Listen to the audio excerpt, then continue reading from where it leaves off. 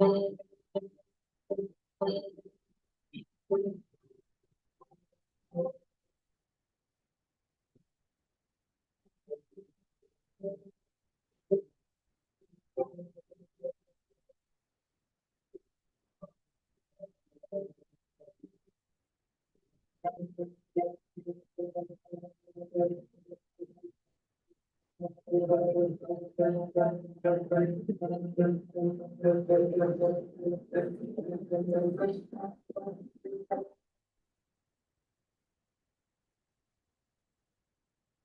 ladies and gentlemen. A very warm welcome. My name is Aditya Malik. An absolute honor and a pleasure to be your host for today.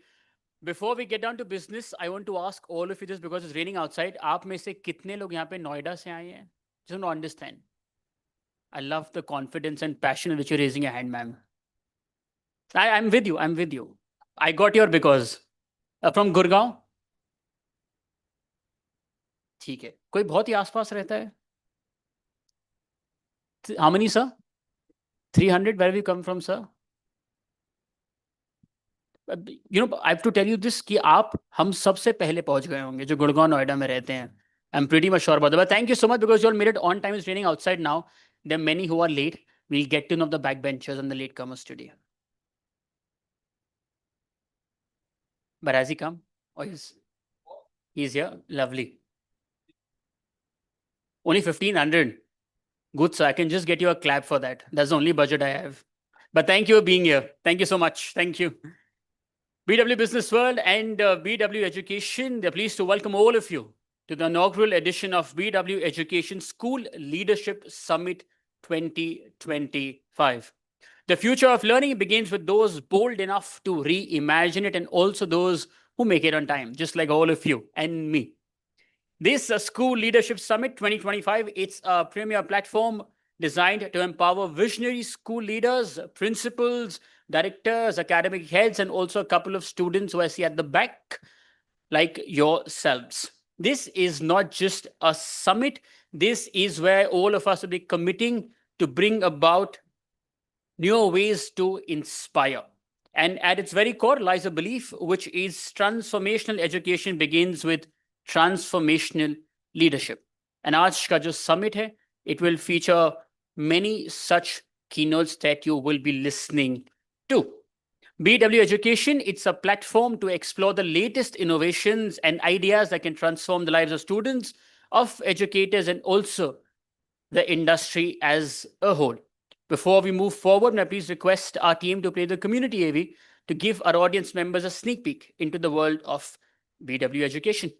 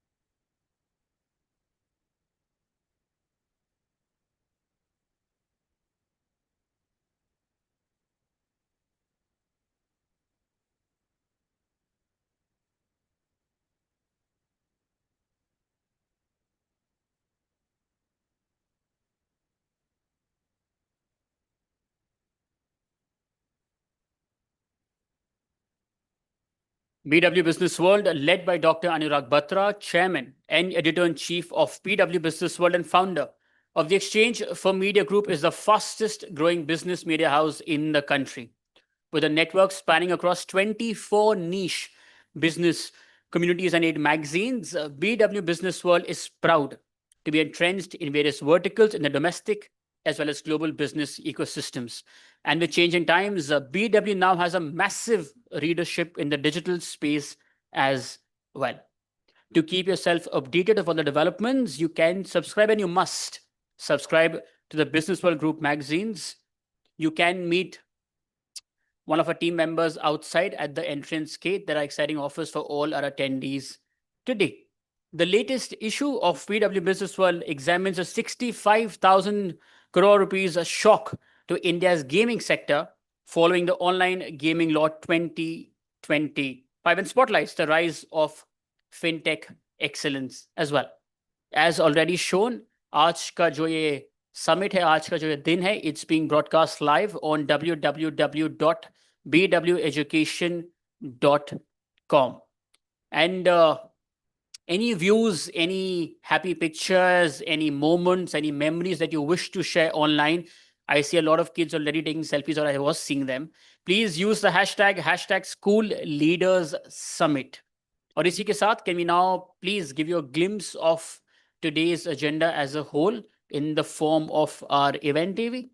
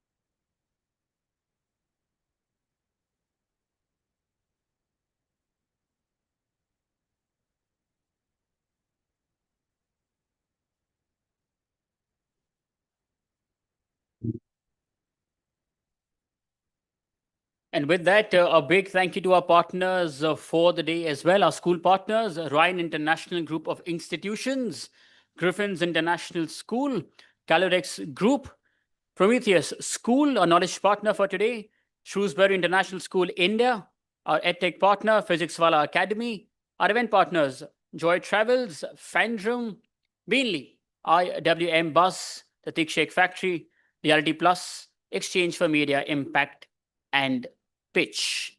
And now to formally welcome all of you to give this day a start, please join me in welcoming to the stage the CEO of BW Business World, Mr. Hoshi Gaswala.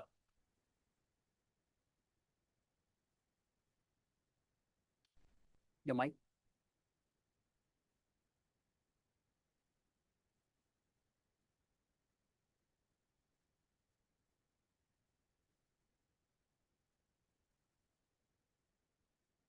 Okay. I don't know whether you need that light. I know, because it's kind of light streaming. So I must admit, I am a little nervous today. I've always, I do a lot of speaking engagements, but I've always been worried about when a family member kind of comes in the room, what will happen. Today, I don't have exactly family as in blood relation. I've been very worried about the day my daughters come into a room where I'm speaking because they've been saying they want to come.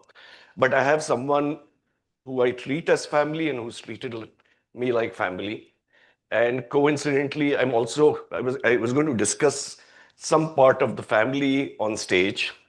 So, I have Seema Malhotra sitting here, and I keep saying her husband was my longest serving boss, which is actually, and he keeps saying, you were the longest serving guy, 20 plus years. Learned a lot from him. So she's like family. She regards herself as my mother. Not too much of an age difference, but has behaved like that. She's the one who forced me to go on my knees and propose to my wife after my wife had asked me to marry her. So she said, this is not okay. I'm from Bombay, so they were in Bombay for something. And she said, has your husband proposed to you? And I said, no, it's reverse. She said, no. And she has the photo and she sent it to us. Made me go on my knees at the resort outside of Bombay on the seaside. And so they like family. So Seema, I'm a little nervous. Please don't go and tell your husband I made mistakes. Uh, so, I want to talk about two stories and I will tie them up. Okay. One of them strangely has to do about Sham, her husband. We worked together for a very long time. I worked for a company called Cyber Media. Like a lot of companies, that was family. We used to discuss a lot of things. One day at the lunch table, I was grumbling and grumbling and grumbling about my older daughter. They also have two girls. And he was like, "What's the problem?" And I said, I was a new parent. New parent means I think she just had started going to school, must have been one of those formative years, not studying, not happening, just. And he said, "Hoshi, you will never be able to control any of this. You only have to give them correct values." And he said, "Whatever you try to do, you will not." And it was like, how do you give values? He said, "It'll come. How do you, ensure they do the correct?" He said, "It'll come, Hoshi. They will watch you. They will do exactly what you want them to do. Do not bother about the tactical stuff. It doesn't kind of matter." That stayed with me. But that was a big pain point because Sham never gave straight answers. He would always want you to find your answer. And I kept seeing and trying to figure out, but slowly over a period of time, or either before that, I have two girls and I keep telling them this, that listen, you can come, and I actually mean it. You can come first in class. You can make all the money in the world. You can do everything.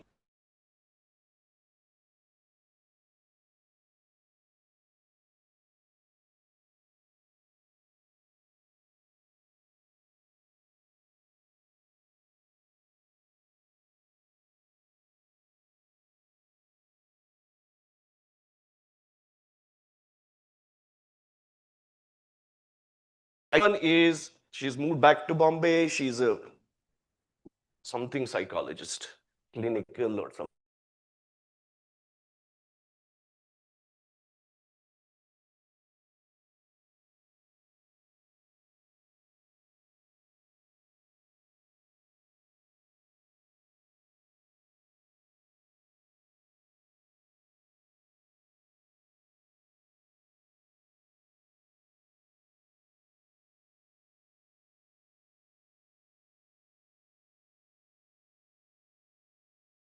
Gianna keeps 20% of her time. She's a private practitioner for the weaker sections. This is a third year of practice. And from what she earns, and I'm not saying it because of my family, I'm going to tie this in overall. And from what she earns from those 80% billable hours, certain amount of money goes into helping. Okay, not into formal NGOs. Yesterday also she raised 23,000 for a cause. Okay, and some part of it she gave herself. But she kind of gives. Balancing, she's learned she has to balance the ecosystem. The other one, who's in a final year at Symbiosis Pune, doesn't want to work. She doesn't want to earn. And that's another challenge, this constant ingraining of value. Well, she just wants to work around the needy, especially animals. Okay, now that's another extreme. I'm not kind of recommending. With everything, why am I telling you all this? This is not about pride for me. It's actually about concern that both my kids are not on top of making money, wanting to make money, whereas, you see other kids wanting to, the only thing is money leading all of it. Why am I telling you this? What we are seeing and what we are seeing over a period of time, and I will talk of events very briefly, since what's been happening in this country since 11th of August, something that's very close to my heart, uh, pains me. What I'm seeing is a lot of selfishness, a lot of stuff ingrained about I, me, myself. The fact is that if we don't balance the whole world, and this is happening across the world, if we don't balance the whole world, it's not going to happen. And I think, so my kids went to a school where they were taught about environment and sustainability and a lot of that giving and stuff like that. So I think what I did was supplement it. Okay. But it's important for us to understand that we have to balance the whole ecosystem. And as educators, y'all in the room, I could have spoken about agentic AI here. Or I could have spoken about new taxation norms or those alternate taxation norms or compliance or changing consumer preferences. That's what we do at Business World. But the fact is, that kind of education is something that all of you have to keep up with. The other side of it, the culture, the value system, empathy, compassion, and this is what I think you will hear my boss say in the evening: compassion, kindness, all of it is very critical. Now, how do you teach it in a school? I don't know. I recently read that I think West Bengal is bringing in animals into school to teach compassion. This was 2 or 3 weeks ago. Okay, and that's very important. Uh, the recent example is about I, me, myself. Certain extent, it's about I, me, myself. The recent example, the one I was talking about is 11th of August, the Supreme Court passed an order suo moto that all stray animals be removed. They've been a part of civilization for ages. Okay, and the failure or in this entire thing, and I can go on about it. I'm going to do a separate video and put it out, but not in Business World. It'll go on YouTube. There are two things. One is development has displaced these animals. Okay, we've come into this space. And the second thing is that the authorities, the municipal corporations, did not sterilize sufficiently. It is private dog lovers, including me, who've been spending hand over fist for years to pick up dogs, sterilize them, put them back, and stuff like that. Unfortunately, then this order got reserved. There's no stay on it.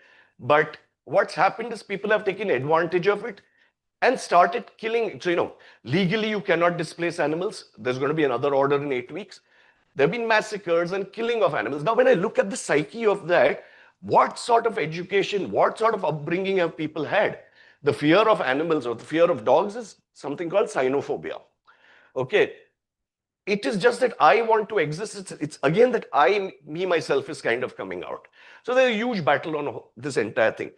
I think the education system has to now, if we want to evolve, and we are seeing it even with tariffs, that one country is now saying, no, it's my way or the highway. The world cannot grow like that. If we do not carry everyone, the world cannot grow. My request to all you educators is, whilst y'all will push agentic AI, okay, y'all will push the new AI after that, and the new technology after that, that's your role. Please also work on softer skills. That's story one. Story two is several years ago, I was walking in Paris, evening, last meeting, dinner. I was walking with a colleague who had gone there earlier than me. He used to spend a lot more time. We were going for a dinner meeting. Walking through a park, and several of you must have seen this if you have been to these developed countries. I saw people playing in the park, something like, the 7 tiles Lagori that we play, but with bigger stones. What amazed me is these people were at least 60s, in the 60s, possibly 70s, 80s. They were actually playing like kids. So I was like, Amitabh, what is happening? Where are the kids in the park? And this wasn't a small park. This was a big park. He said, sir, yahan pe bacche nahi dikhte. He says, this is how it is. And I was like, we had heard about demographic issues across the country. And I was like, God, if we actually look at it, most of the countries do not have the younger population. And therefore, their consumption goes down, their support systems go down, all of it kind of goes down. Why am I telling you this? We have what we call the demographic dividend. But is the demographic dividend really the demographic dividend?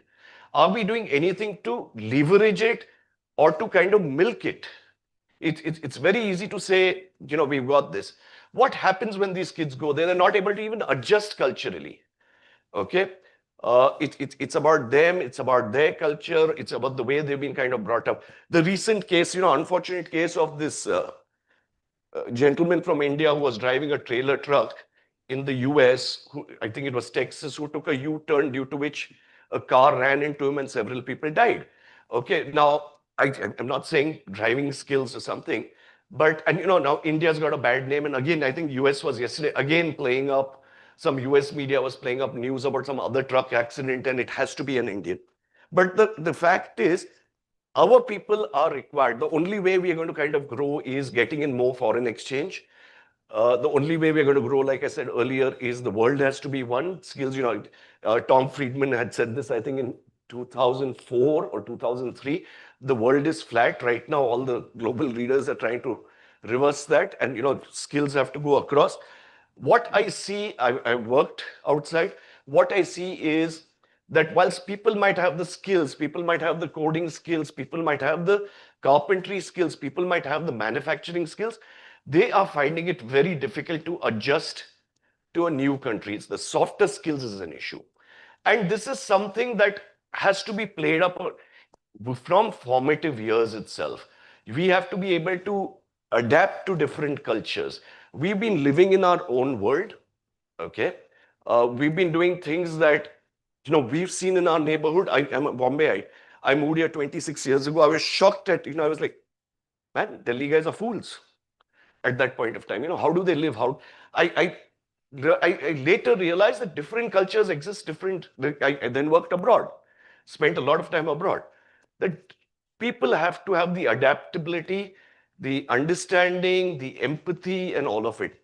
So, whilst we are here at the School Leadership Summit, we have the ability of creating good leaders, kind leaders, compassionate leaders, global leaders.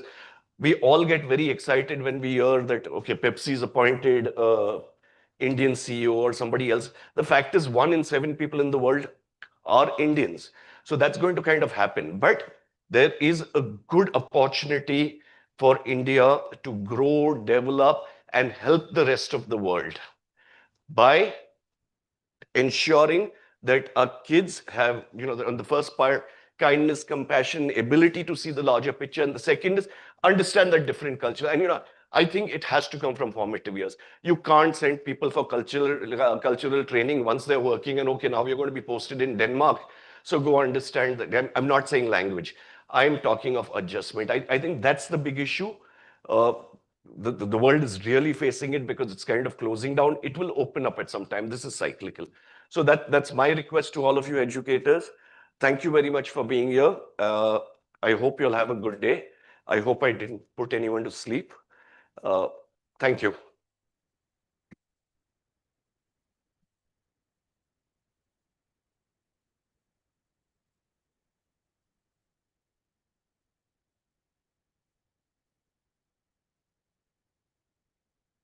Thank you. Thank you so much, Hoshi sir. Before we move forward, just a request. Can everybody please pull their phones out?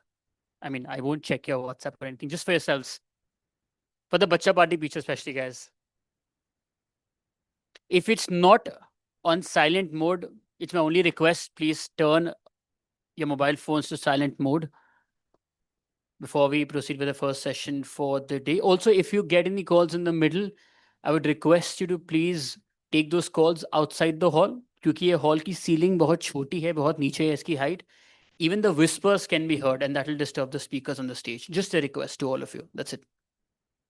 While they get the stage ready, it is time for our first panel discussion for the day, which is on the future of education, modern teaching methodologies, ed tech innovations, and personalized learning. And to share the views on the same, please join me in welcoming to the stage our panelists. Up first, Mr. Dominic Tomalan, founding headmaster, Shrewsbury International School, India. Joining him is Mr. Abhishek Kumar Yadav, founder, chairman, Griffins International School. Joining them is Ms. Vidhi Mistry, executive director, Oxford International, India. Also joining them is Mrs. Rupa Chakravarti, director, Sun City School, Gurugram. And also joining them, he will be a minute or two late, is Mr. Imran Rashid, Chief Business Officer, Physics Wala. And this session will be chaired by Ms. Meha Mathur, Consultant Editor, BW Education. Let's collectively now welcome them, please, with your applause. Thank you.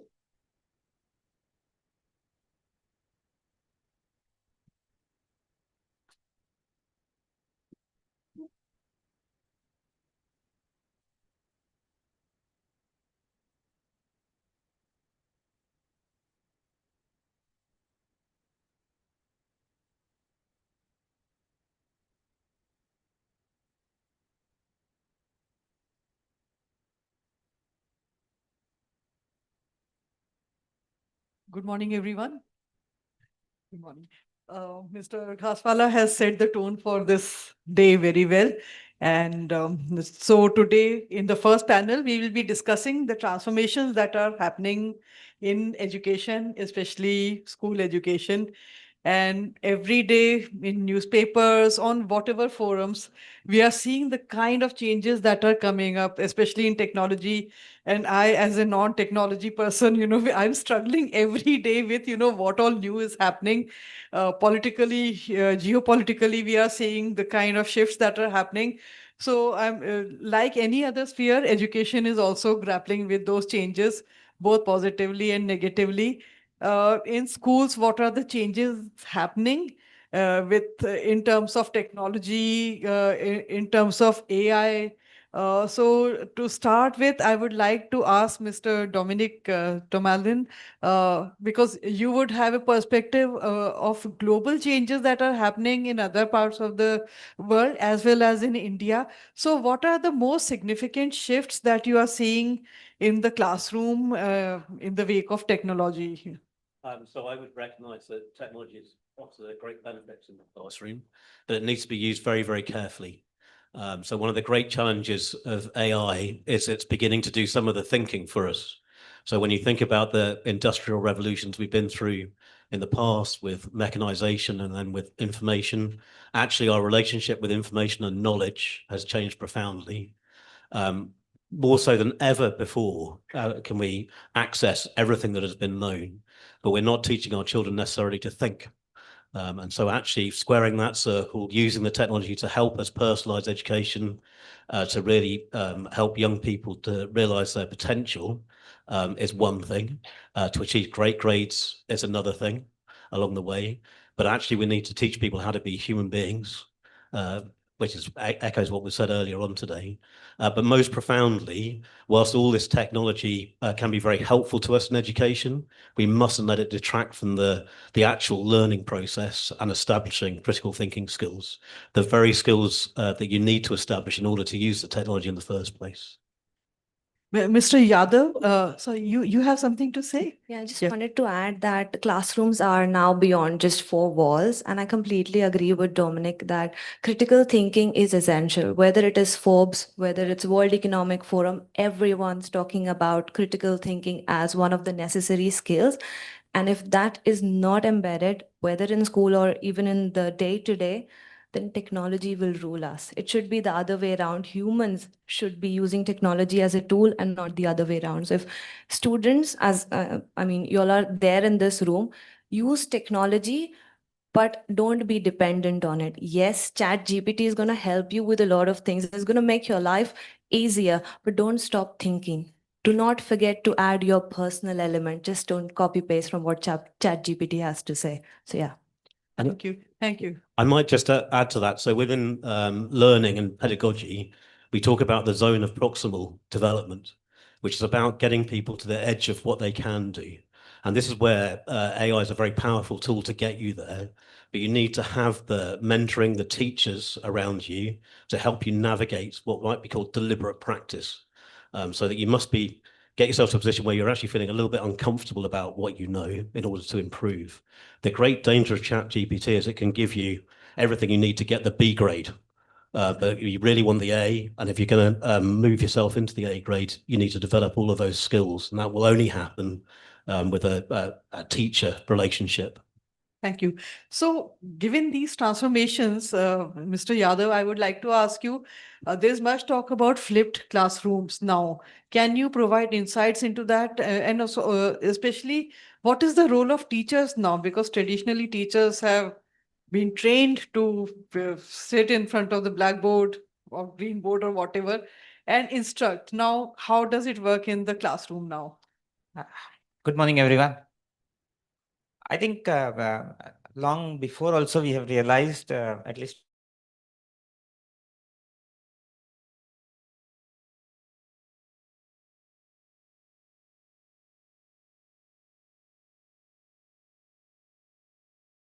that's how the teacher is there. So it's not going to work. And students' attention also is a big requirement which has to be there. Flipped classroom is something very interesting, and because it completely ups the engagement game of the students. Like recently, we wanted to do something very interesting with the students, and for commerce students of class 11, we wanted them to have some serious active learning.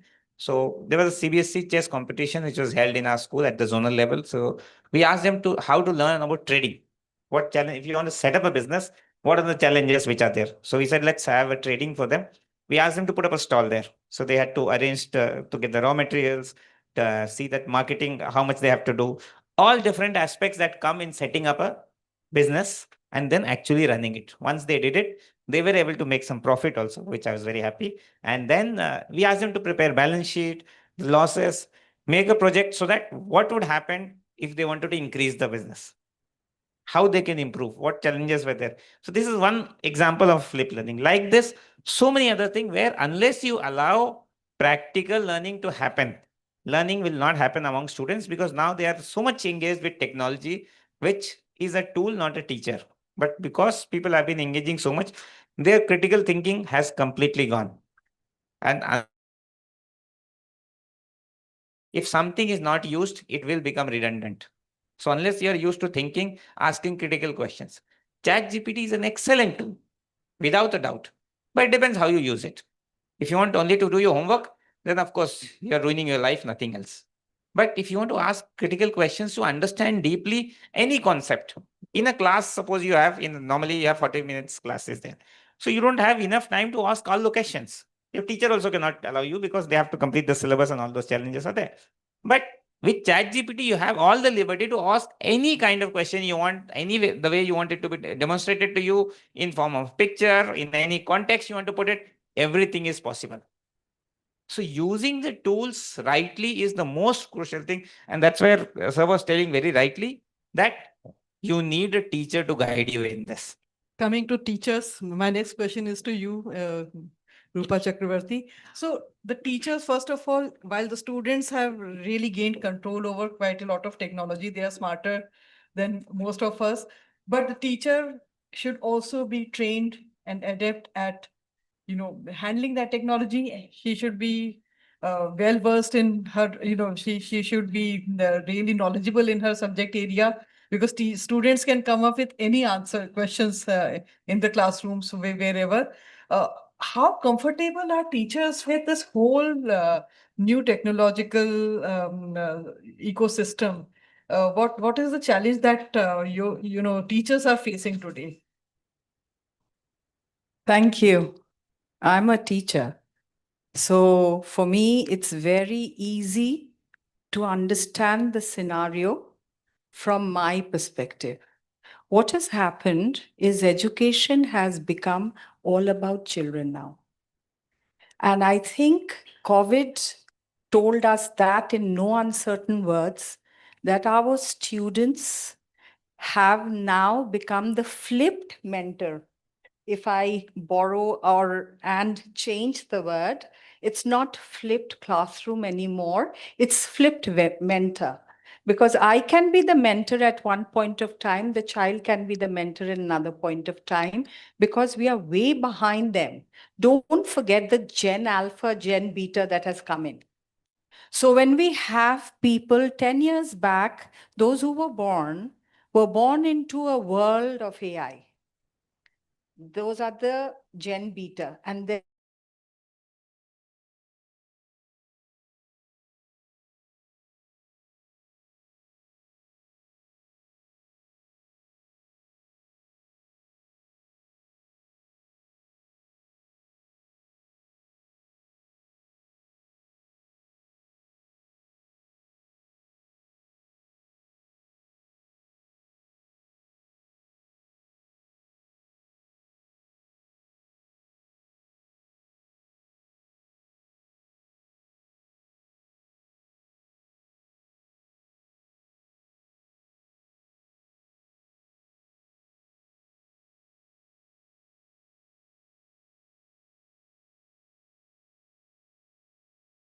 where we are overcome with that love yourself and become selfish, maybe. But it is also true that the children are way ahead of us where technology is concerned. But will technology be able to teach the children these skills, the softer skills, and make them true human beings?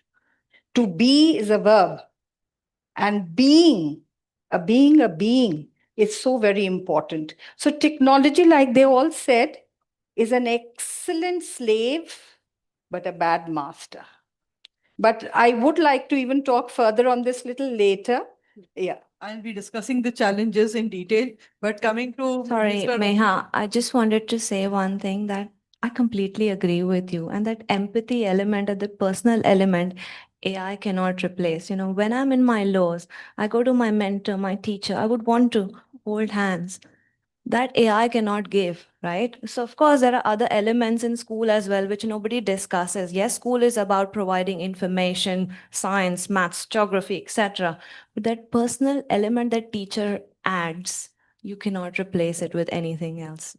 Although now ChatGPT is also acting as counselor to quite a lot of Yeah, youngsters. so I would say that ChatGPT, there are other generative pre-trained transformers available, so not just ChatGPT, but on the whole, the debate has moved on from this idea of knowledge transfer to actually having a dialogue. So the learning process is much more of a dialogue than it has been in the past. So when I went to school, there was still quite a lot of chalk and talk, which is all the stuff inside the teacher's head gets converted into the chalkboard at the front and then goes into mine.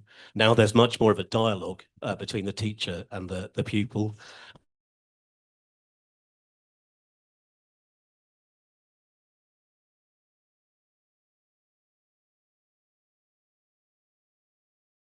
Into something that suits the young person's learning style, so that they can make the best progress possible. Thank you. Mr. Rashid, welcome. So coming to you, you represent the other side of the spectrum as, you know, physics wala. So engaging with schools, what are the typical challenges that you face, and what are the shifts that schools need to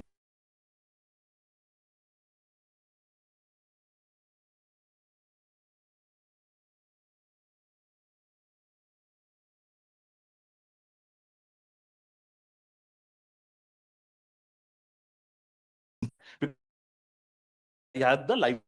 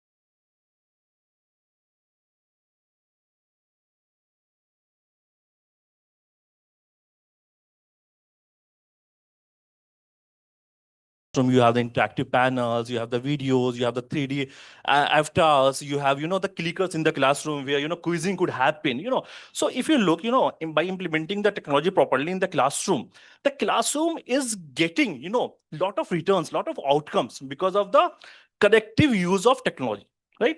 Because now classroom could be engaging with the help of these tools. Students could learn in a better way. Teachers have the very micro level lesson plan in their hand, step by step, because school fight with the number of working days, number of working periods, so with technology all these things could be done in a better way, right? So it's about using technology in the right way, right? Thank you. Mr. Yadav, coming to you, we are, teachers and students. The other angle is that of parents. We can't forget that angle. Again, parents, like many of the teachers, they have grown up in traditional education system. How are they adapting to this new ecosystem? And what are their expectations from schools and teachers now? I think parents are very important, player or aspect in this development. It's all right now. Thank you. Yes, parents are one of the most important pillars in the development of any child. I have seen a lot of kids, across over the past 8, 10 years that I have been involved. And if I analyze all those kids who are really very successful, they have one thing that is common: active parental engagement. Parent may or may not be involved, educated, but parents have to be involved. They have to show concern how the child is doing. They have to connect to teachers, follow up, and help the child overcome whatever is coming in the path. The parental expectations from teachers has increased, remarkably, I would say, because now a lot of things which were already available, which was possible at homes earlier, now teacher is supposed to do that. Teacher is kind of, superwoman or superman for them. And of course, they have to discipline their children without scolding them, without touching them.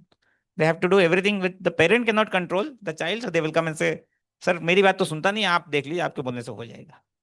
So that's a big challenge.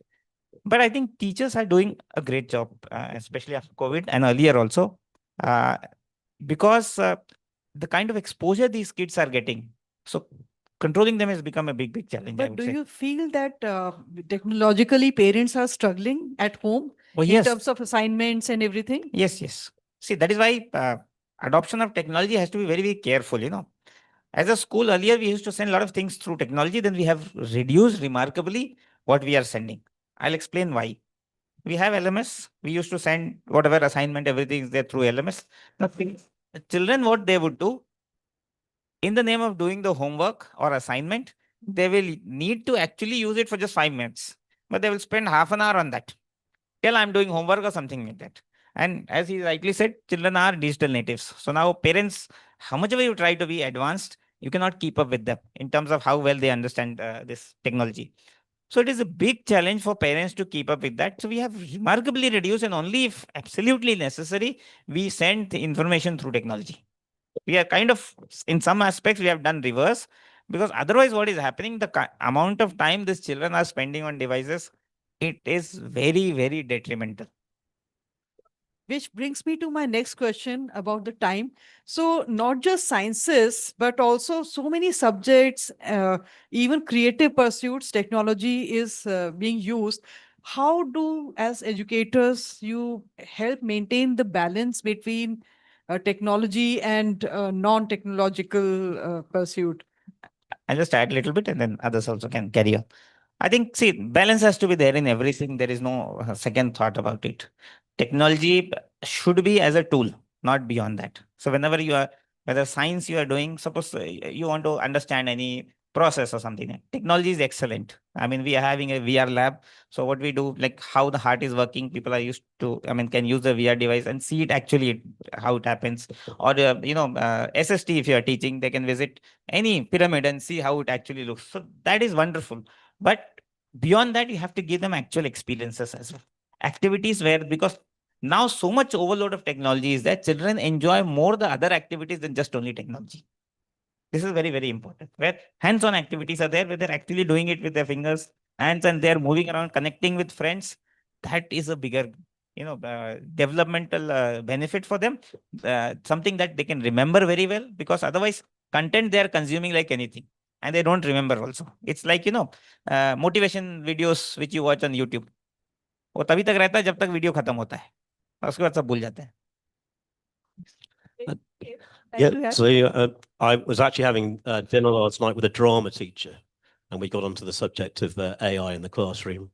Of course, the drama teacher was quite reluctant to suggest that AI could be much assistance in his world, but he did concede actually that he was encouraging his pupils to use it, but mainly as a primer. And this goes back to this idea of actually you can use this technology to get the pupils to the place to have the dialogue that you want to have with them in the classroom. My own teaching is economics, maths, physics, and actually AI lends itself quite comfortably to that as a diagnostic tool. So within the classroom, you can actually get a real appreciation of what's been understood and what hasn't been understood using some of the AI tools.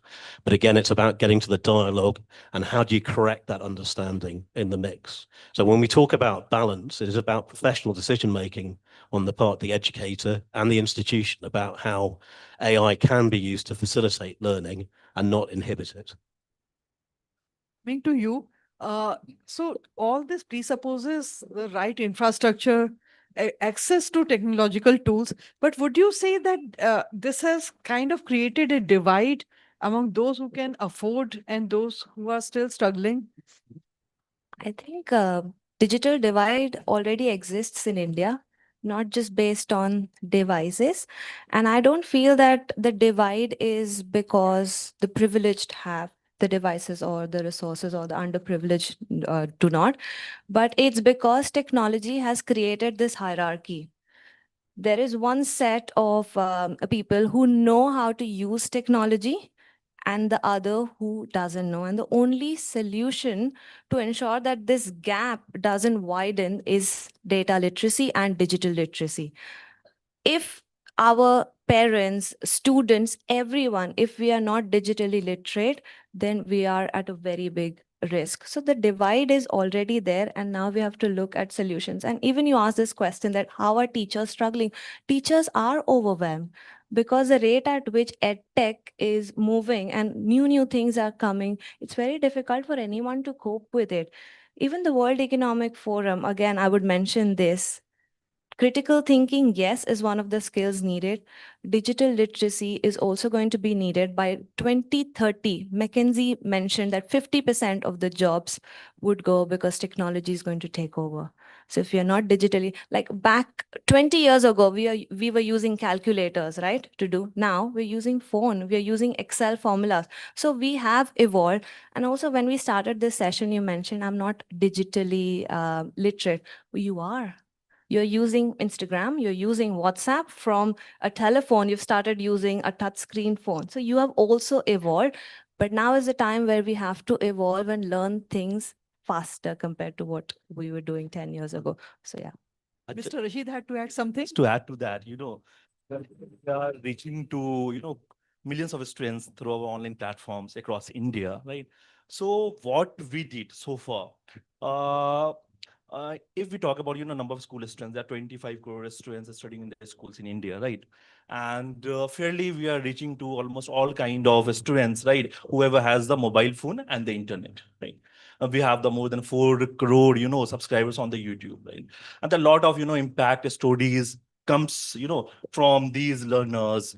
So at one side, what we are doing, we are providing the access, we are democratizing the learning, to the students who didn't have the quality access earlier, right?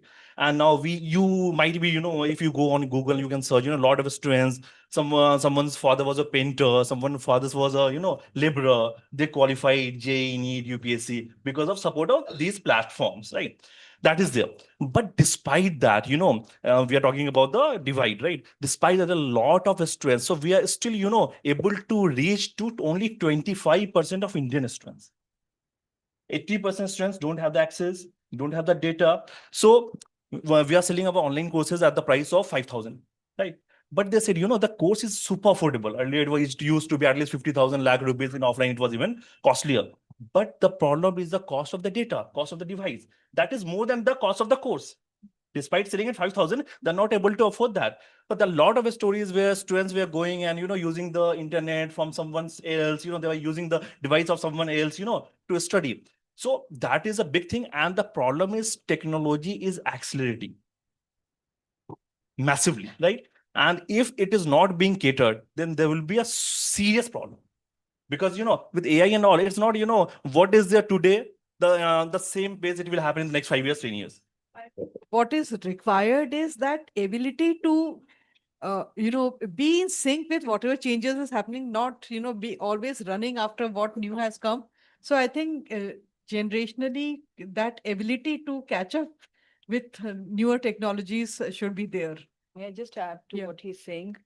So I think those who are in this room today need to understand what the future is going to be like. If you hear Jensen Huang, his GPU the GPU now, the graphic processing unit, today can do only H100 or H200, okay? What he's predicting and NVIDIA is going to do by 2029 is H700. He's talking about that what experiences you have, you would analyze it after the experience happened, right? And that's how your learning happened.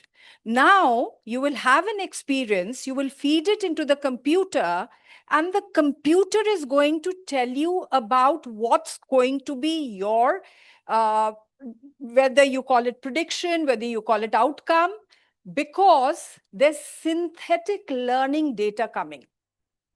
So the synthetic learning data is only going to, now please don't go by what I say, look up facts. And I'm giving you technological data, right? But we do not know eventually how it will manipulate us, because the human mind is humongous. We do not know how big this mind is until we face a problem. So what we need to do basically is keep all the soft skills, including risk taking. And even with a H700, we will overcome if we keep our minds alacrity. That's what I feel we should look at. Thank you for bringing this up, because I suddenly thought of Jensen Huang, and what he says is the future of the GPU. I mean, from 200 to go to 700 is huge. By 2029 is what he's saying NVIDIA will be doing. And a chip, you know how big a chip is? That chip is going to be 70 pounds. And that much of work it will give us. Thank you. Thank you. One question that comes to my mind, which is, since COVID started, the batch that joined school that year, those who were in primary school would now be in classes 6, 7, and so on. Yeah, so, maybe those 5 years, I'm sure as educators and in schools, you would have kept track of the kind of impact that has had on those particular batches, in terms of technology, in terms of ability to learn, in terms of intermix socially. What is your experience about those particular batches, including from classes 4, 5 to class 12? How has COVID time learning impacted? So I think that the biggest, most obvious impact was on their social development. So because they spent so long away from one another, and I think in society we've underestimated the importance of actually being in the same space together. And if that's one thing that we learned from the COVID experience, that will be a good thing. And it does hint back to this whole notion of soft skills. So it's one thing to engage online, but actually there's plenty of communication and learning that happens, which is not to do with just information transfer. It's much more to do with being in the same space together, and that is the human experience. So that's one chunk of it. The other chunk has been on the academic side. So clearly, in the UK, for example, we went through a few years where we had different assessment protocols in place. And I'm sure other panel members might be able to comment on the experience the universities had when those students have emerged into their space. But it is something which we need to pay very close attention to. I, for one, think that actually the COVID experience accelerated our use of technology in a very positive way.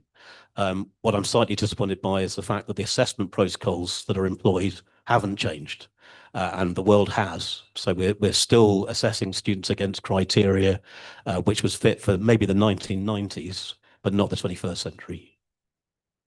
I agree, and wearing my international hat on and not commenting on how schools evolve, but how international universities, I think practical learning has always been the case in the UK, US, and Europe. But then giving online projects and giving them that immersive learning experience that helped. But Indian students struggled because they had to start their degree online, and again they did not have access to Wi-Fi, to devices. So when they transitioned and they landed into the UK, they were scared. They were not ready to mingle or mix completely. There was, of course, homesickness, but that cultural immersion element was missing for at least a few months.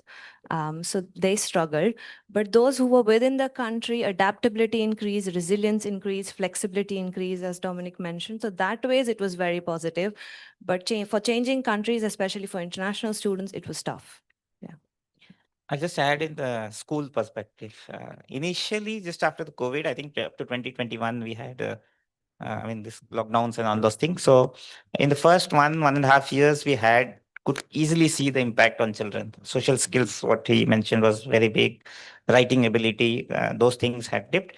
But I would say over the past few years, people have more or less, adapted, and things have been back to normal. So though I wouldn't say there would be much lasting impact on overall learning ability of children.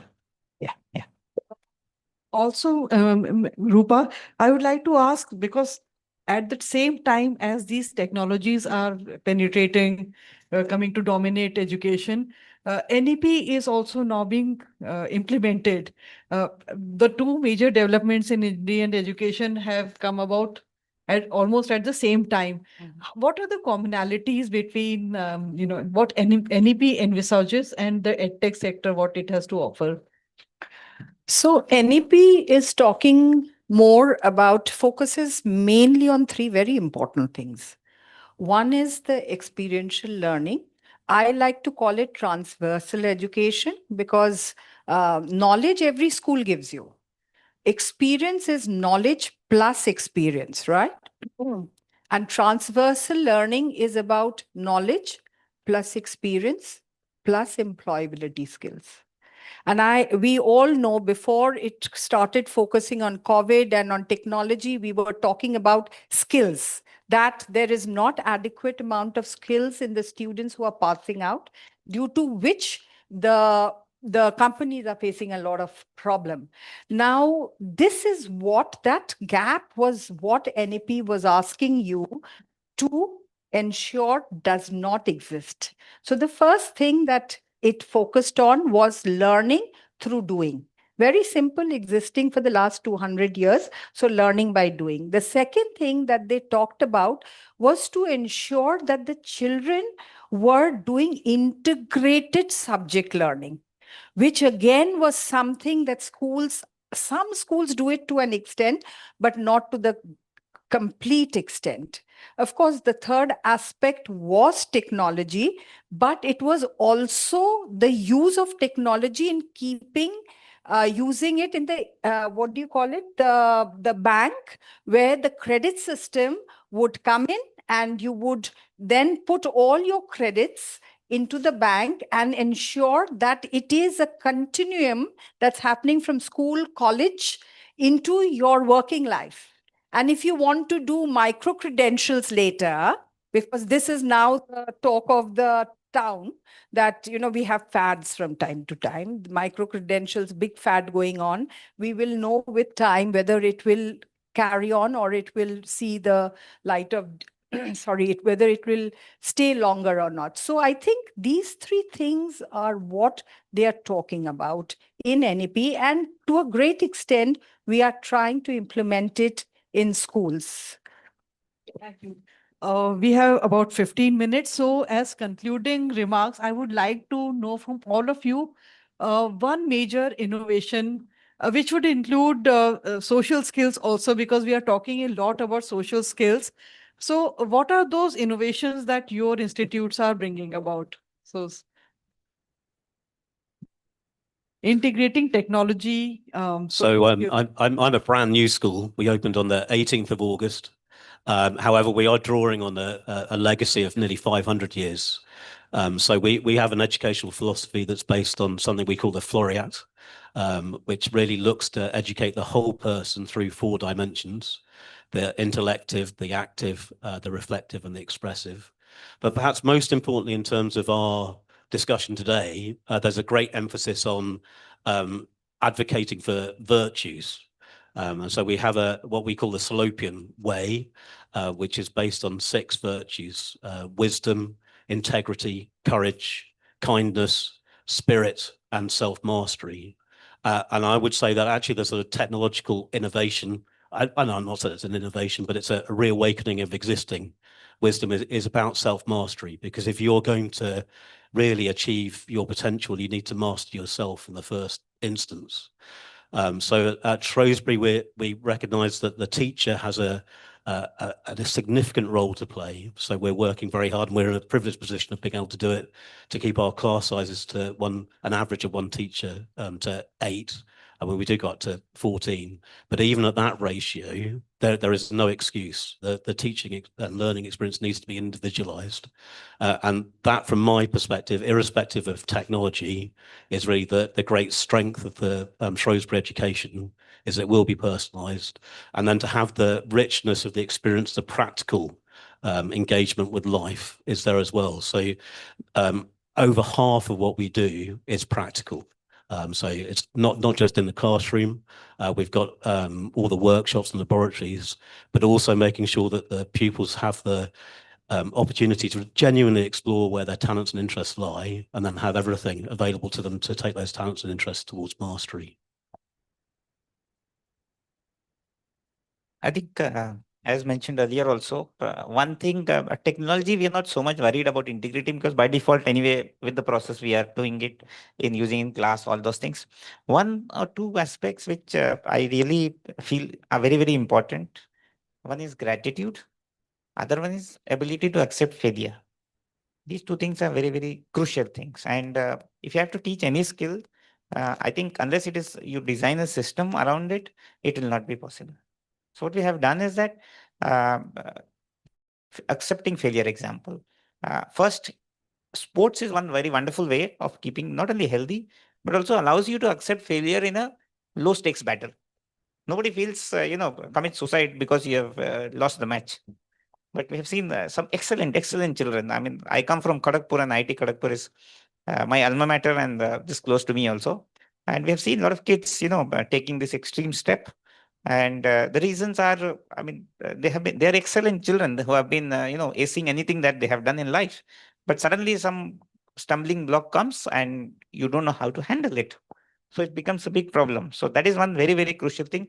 So we allow children to not only in the level of children, what we do is we ask them, we take sports, let them lose, let them win, and then allow them to, in a joking way, I tell them one thing: see, your quota for success and failure is fixed in your life. So finish off your failure quota before it's so that later in life you will only win.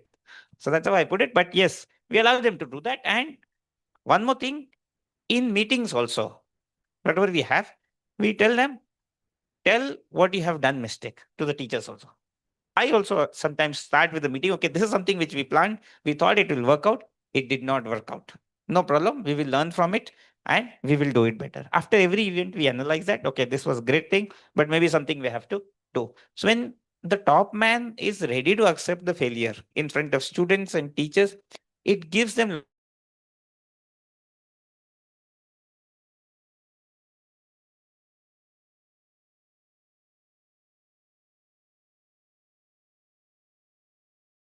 than just success. We want to be a country of entrepreneurs, but 99% of them fail. And unless we accept that, okay, it is possible to fail, it is just a step in learning. Unless we start celebrating the effort, this will not change. Second, as I said, was gratitude. Because as a society, we want to keep earning and moving ahead and something like that every time. But a lot of times in this race, we miss out the joy of celebrating those things that we have in our hand. And that is where contentment comes. So unless you are content, happiness is not there. And unless happiness is there, there's no point. What is the difference? So that also we celebrate. We express gratitude through systems. I thank teachers that, okay, you all are here. I'm very happy to have excellent bunch of teachers to tell the students also that, yes, there are problems. There will always be problem. If people are there, problem will come. I heard a very nice quote, in Hindi, I will say that अगर जीवन है तो समस्या तो होगी ही. अगर जीवन है तो समस्या होगी ही, क्योंकि मरने के बाद तो जलने का भी तकलीफ नहीं होता है. So that is how life is. We have to express gratitude, appreciate what we have in life, move ahead, accept failure. That is part of life again. And children will grow and become excellent ambassadors of us. Thank you, Vidhi. Very interesting and very deep. For me, there's nothing known as success or failure. I don't call anything as failure, but everything is a learning. Learning doesn't stop, whether you're 5-year-old, 40, or 50, 60, 70, 80. It never stops. What you learn is what matters. The reason why people call failure as a failure is because there's a lot of competition. What score my child has got, how many skills my child has, or what awards, etc. Let's stop the competition. What have you learned? How do you feel? And that's where the gratitude element also comes, that I'm very happy with what I have. I'm moving in the direction of growing personally and not just commercially or my bank balance, etc. That will come. And as he mentioned, when you die, nothing's going to come with you. But the way you lived your life, the values you had, it's going to stay with you. So yes, technology needs to be used, again, because this is about future of education technology, but it is going to be an enabler and not a replacement. So use technology to amplify your own potential, live your life, and also learn to give back to the society, because you're going to live in this society. So if you are making this a better place to live, it's going to be fun and happy for everyone else around you as well. So yeah. Thank you. Rupa, your parting remarks? Okay, I thought it would. Yeah. Yeah. Then we'll have physics wala. Yeah. So I think on the at the macro level, we have, I have a statement I make always. Coincidentally, it was Professor Chakravarti of IIM Lucknow, when I was doing quality management, who taught me this. He said, make able and noble pupils. So the ability to excel, the ability to do work, the ability to play, the ability to do activities, the ability to do so many things. But nobility of the heart is the most important. And I tell this to children in school, just be a good human being. The rest of it will follow. Because that is the paucity in the world today of good human beings. Think for yourself, which is the boss you like? The boss who's thinking of himself or herself, or the boss who's thinking about others?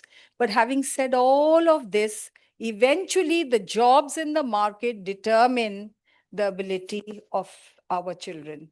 And you talked about the World Economic Forum at Davos 2025. Do you know the top 10 jobs that's coming by? The jobs are, and there are students here, and I speak specially to you, AI and big data, fintech, autonomous vehicles. Okay, you all know what I mean by autonomous vehicles. UI and UX, ask adults, they will not know UI and UX, but students know what is UI and UX. So when we look at the jobs are going to ensure what the schools do, right? Because end result is employability skill. And that is what I would like to predict for the future, that we have to be ready for what is coming our way, but don't lose yourself. Be like he said, um, I'm just trying to remember who was but he said, Einstein said, yes, he said, I have no great talent. I'm just passionately curious. Keep the curiosity and everything will take care of itself. Mr. Rashid, finally. Yes, ma'am. So in terms of technology, the biggest potential I see is, ability to understand each and every student at the personal level. This is something technology could ensure, because, we keep talking about the types of learners, Harvard theories and all, right? So that is one type of learner. Then there's the past of the learner. Someone is good in grade 5, 6, 7, 8 arithmetic, maths, but once they come to class 9, 10, 12, it also matters how good are they with these skills. Then they are the present of their students. How distracted are they? How focused are they? What are their liking, dislikings? So considering all these things in mind, it's very important to bucketize the kinds of learner they are. So in a classroom of 40, there could be 40 type of learners. And Personalized learning. Yes, ma'am. So with using technology, this is something which we can ensure, and make students, also beyond technology, keep the real thing important, because it is irrespective of the time. You have to be a good problem solver, whether you were 500 years back, or you will be after 500 years. You have to be a good problem solver. You have to be good human. All of us said this, right? You have to be, good critical thinker. So these skills of human are very important. So here also, you should understand yourself, talking to students, you should understand yourself, what kind of, abilities, skills, thought process you have, and you work on that. We have 5 minutes, so maybe 1 or 2 questions we can take from audience. Yes, please. Yes.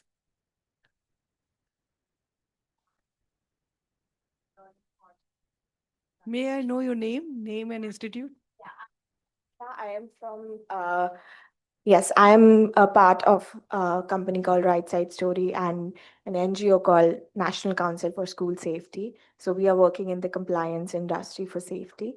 But personally speaking, I have always been very interested in the technologies that are coming up. But on a flip side as well, we are talking about the future of education in that sense. And one of the very important questions that comes to my mind is, recently, it's not recently, Sweden has put behind the entire concept and brought back the books, because primarily it comes down to the factors that you have discussed as well. Soft skills, right? That's not something that a technology can teach. So where are we integrating, and how can we integrate this ideology between needing and the importance of paper and personalization that happens from one-on-one and emotions with the technology that we are talking about? Because if it drives towards that, then there is something that we need to go back to as well. Who would like to answer? It's a great question. From my perspective, one of the conversations I have regularly is about this notion of deep thinking and deep engagement. And in fact, even when I began teaching 20 years ago, there was this question mark about whether students should go back and read the original text in its entirety. And we've moved a long way away from that. So it's very encouraging, I think, to hear about books, real books, because and particularly in the younger age groups, and learning how to actually manipulate the physical book. I think we've lost that a bit in the technology. So that's one chunk of it, and I think it is about making sure that we are engaging properly and deeply with content, not just the reel syndrome through Instagram. But you're exactly right about the social side of it. And this is why I don't think technology is going to replace physical schools. I think the learning process is a social process, and much of what needs to be learned is not actually mechanical knowledge. It's about how we engage with one another. And we talked a lot about the notion of failure and success.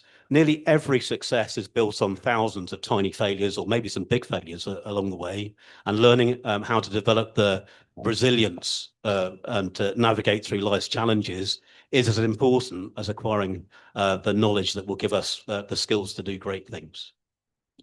So I would just like to quickly add over here, we are actually in a quagmire. We don't know what to do. There's a perspective, we brought back books, because those people still believe the books will help. There's also another perspective where Australia said no more devices in class. I hope you all are aware of this.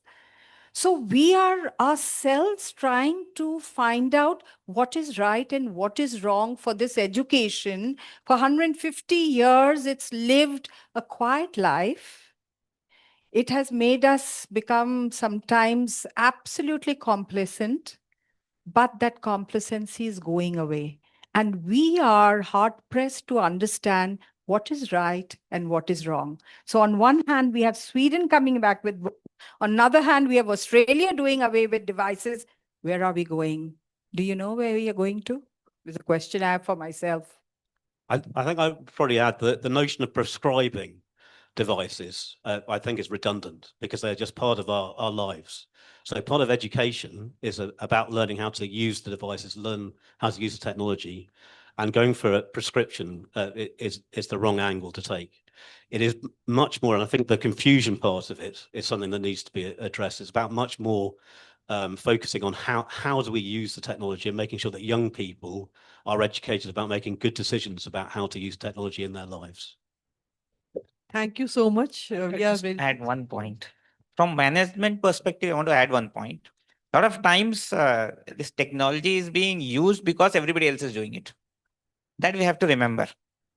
Unless you plan out well how to integrate it and use properly, then this FOMO thing is always there and it's only going to cause harm. You have devices, now you don't know how to control them. Everybody is focused on whichever way they want because teachers are not adequately trained. Then again, it's a problem. So it is wonderful. Technology is there to stay without a doubt. It has awesome benefits, but we have to use in the right places and in right doses also. Thank you. Thank you so much. Thank you, Okay, please. Yeah. Name and quick question. Yeah. I'm a graduation student and I 100% agree with you all, but I still see a bit of resistance about technology. So, with this era, we are talking about balance. So, shouldn't a balance be integrated into the schools that we know in Indian culture, the rote learning is deeply ingrained in us. So, shouldn't the rote learning be left to the AI? AI can help. AI can guide students with the facts. We don't even need to learn the facts anymore. We can look up those facts on Google. They're not needed for our day to day life. Shouldn't we concentrate? Shouldn't the teachers concentrate more on the values part, more on the critical thinking part, more on the problem solving part, leaving the rote learning to AI? Who would like to answer? That's what I said. Exactly what I think that you've echoed a lot of what's been said here. The only point I would make about the notion of facts is one, Donald Trump came up with the idea of alternative facts. And so you need to be equipped with the skills and the critical thinking skills, which you've highlighted, in order to assess what's being presented to you. And don't forget, there are some very clever algorithms out there that are playing to manipulate you, and you have to maintain your independence of thought. I'll just add one important point you have to understand.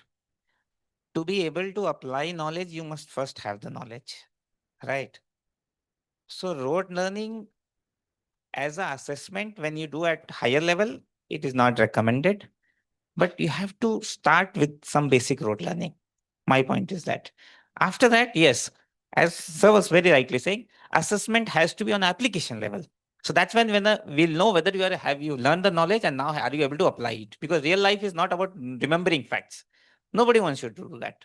But yes, we have to have some level of rote learning. Then only you will be able to grow and apply knowledge. Because every time when we are having a conversation, you cannot go back, okay, let me check on ChatGPT, what is the value?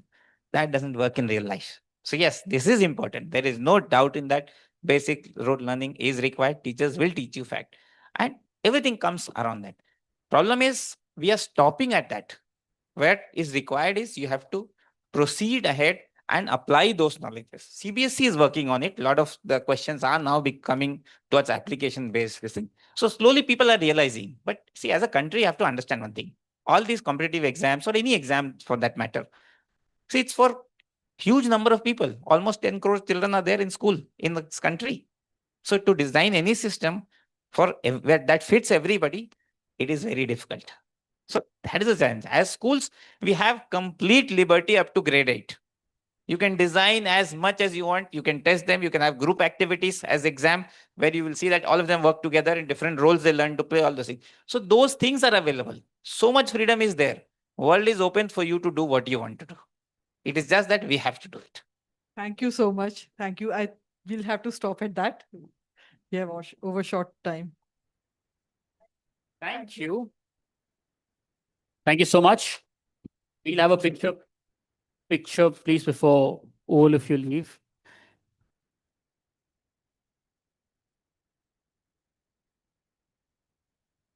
And just a note, while or if you're taking facts from AI, please double check, guys. I was hosting on some forum where somebody came with a fact from AI against the company जिनके CEO वहां थे, वो debate उसी लड़ाई में चला गया था.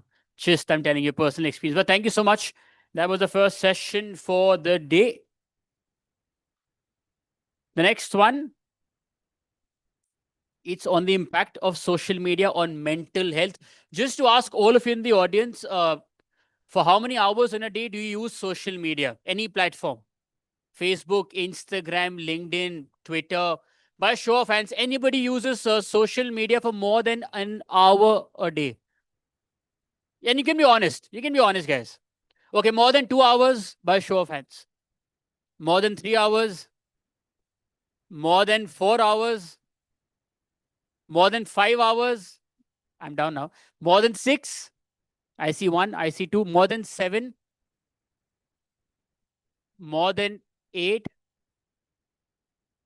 What do you do, sir? The checkered red shirt. क्या करते हो आप? You're a journalist. And you spend 8 hours on social media. Research. थोड़े confidence से तो बोल यार. Research. But good. I mean, good for being a journalist, but not for that. But ठीक है. It's your personal call. 8 hours. And you, madam, journalist. Marketing. Nice, yeah. Lovely. The next one is on the impact of social media on mental health.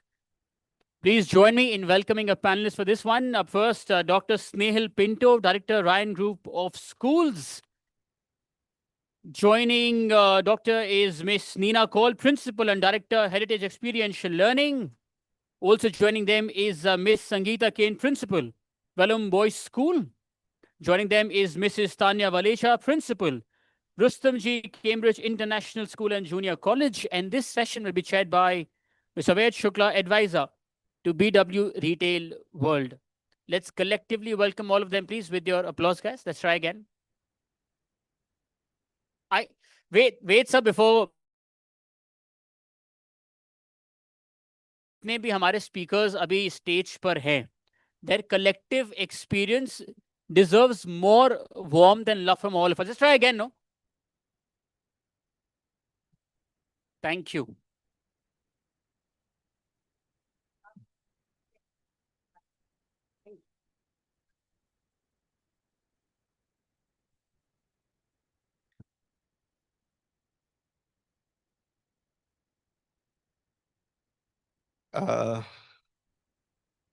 Thank you, Aditya. Do I have your permission to start? Thank you so much. We have a very, very esteemed panel here, very, very distinguished and, accomplished to discuss about something which is very, very close to everybody's heart. As Aditya pointed out that, all of us use social media to certain extents, which may go beyond 8 hours for some. What is the impact on mental health?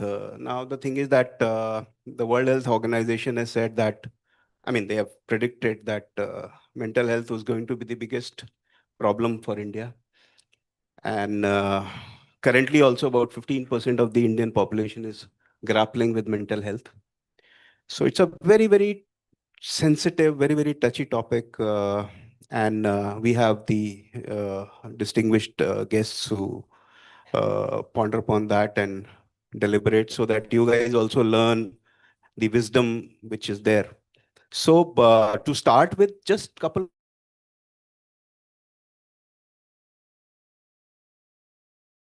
starting from you, ma'am. Check. It's noon already, so good afternoon to each one of you. I thank God, I thank Christ for this privilege and this opportunity. Just an opening statement on this. So listening to the previous panelists, I realize our children live in a world of paradox. They have all the information at their fingertips, still trying to make sense and meaning of it.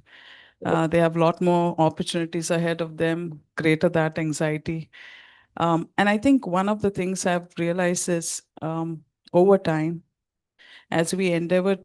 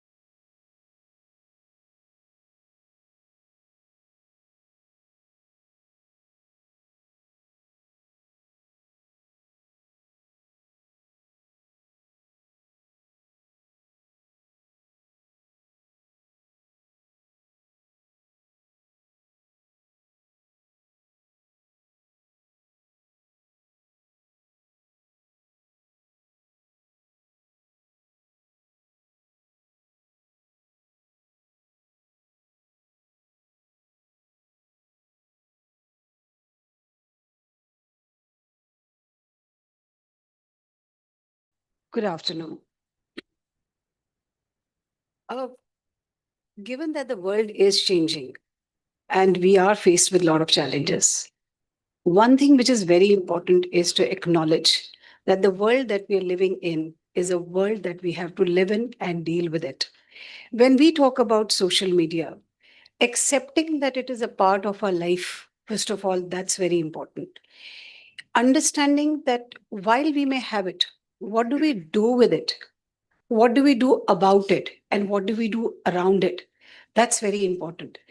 Probably that's an art we all are still struggling, even as adults, to find our ways. I was just sharing with my colleagues that it's so easy to fall prey to reels. You begin one and you start seeing one after the other, you begin to see. When does it become a habit? You just don't understand. But is this something that we can get rid of? Maybe no. It's the flow. And we will have to evolve with the flow. It will bring its challenges, but it will also bring the wisdom to deal with these challenges. And I'm sure we don't have answers to those because we are not a generation which has been brought up with that, with the social media. But we are becoming a part of the social media, and the challenges are just the same for each one of us. But I think it's very important for us to understand that whenever we have something new, it comes with its problems. But that's life, that's evolution. Finding ways is very important. Drawing that balance is very important. There were a lot of criticism when computers came in. There was criticism, when we moved from fans to coolers to ACs. And I think our generation has seen the biggest amount of change, right from sleeping on the terrace and looking at the sky to having coolers to ACs. So with this huge transition that has happened, we need to flow with it, but we also need to create mechanisms. We need to create those borders. We need to create those filters, the bridges, and of course, what do we call them? The barriers to ensure that whatever we do with a balance and understand what's the larger goal.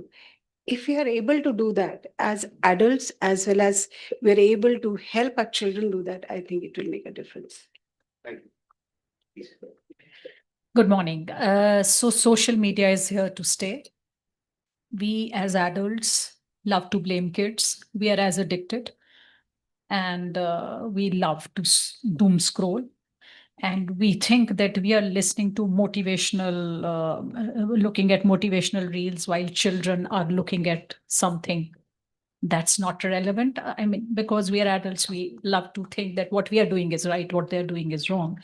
So having said that, it's here to stay. How many of us in schools are having classes to manage social media accounts? How many schools are actually saying, okay, this is what algorithm influence means, and this is how it's managing your mind, it's controlling your mind? How many of us teach our children how to use LinkedIn to their advantage? How many of us are asking them to, or teaching them to handle Insta, Facebook, X, Snapchat? While we all as teachers talk about it, we are not taking the bull by the horn.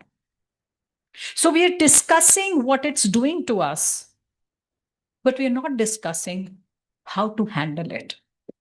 I think the boat has sailed for social media. It's gone. Its impact on mental health is gone. It's there. We know it. We have enough and more data. And we have no choice.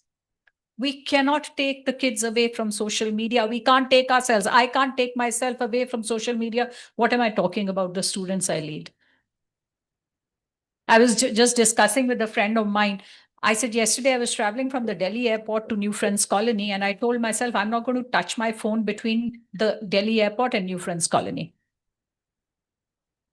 Only when I reached Panchsheel did I put my phone down, and I told myself, no. From Panchsheel to NFC, I won't touch it. Today, when I was coming from NFC, at Bhogal, I told myself, put your phone down. From Bhogal to Sansad Marg, you will not touch your phone. So we are all dealing with it. Now, all we have to do is we have to deal with it. It's not going away. Let's look for the solutions. Good afternoon. I choose to echo what all my friends here have said. And I do believe social media is not at all evil. It's fun. It's something we all love. I love watching all the kids teach their fathers the shaky, shaky dance, which is my current addiction. But I have to acknowledge the fact, along with everybody, what everybody said here, that while it is here to stay, it's important for us to acknowledge all the consequences it brings along its way and address them in the right way. When we were young, a fight used to happen in class. We come back home, forget about it. Next day in school, we are friends again. What I'm seeing now is a fight starts in school. After school is over, it continues on WhatsApp. Then there are some snide comments on Snapchat. Then there is some sad stuff happening on Instagram. And the day ends with a poll on everybody deciding who's right and who's wrong. I don't think any of our students deserve judgment for using social media, but how it's used definitely is something that needs to be looked at in terms of the impact it can have. The feeling of constantly being watched, constantly being judged is not something even adults can handle. So it's a huge burden for our kids to carry. And in the morning, we spoke about Gen Beta, Gen Alpha. And I think there's a lot we don't understand what the current generation talks about. In one of my conversations with the students of my grade 11, there were terms used like situationships and benching. And I had to go back to my nephew to understand what exactly it meant. So it's not just about the language, it's the kind of pressure they take back. It's not the same kind of pressure we had in school. I think the maximum my mom would tell me was that get me marks. Over here, a child has to get good marks, cope with peers socially, compete in dance, sports. The kind of pressure they are dealing with is so different that the kind of impact on their emotional and well-being and mental well-being is humongous. Social media has a huge impact in terms of isolating them, making them feel judged, compared, groupism. Everything is visible right there on social media for us. Yeah, so. Thank you so much. We all agree that it's here and we are riding on it. Easiest is that, if, I mean, to put the blame on the thing which can't defend itself, right? So it's very easy to put the blame on social media, right? But mental health is not only, I mean, mental health is all about balancing, as you rightly said. So social media, because it has been helping us and it has been very, beneficial for us in various ways. That's why it has grown to that extent. And now we are talking about mental health through social media because this whole topic has become so prominent because of the social media itself. So I would like to now, take the discussion a little further where what is the benefits of social media and what is the cons of social media. So, if we debate that, then of course we are able to move forward in what the schools have to do for the kids because kids are having this burden. I mean, it's very, very heavy on them. Ma'am, starting with you. How it is beneficial to the kids and what is the impact? Pros and cons. The pros and cons. That's for us. You go on the chat GPT and you can download that. But I think for me, more than the pros and cons, it's about equipping them to balance it. Creating spaces offline where they can actually find safety and security. Because while there are pros, we love to beat the con out of social media. And it is our favorite punching bag, like you said. Nevertheless, all of us, there's not one person in this room, I believe, who is not been on social media the last night. We have gone through all sorts of reels, and we are here, and the pros and cons are there. Pros are for us to be informed, to be aware, to all of that. But then again, how much of it is necessary? But when I equip my kid, as I remind myself, to be fully present where I am, to actually acknowledge the person in the room, I not only enable them to get off the digital slavery, but also create a space where I am able to make a meaningful connection one-on-one. We could have very well had this entire summit virtually. All of us would have been in the comfort of our spaces.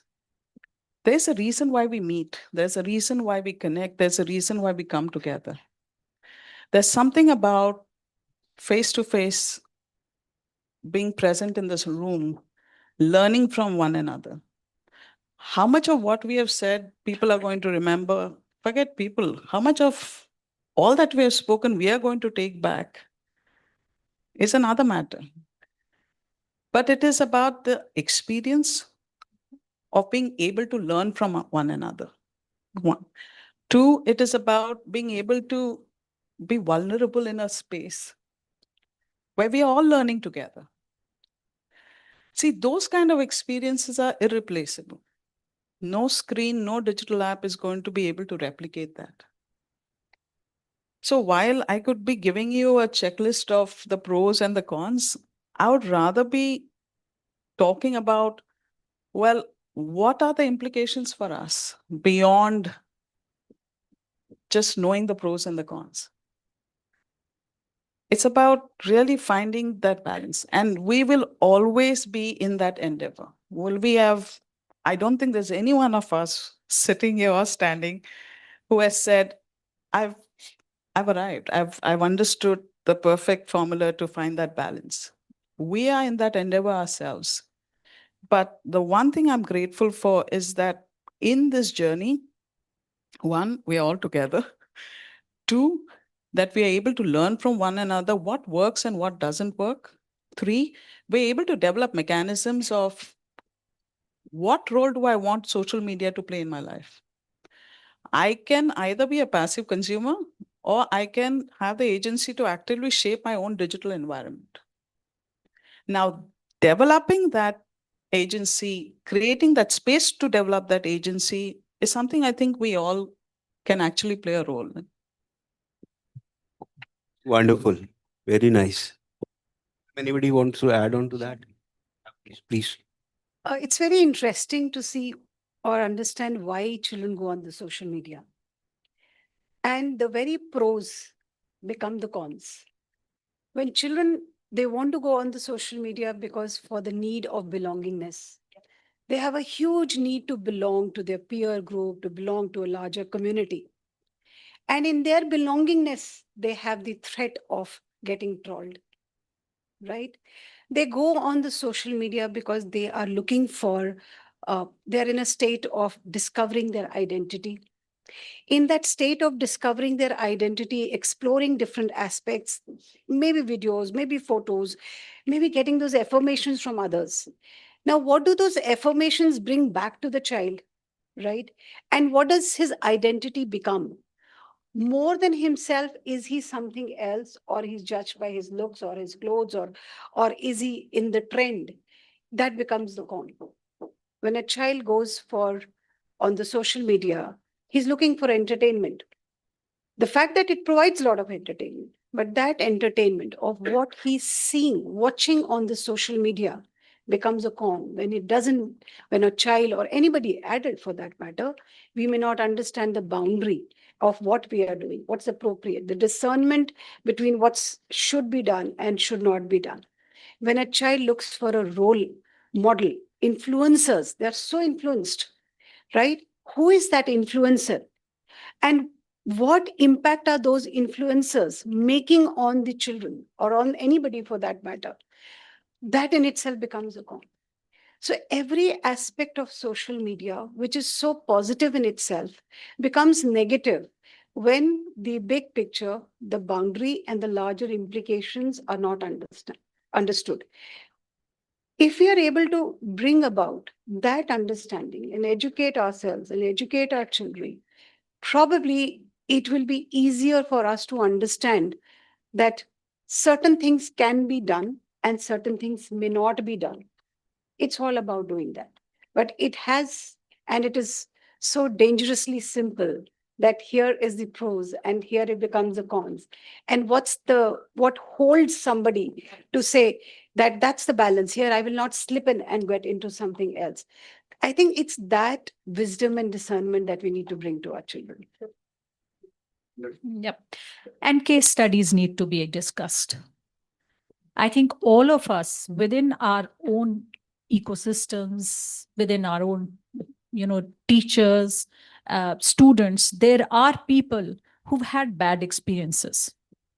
And for us to be, as adults, as Mr. Yadav also said, and Dr. Pinto just said, the vulnerability of our own selves have to be put out in the open for the children to understand that, yes, I was on social media.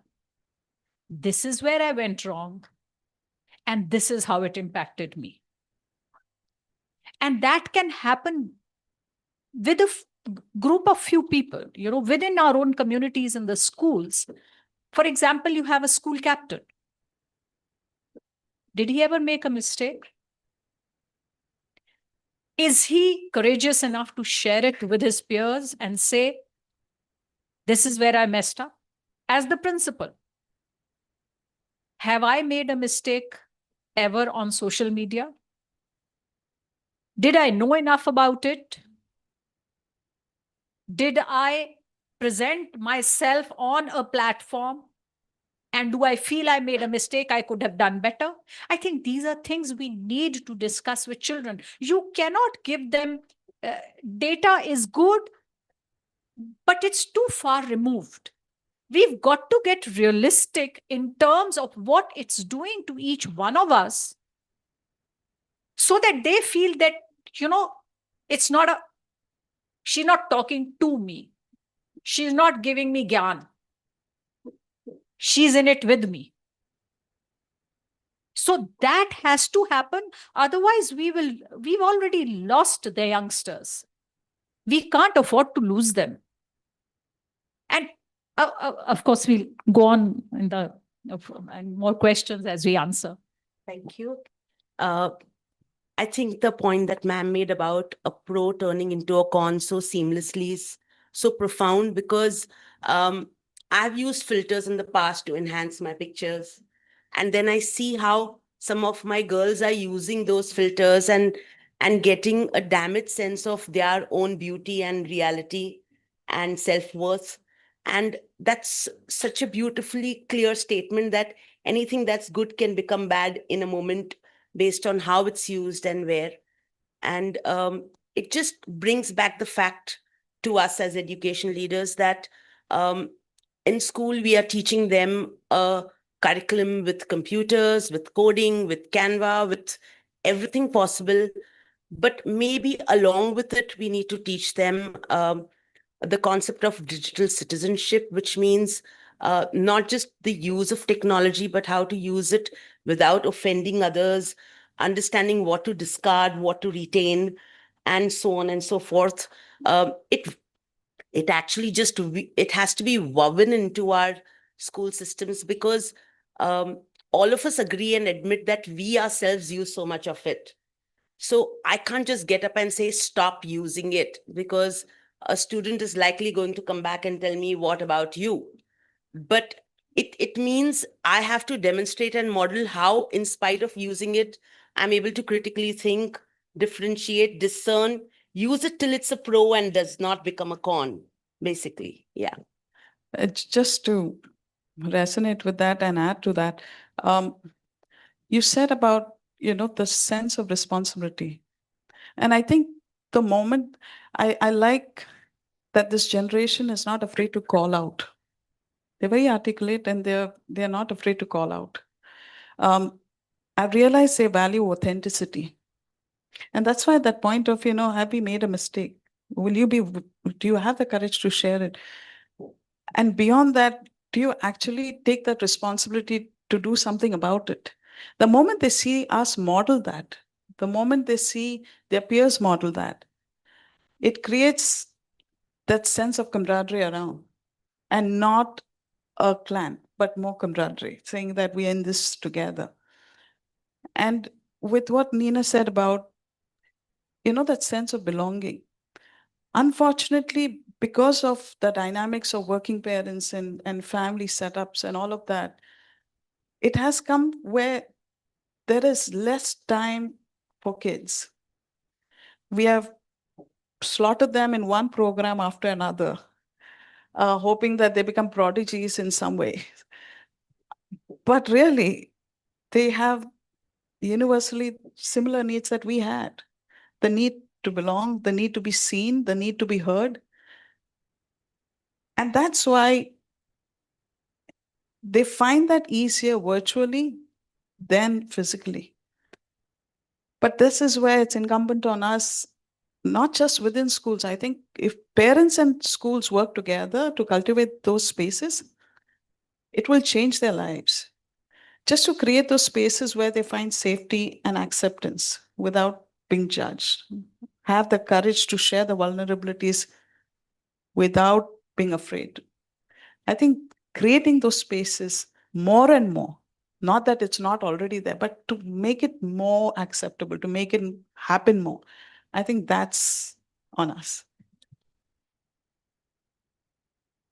So, social media, I think we're all very worried about it because we are vulnerable to judgment and we don't like being judged. Well, it's a part of life. You have to get used to being judged. So let's not keep the judgment part of it away from students. Don't let them feel that, you won't be judged. You will be judged all the time. Get used to it. We talked about life skills. We talked about critical thinking. We talked about adaptability. We're talking about application of knowledge. All of these are life skills. What is education? It's basically life skills.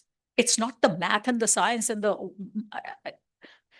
What kind of life skills are we teaching them if we are not allowing them, or if we are not teaching them how to look beyond being judged? It's okay. I mean, as adults, I keep telling my boys, the moment I step out of the house, the guard bhaiya is judging me. The Maliji is judging me. The Beraji is judging me. You are judging me. The teachers are judging me. The parents are judging me. Can I run away? No, I can't. It's a part of my life. It's a part of your life. I'm going to judge you if you're going to misbehave. I will think that you're not behaving the right way. So, instead of saying that, oh, they'll be judged, they will be judged. For sure. Teach them how to get over. Teach them how to deal with it. Teach them resilience. Give them time to meditate. Give them, integrate it. Forget, take away a math school. Take away a physics period. Take away a social science period. But give time for mindfulness after every period. There has to be a 2-minute break for mindfulness for everybody. So much so, we get into because I'm coming from a boarding school background. For us, it's when we go in to eat together, do we even understand what we are eating at that time? All these things, social media we are talking about, and we are saying that children are losing sleep, children are getting into anxiety. 28% of the children between the age of 9 to 18 did not go to school in the UK in the year 23-24 because of school going anxiety. All these things have to be dealt with now. And we have to look for time. My boys are walking in for lunch and walking out. Do they even realize what they've eaten? Are they eating mindfully? Are they reading mindfully? We've started a practice of compulsorily. After lunch, all of us say the grace, sit and read for 25 minutes. We read. As a school, we read. Now, you may not read. If you have 600 people sitting in the dining hall and reading, I'm sure many of them are not reading. But 25 minutes, we're all sitting quietly, even if we are not reading. So we are thinking, hopefully. Thank you. So very, very deep and pertinent things are coming out of this from your discussion. I mean, you said very harsh thing that, we have lost the generation. We don't want to lose them. We are losing them. We don't want to lose them. And, as educationist, your role is very, very big, and I think the world is coming full circle. Today, we had been talking about making them human, bringing in soft skills, compassion, all that, So when I was studying, and I think you guys were also studying, there was a moral class, right?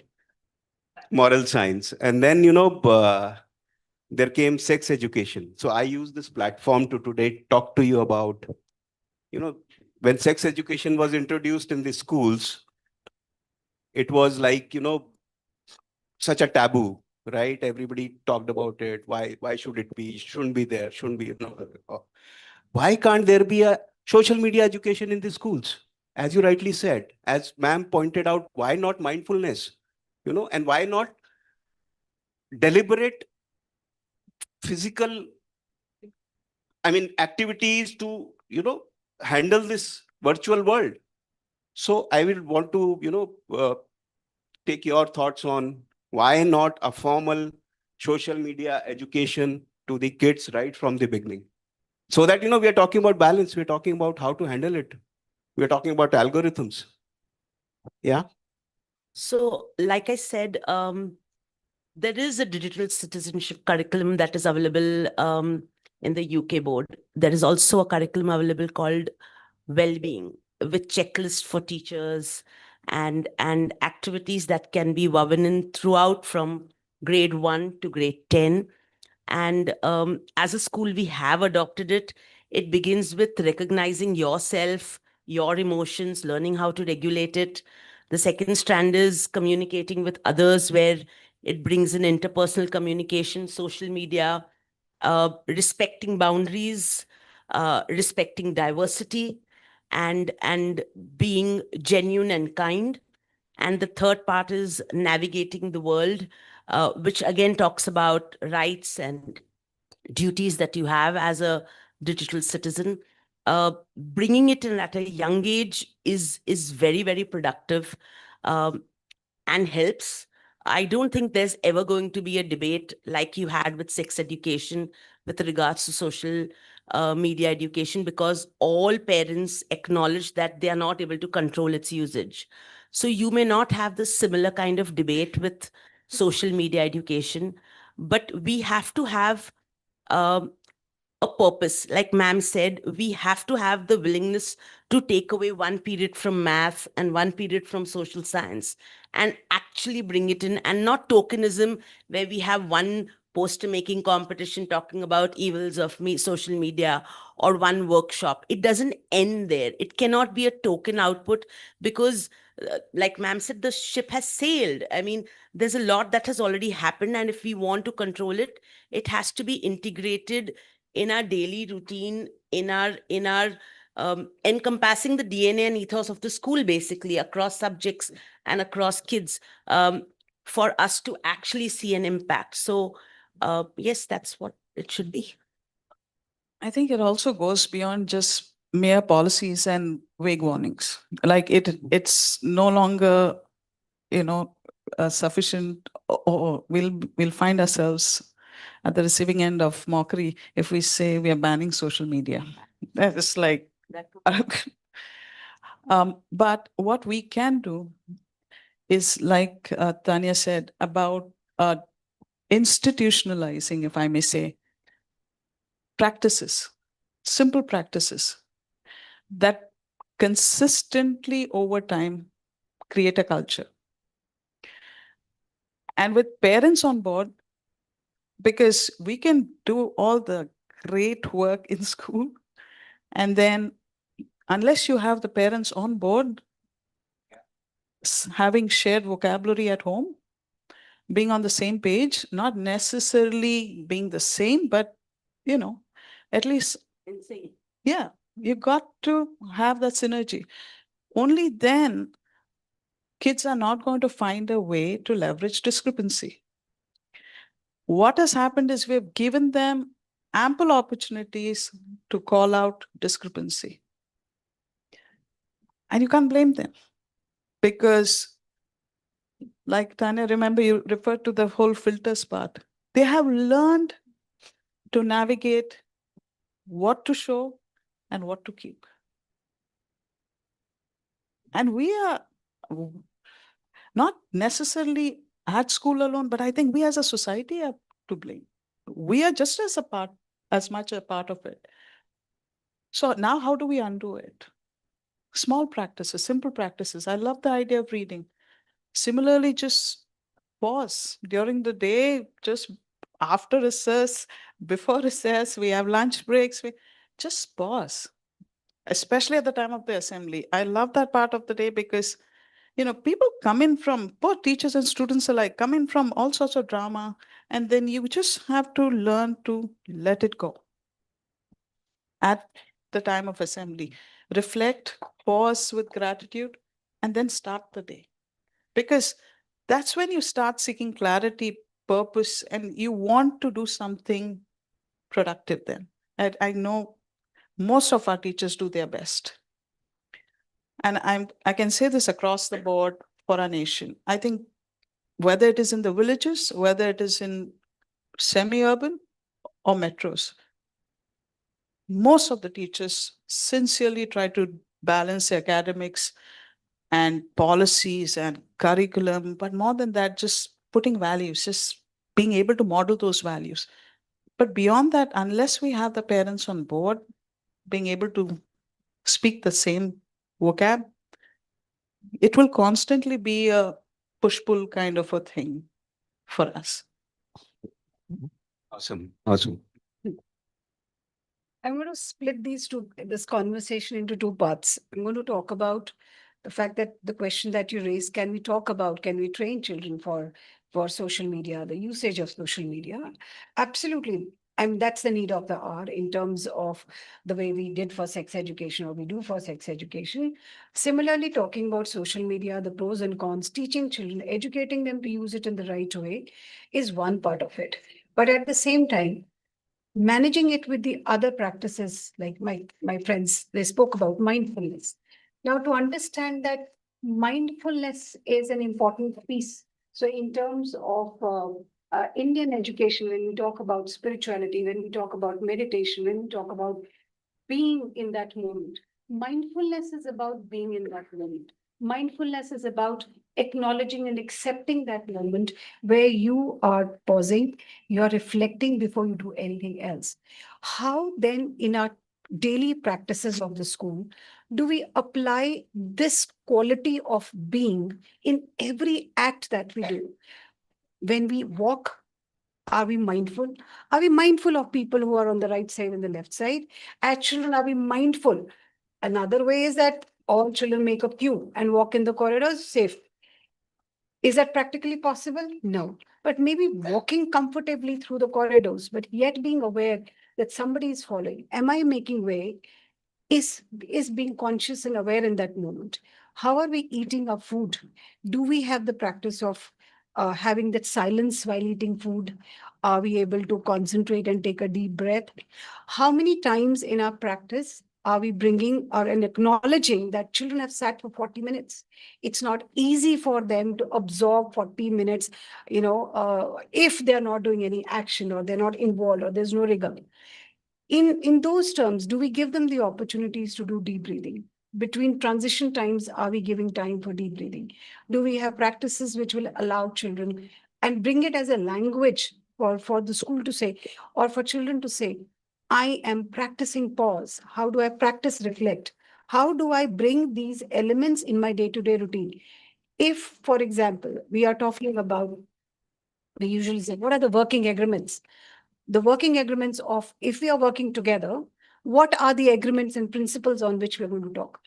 What are our norms of collaboration? If we are collaborating, what norms are we following? Right? And a part of those norms is also, how do you bring issues to table? How do you converse? How do you pause? How do you reflect before you even ask another question? So parallelly, the school education also has to strengthen this aspect of learning and growing, so that the social media is also compensated by other practices which are really important. Today, science and spirituality is getting together. The scientists are finding reasons for spirituality. But spirituality in true sense is about being in that moment, accepting, as she said, whatever it is, it is. So when sometimes children say, oh my God, we've been bullied, the reality is that we were bullied in our times also. Bullying is happening even now. The forms of bullying and the degree of bullying may have changed. The accessibility of bullying may have changed. But is there a conscious awareness in the system of how we are managing these aspects? That's the big question. I think that's important for us to navigate. So, at the cost of sounding politically incorrect, I'm sure many of us have watched that film of this Ranveer Singh and Alia Bhatt. Oh, in which it's with the Dharmendra and Jaya Bachchan and all of that. I don't know. I'm forgetting the name. Wherein there is a piece where he's not supposed, he's being judged for not being sophisticated enough. Rocky and Rani, yes. And there is this minute or two of a soliloquy, so to say. He says, what do I do? Where do I go if I, I mean, again, I said at the cost of sounding politically incorrect. I mean, bullying, what is bullying? I'm sorry, but if somebody calls somebody a fatso, he says, what do I do? He says, this is how I've been brought up. I just thought it was a routine thing. So children have to be taught that, yes, we are looking for a perfect world, but the world will never be perfect. We are all going to work towards a perfect world, whether it be an online world or an offline world. We are all working towards that perfect world. But will it ever be perfect? Perfection is a myth. There is nothing that is perfect. So get used to the imperfections around you and learn to deal with those imperfections, because neither am I perfect, nor are you. But my imperfections are mistakes, and your imperfections are crimes. That is not how it works. Whether it be online or offline. मैंने तो गलती करी है, आपने crime कर दिया. These are, you have to show the reality to the kids. I mean, there is no, get on to how are you teaching? We are a device-free zone, by the way. For 8 months in a year, the boys don't get any device. Only grade 12 gets a device from 6 p.m. to 10:30 p.m. Some of them, when they're applying abroad, they get it overnight also. But otherwise, there is no device. Of course, every classroom has interactive flat panels and all of that. That IT-enabled classrooms are there. Boys go into the IT lab. They do all of that, AI, robotics, all of that, but they don't have devices. So they are on the sports field. They are in the debating club. They are learning instruments to play. They are learning how to sing. Within that, they're having conflicts. They're learning how to manage conflicts. They are learning teamwork. They're learning all of that. They're learning the fact that, yes, there will be people who will be mean sometimes.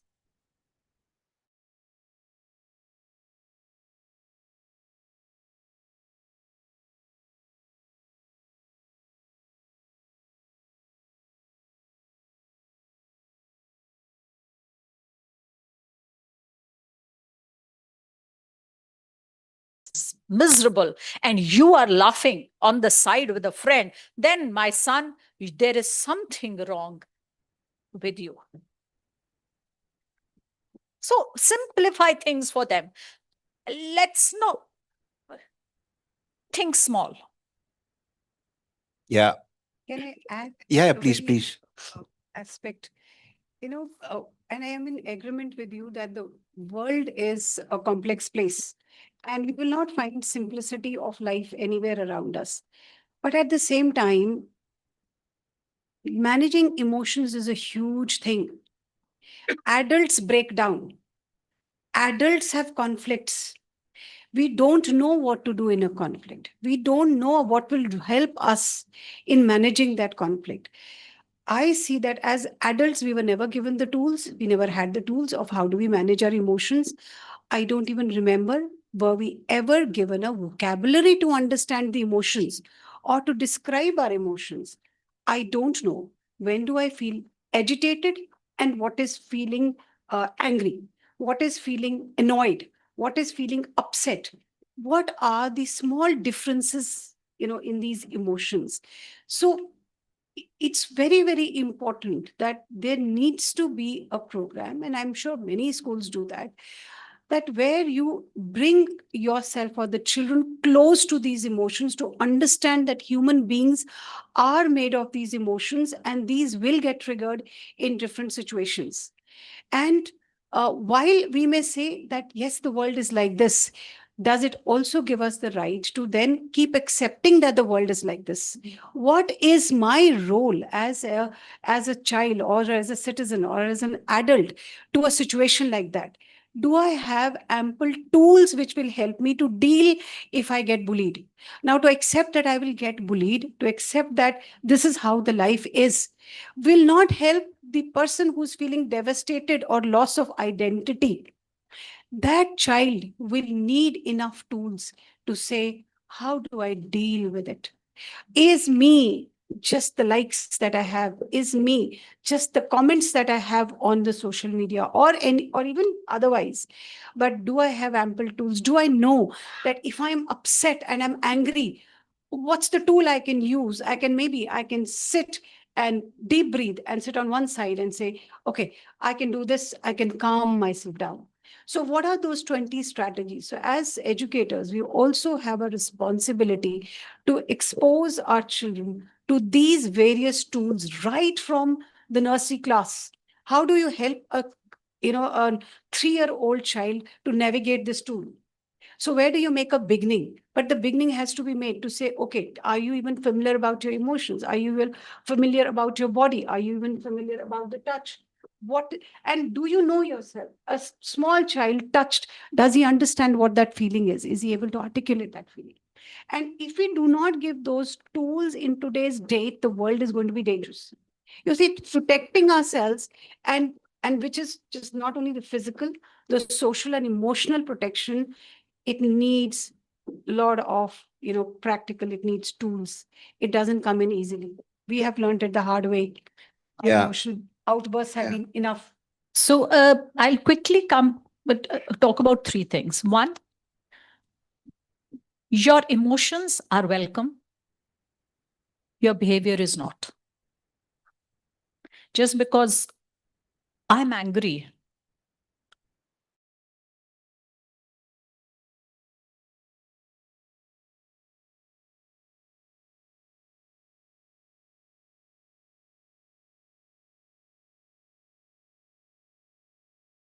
but if your emotions are going to end up harming somebody else because of your behavior, sorry, that is not acceptable. Two-pronged approach, wherein A, you are educated in school, you are empowered by way of education as to what are the laws of the land vis-a-vis bullying, ragging, and any other kind of harassment. One, that is extremely important. That education is the real empowerment when you know where it can take you if you go wrong. Two, as ma'am said, absolutely. Do you have the courage? Do you have the voice? Do you have the agency, and have we as schools empowered you enough to get up and raise your voice? That is extremely important, be it social media or online, offline, any which way. So these three things, I'm sure all of us are doing it. And I'm sure all of us, this is a part of our curriculum now. I don't think any school is functioning without all of this. So all of this is mandatory. It's a life skill. There is no way you can live without it. I don't think so. Yeah. So, Dr. Pinto, you want to add something? Yeah, just quickly. I think in keeping with what Nina and Sangeeta said, yeah, so I just got that right, is also being aware of the ground realities. Our reality in our cities may not be the reality in the villages or in the rural sector. And especially based on, in terms of when we, what is the norm for acceptable behavior? Based on what they shared, I'm wondering what is acceptable in the second tier or third tier towns may not be acceptable in the metros. That's why having parents together with you in making those working agreements is essential. And like Sangeeta said, it is already happening. In many of the schools, it's already a part. Parental engagement is increasing and it is a welcome move. But it has to be constructive. It has to be purposeful. It has to be intentional towards an outcome that is not just favorable, but more acceptable to the larger community.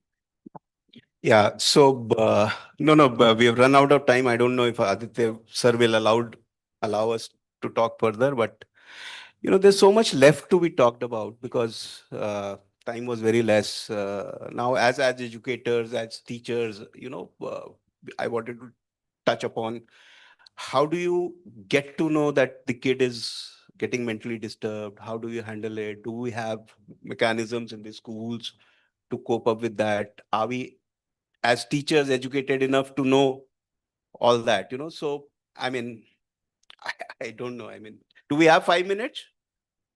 2 minutes. 2 minutes. Yeah.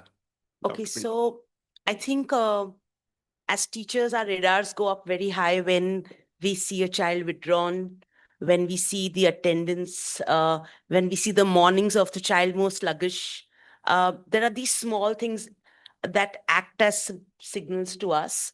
But other than that, the connection and empathy that we show our children allow them to open up to us very frequently with what's happening with them, whether it's being bullied or everything. Like, the real world is brutal, but then empathy and connection are very powerful tools by themselves in teachers' hands. So teachers are trained. There's a well-being checklist. There are adequate and more PDs happening across schools now with respect to talking about mental well-being, training teachers in recognizing the signs on a day-to-day basis, and the right intervention at the right time with parents as partners, never without them to handle that. Yeah. Right. Dr. Pinto, your closing remarks. Firstly, it's been a privilege just to be learning alongside, right? Like Sangeeta said, it's here to stay. Social media is not going away. How we equip our children to thrive is important. The tools that we equip them with, if we ourselves are not consistently practicing that, and not that we perfected it, but consistently practicing it to make it to as much as we own it. I think once the kids see that and we create those spaces where they find safety in being vulnerable, I think for us, when we have created those connections, when we have been able to create those spaces, then you have children opening up, then you have them coming forward to really not just share and get it over with, but to really be a part of a larger community that means well. And I think all of us are in this together. And that's why I'm so grateful for our educators, whether they belong to Ryan or not. I'm just grateful that for such a time as this, we have been appointed, we are authorized, we're equipped to do good, and we will.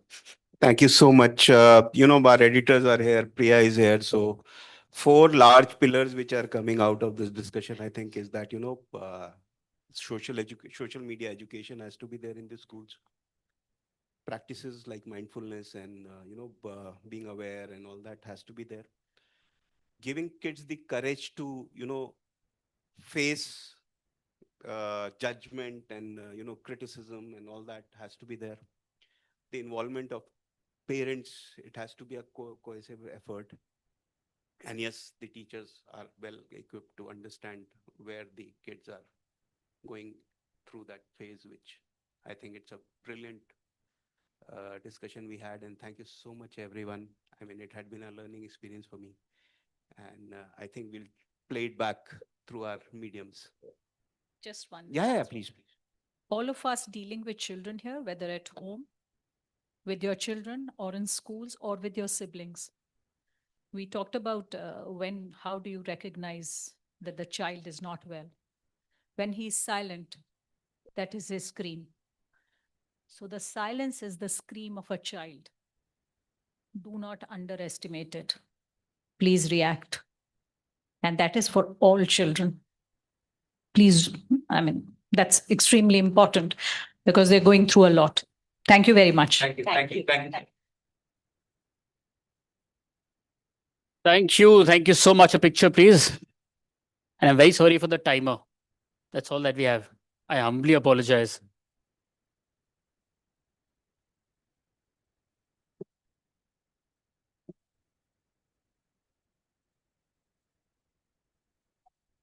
Thank you. Thank you so much. Thank you, ladies. And thank you so much, Ved, for moderating that. Our next panel, how many of you in the audience have been associated or have somebody of yours in your family who were in some boarding school or residential school? I see 2 hands. I see, of course. Okay.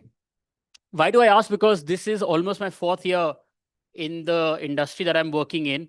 And all that I have learned till date, some of the finest audiences I've hosted for, including like yourselves, it's all come from my schooling, at least. It's all been given to me when I was in my school. And why do I say that? Because even the principal of my school is here in the next panel today.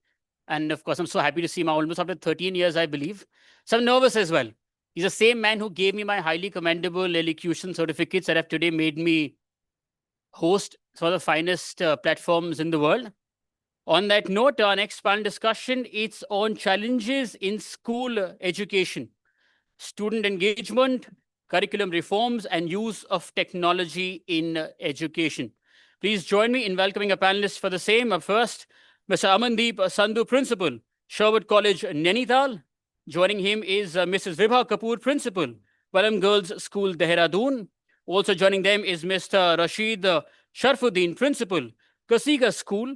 And also joining them is Miss Priyanka Bhatkoti, Principal, Gyanshri School. And this session will be chaired by Vishal Katoch, Editorial Lead, BW Education. Yes, please welcome them with your applause, everybody. I only see one of you clap. That's not the right side. Let's try again.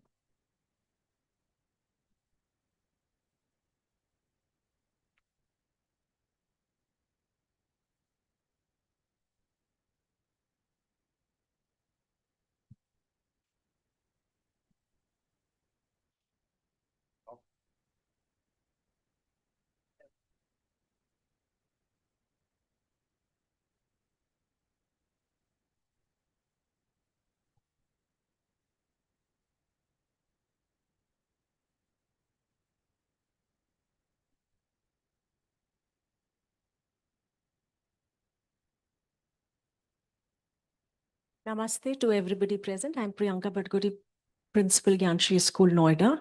There are principles of engagement, and when we're talking about challenges, I see an audience which has got over the challenges of rains, traffic jams, and flight delays to be here. May I request you all to stand up because I'm sure we have all been seated. Just stand up, please. Raise your hands up. This will help everybody, yes? Especially in bringing the engagement back into the dialogue and learning. Raise your hands, give yourself a pat on the back. You could have chosen not to be here, but you choose to be here. We're so grateful. Thank you so much. Let's bring the energy back. Vishal, over to you. Good afternoon, everyone. I'm sure that this might have taken you back to your school days. And it's wonderful to see such a lovely audience who are active and engaging. And I would like you to give a huge round of applause to our panelists.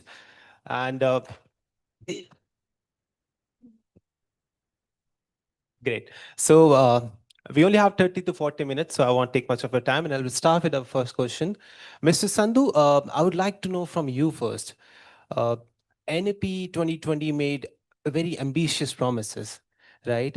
And but I still feel that passive learning still persists in some of the classrooms.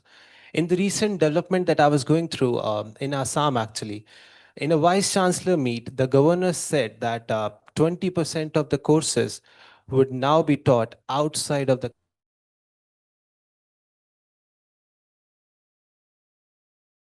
exists in some of the classrooms, and what can be done to tackle this challenge?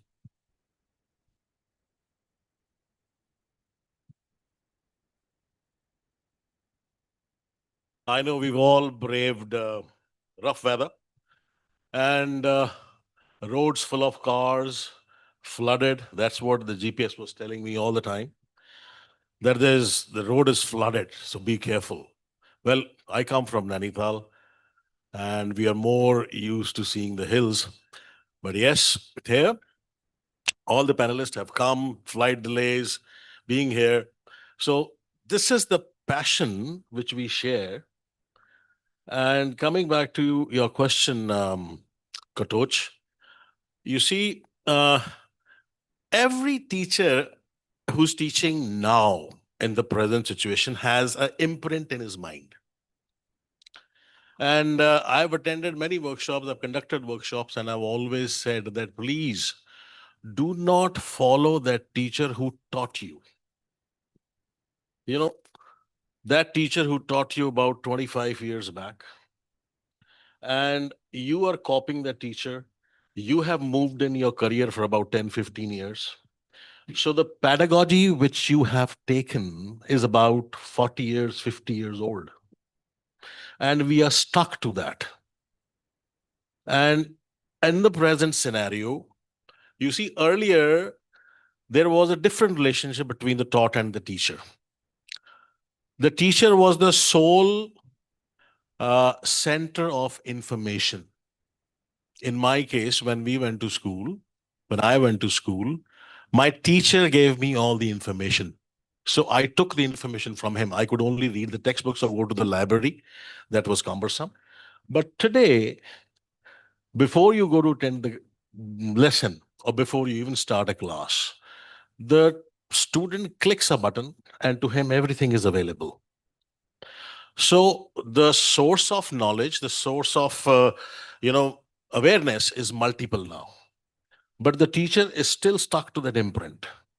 So that has to be broken. So that is the reason we have the passive learning.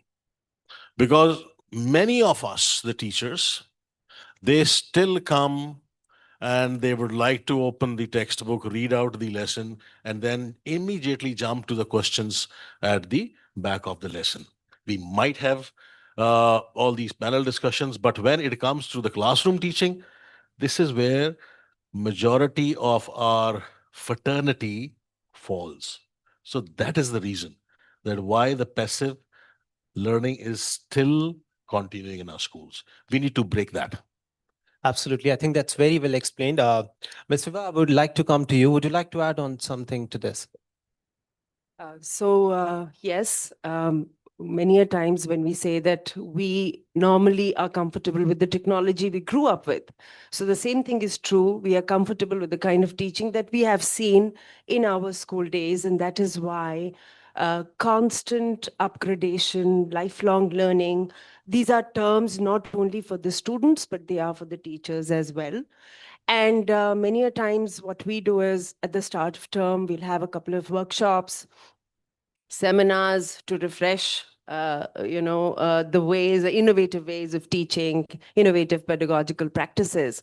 But that's not how we need to do it. It has to be consistent. It has to be pervasive throughout the school system. It has to be talked about in the smaller departmental meetings. Sharing of best practices has to take place. Anything which is innovative, reflection has to be made on those practices by a number of people. And that's how I think we'll be able to move the teachers forward and take them out of passive learning into into an active mode. Thank you. Thank you. Ms. Priyanka, I would like to come to you now. Being a principal, you might have seen that the attention span has now decreased. I would like to give that credit to COVID probably, that the students' attention span has decreased as it was before. What do you think is the main reason, and how can we address this to make it more relevant, not just emotionally, but socially as well? I think over here, it wasn't just COVID, which was responsible for attention span decreasing. There are a variety of reasons. Yes, Vishal? Every generation has its own strengths and they have their own challenges. When we look at what's happening in classrooms, first and foremost, we have to recognize the importance of understanding the learner. Very little thought is given because of reasons which might be of numbers in the class or lack of resources. But at the end of the day, we are a nation which taught under the trees, and we had Arjun-like students there. Yes, because the teacher first found out what was the strength. Arjun was not taught to be a wrestler. He may have been taught wrestling, but he became very focused because his talent was recognized and he was motivated to work in that direction. So when we have students in the class, to be able to motivate them, we need a motivated teacher. We've been through countless forums or a thought process. How often do we recognize the effort of a teacher who puts their heart and soul into it, and we recognize their talent to position them where they can function well? Now, when we are talking about distractions or when we are talking about engagements, we have to look at reasons for disengagement. When we have narratives made by some of the most powerful storytellers, you'll be amazed the animes which come from Japan and which are a hot favorite. And I'm trying to understand because the generation in my classrooms aligns with it, have some of the most powerful storytellers paid very high, backed by very high technology, strong editing. So in that 10-second of reel, they can tell a story, and my teacher is competing with that power to take engagement and to focus students on topics like calculus and your mechanics or accounting, etc. So one, we will have to recognize that here certain storytelling and narratives will impact children differently at different points of time. Now, how do we bring them back into the class? While we were growing up, we wrote essays on how television can be extremely damaging. Later on, it changed to mobiles. Later on, it's now come to our social media. Every age will have something. Immersive technologies will come in. So that will also be there. So one, we have to hold on to certain universal values of belonging in the present, respecting what a family does, what a parent does. And then certain things like when we are talking about yoga or breathing, these have to be ingrained into the DNA of not just the student, the teacher, but the parent and community as a whole. Second, practices like reading, but not just on digital devices. Sangeeta ma'am spoke about it. Readers always tend to think differently because they look at anything with a different perspective. It is a divergent thought process which has always made our community very strong because one size does not fit everybody. And we have in the Indian education system tried to make one size fit everybody time and again. And that is where the fault lies. Every school is a community itself. So has a community which is in Nainital Legacy School. Ma'am is leading a legacy school again. Sir is from, again, Dehradun out there. Everywhere there are generations where they will have a home, they will bring a sense of value out there. But every year we have to look into the class and the learner and map the teacher and the curriculum accordingly. That kind of homework has to come in with trainings for principals, training for department heads, very, very strong guidance and counseling departments, and parents being onboarded that this is what we are doing because this is the reason why it will be impacting learning. Now, when that ecosystem works and that thought process comes, there has to be a very strong, I'm sure there are those people who contribute to policy, like I do move across to CBSE and others, that these are also coming as policy decision to back the teacher up, because at the end, the impact has to be made at the grassroots. The whole reason why this thought-provoking discussion is happening is that we take back values to enrich our own educational ecosystem. There are gaps and there are challenges. So we have to continuously reflect, remove those gaps ruthlessly, and back it with finance and motivation both, because the best laid plans sometimes are disrupted because that kind of money backing is not found. So we are happy that good funds, CSR funds, are coming into education to give that tool to the teacher, to give that might to the school, and the world will wake up, because discussions will come that schooling will be failed by this tool or the other.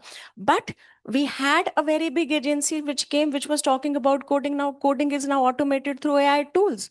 That agency has disappeared, but schools still exist. And during COVID times also, there was a big talk about schools disappearing.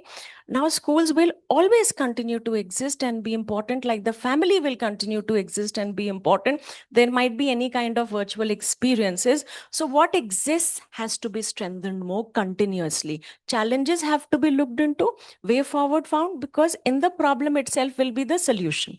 So if we have a social media, we can look into sharing our expertise out there and bring it across. And I think that way we will all march together. Also, what has been disastrous, at times it is covered up very beautifully. That also has to be shared with all honesty, with reasons that, or with tools that in this manner, this can be prevented, because unfortunately in education, wastage is too much. Yes, so we need to ensure that that waste also is curtailed, so the right thing reaches the right student at the right time. But more importantly, the right teacher is given the right students, and the students get the right teacher at the right time. And you have a happy story. Thank you so much for that in-depth explanation. It was really valuable.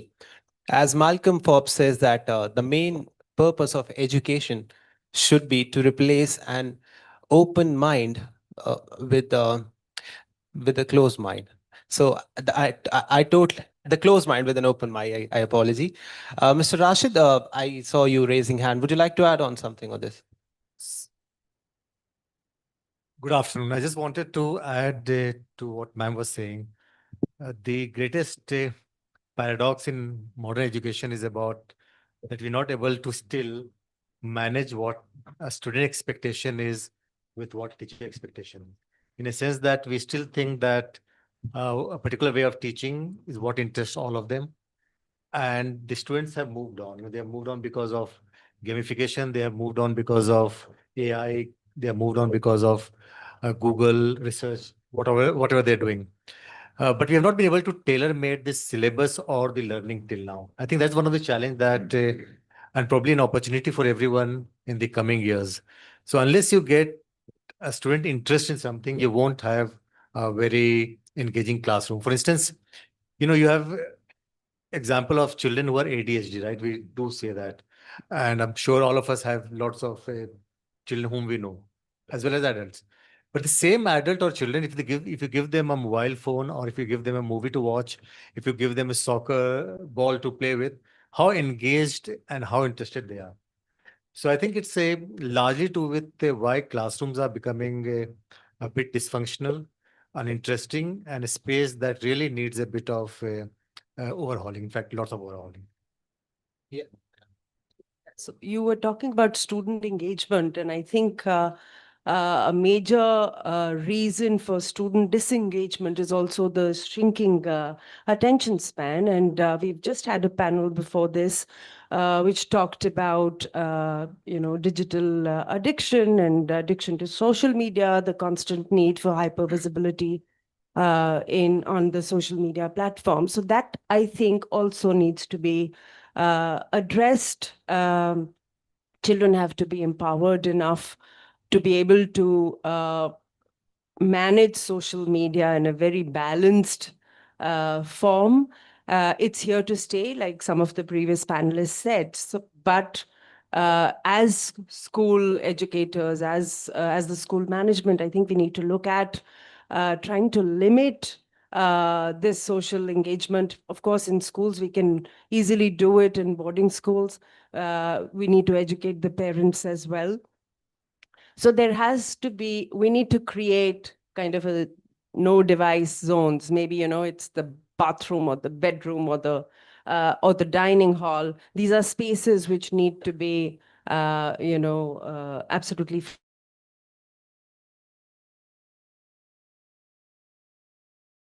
which leads to short attention spans is also this.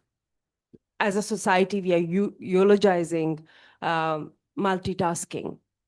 We're always doing it. And in fact, each and every school is in a race against each other to do the maximum number of events, having entrepreneurship challenges. The number of MUNs have increased manifold. And so there's a burnout.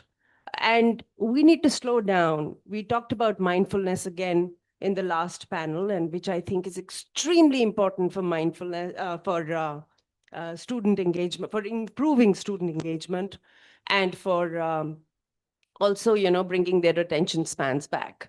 Another thing, long form activities like, reading. She said that it is compulsory in her school. I think it's such a brilliant idea to have reading. So when we indulge in these kind of activities also, you also are working with the psyche of the child and making them more mindful, more concentrated, more focused on the tasks at hand, tasks which are boring, tasks which may be boring because of the length of the task.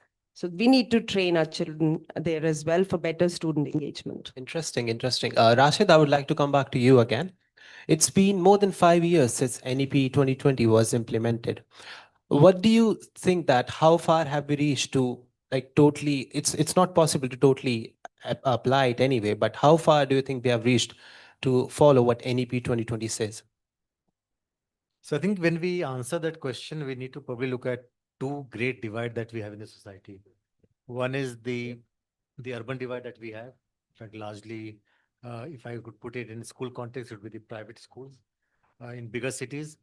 And then there are private schools in smaller cities. And then there are schools that are in villages. So I think for NEP to succeed, or even to start succeeding, is the policymaker and the educators have to look at what is happening in schools around the villages and small towns. Because whether we like it or not, we are privileged a lot in terms of the school we lead and some of the children who are sitting here, the school they go to. But largely, our population still, they live in small cities and villages. So NEP talks about skill-based education. It talks about formative assessment. It talks about teachers training. But if you look at all that in a nutshell, you cannot develop all those because largely we don't have the resources. I mean, you have schools, even in Uttarakhand, I was reading the other day, I think the government is planning to shut down about 1,500 schools because A, the enrollment is so less, and B, there are no teachers. So if you don't have enough educators, forget about what educators can do in the classroom. To begin with, you need to have educator in the classroom. That's your biggest challenge in some of the rural areas that we have. And then you have the challenge of training those educators. In fact, even a school like what we had right now is still a challenge to get educators to learn because, once you become a teacher, you think you know everything. And it's very difficult for a resource person or a headmaster to motivate teachers to learn. with the challenges that are now coming in terms of especially technological advancement and of course globalization, and to connect global with the local, I think it would be very important for the policymaker to look at those challenges at the ground level. So I would say that, well, CBSE has managed to at least do 30% of their papers, which are more skill-based, higher order thinking, so on and so forth. But unless we move from a society that believes in rote learning, that believes in marks being still very important, believes in cracking in NEET and IIT, and of course going to great universities around the world.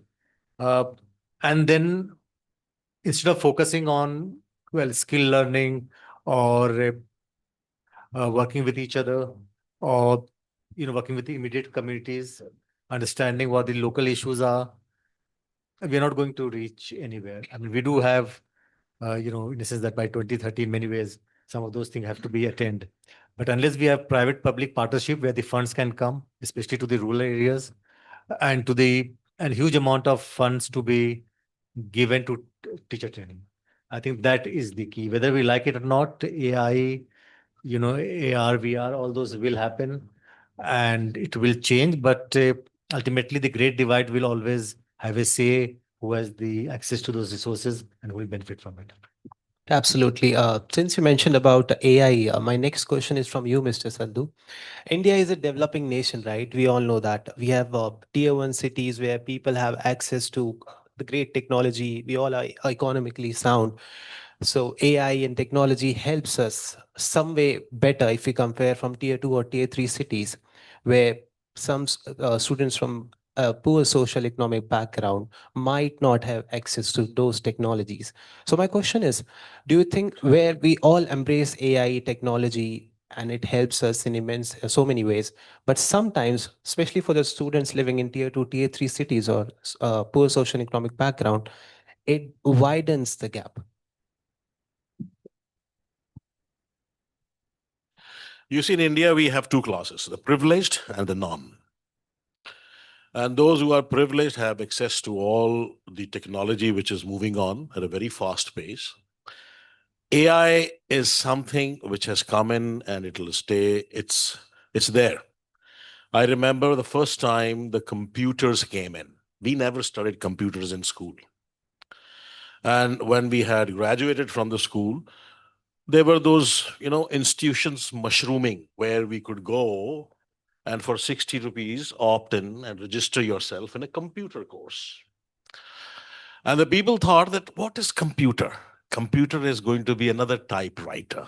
So we don't need to learn computer. It's an advanced typewriter.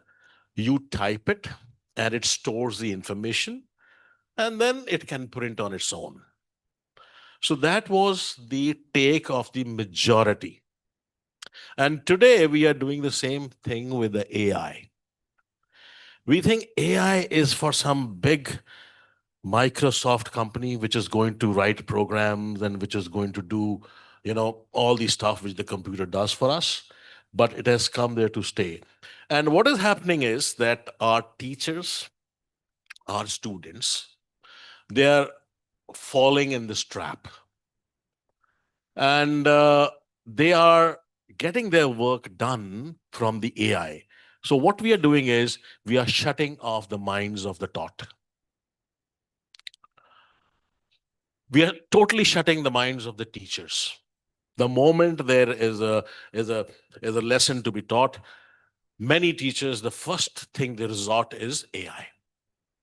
Even the people who conduct workshops, the people who come to train teachers, they are falling back on AI and the AI teaches them. You see, before these phones came in, we would remember about 50 phone numbers of our near and dear ones. I'm sure many of you would, agree with that. And today, you don't know your own second number. If you're having two phone numbers, you will probably type and look for the other. So what is happening is we are shutting down our brains to be smarter. With the AI coming in, there's a big threat to the schools. Big threat. You see, The applications we were taught to write in the classrooms, even today, the boards, they assess us for that application, enunciations, punctuation. Is there a need? Today, there's no need. How many of you have written an application? If you look back about few months or even years back, there is nobody writing an application, but we're still teaching. Then it comes to your cursive handwriting, your spellings. In the console, we do have a big cutoff for the spelling mistakes. The syntax is breaking. The art of writing a sentence is breaking, and we schools are still on it, and the AI is knocking at our doors. It's very much inside. It's no longer even outside the classrooms. And that has come to train our minds and to dictate our minds what to think, what to do, what to write. So we have to see that how we can imbibe this. I remember in Australia, they have had this law passed that the students will not have access to the social media. You see, Australians are known for the ostrich syndrome. You cannot, in today's world, we are not going to prepare citizens of tomorrow living in a bubble. If you think that we are going to keep them away, you are mistaken. They cannot live, they have to finally come to the society, and today's society is totally different. The needs have gone from A to what level, I don't know. So we need to revamp the whole system. What we really need to teach. How much? See, now in Norway, they have banned all the social screens. And if you see the system of the Northern Europe, I was associated with them. And there you see, they do not have an exam to be conducted before grade 7. That's 10 plus, 12 plus age group. You didn't have an exam. You learned one language. You learned how to read that language, how to have your thoughts presented across the board in that language. You learned simple mathematics. And what kind of mathematics you are expected to learn? You were trained, you were coached, you were mentored that you will solve a mathematical problem involving one simple step. Two complex steps when you came to the next grade. And now there's no end. We are teaching, I don't know what math to a grade 5, grade 6 student. So we need to be very careful. We need to be very sorted, in fact. What is to be taught? And AI has to be embraced. How are we going to use this tool? Is again, we teachers are the best. We have taught Arjuna and we have taught Eklavya. हम श्रापित कौम है, हमने अंगूठा खा रखा ना उसका एकलव्य का. तो जितने तुम्हें श्राप मिलते हैं, be thankful. So we have to see how we tame this AI. That's a challenge. Great. That's very, very well explained. Ms. Priyanka, do you want to add on something? I saw you. When there is development, there is a cost to be paid for any development. You make a large scale township. Trees are cut down, but trees can always be planted in areas where they were not there. That's what the government is doing. Similarly, when we have tools like AI coming, we will have to embrace them for how it can help cut the clutter. At the same point of time, the checks and balances have to be very strongly enforced that this can be done and this can't be done. Now, this checks and balances can't just be a legal paper or a law passed, but it has to be implemented through and through. Secondly, when Gautam Buddha said, Madhyam Marg will always work. We can't be in extremes. There were parts where certain organizations said that books are absolutely redundant. You have countries now which are ordering by a government mandate that books have to be given to children because we've lost out on a generation's learning. So when we talk about making changes, that transition management has to be very well worked out, keeping a mind to the future, learning from our past and being strongly rooted in the present. Yes. And the last place where we should be experimenting is with our children in the classrooms or the education world, because those caps can never be refilled. So wherever it is a tool to equip us, fine, but man and the mind of the man must always remain the master over the technology, not the technology gaining a mastery over us. That is where it has to be very, very strongly. As policymakers, as implementers and users, we have to take care. If that is there, we are going to have a happy marriage. Otherwise, the state of families will disintegrate. So we have to use everything with a caution out there. Yes. Definitely, definitely. Ms. Vibha, I'll come back to you for my last question. But before that, I would like the audience to participate for a couple of questions. So if anyone has a question, they can raise your hand, introduce themselves and ask a question. Yes, sir. That I am attending art fashion. When we are dealing with child, we are dealing with his mind and intelligence. We don't know the liking, disliking, strength, ability, tendency of a child. And we are teaching him. It is like tiger don't know I'm tiger. And it is in the forest. So first thing is that this NEP, which is as per Panch Koshas, right? But how to teach Panch Koshas? That is very important. That what is the intelligence, what is the nature, what is the gun swabhav of a child. If the child knows this, no matter where he goes into the world, social media, he will not be distracted. His mind space is open. So any garbage will go inside the mind.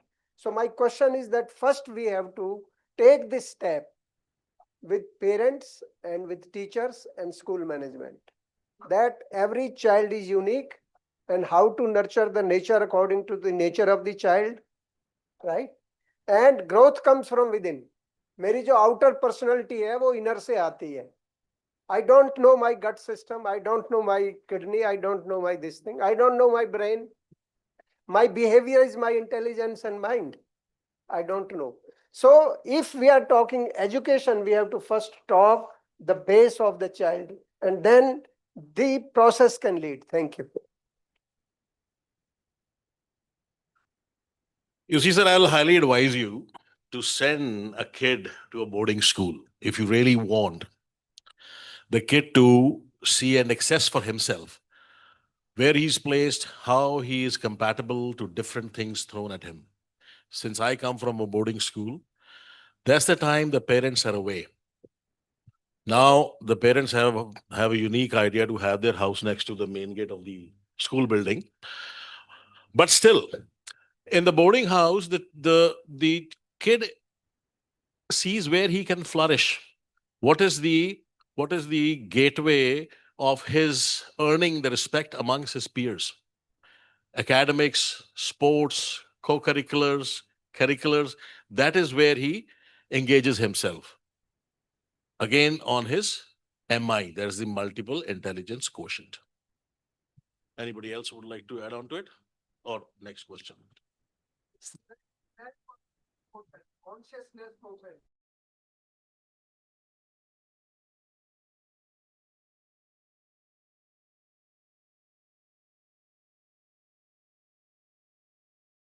हमारा system था to go into the ashrams. That is where we have to fall back.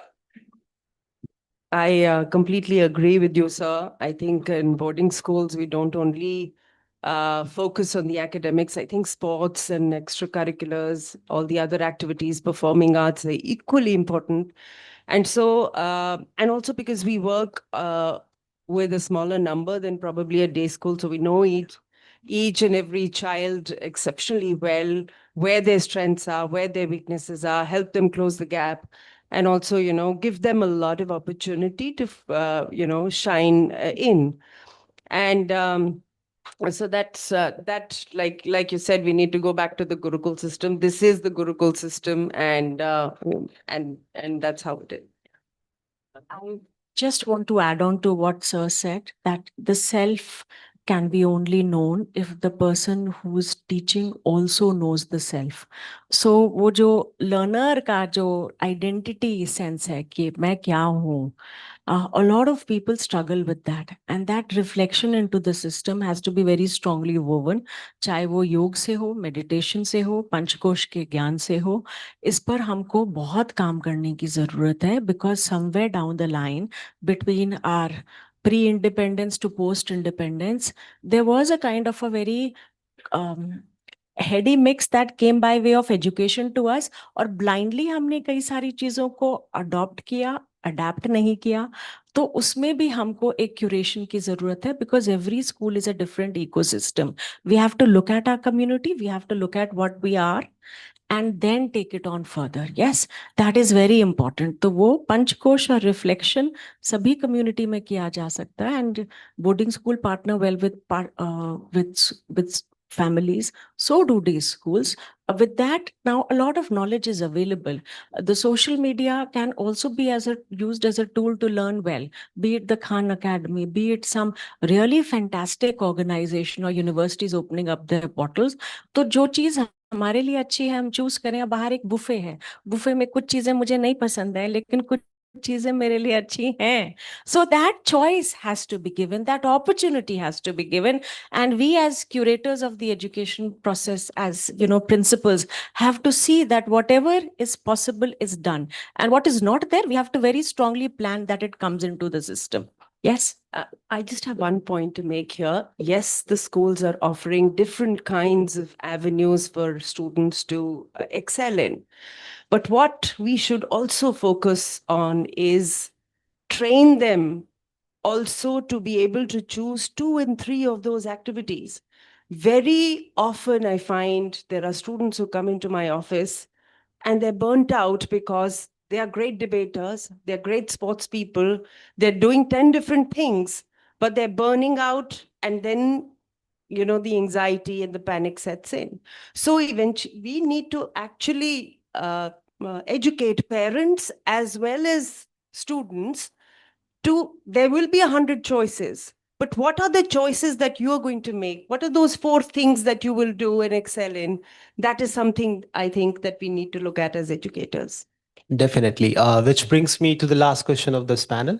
And I will love each one of you to answer that very briefly. Starting with you, Mr. Rashid. The question is going to be same for everyone, by the way. So how does an ideal classroom look like to you in the next decade? Is it like an AI-driven classroom or a blend of Gurukul and AI? How does it look like to you? I don't think there can be an ideal classroom at any time. There will always be disparities, there will always be gaps. But I do look at maybe in the decades to come, a classroom which is flexible, largely. I have a feeling that most of the walls are going to disappear physically as well. The classes are probably going to be also on hybrid mode more, not just within the classroom. The students will have greater flexibility to pick up what they want to learn. So there could be, breaking down of barriers of subject choices, so and so, which already is happening. But I also think that there will be greater emphasis on sustainable living in terms of teaching those values to boys and girls. AI and of course gamification and VR and AR will continue to grow. But I do feel that there are going to be a more specific or child-specific modules that will emerge. And the entire assessment will obviously have to go through a change because of all that. So there are, in the Indian context, I feel there are 3 things that I would like to see emerge in a classroom. One is definitely differentiated learning, which we are all struggling with even now. Each student has his or her own personal journey of education. And I'm hoping that AI would be able to we would be able to use it as a tool for differentiated learning. But yes, something which allows children to learn at their own pace. I don't know how it is. We don't have the solutions, but I'm hoping that some solutions will emerge.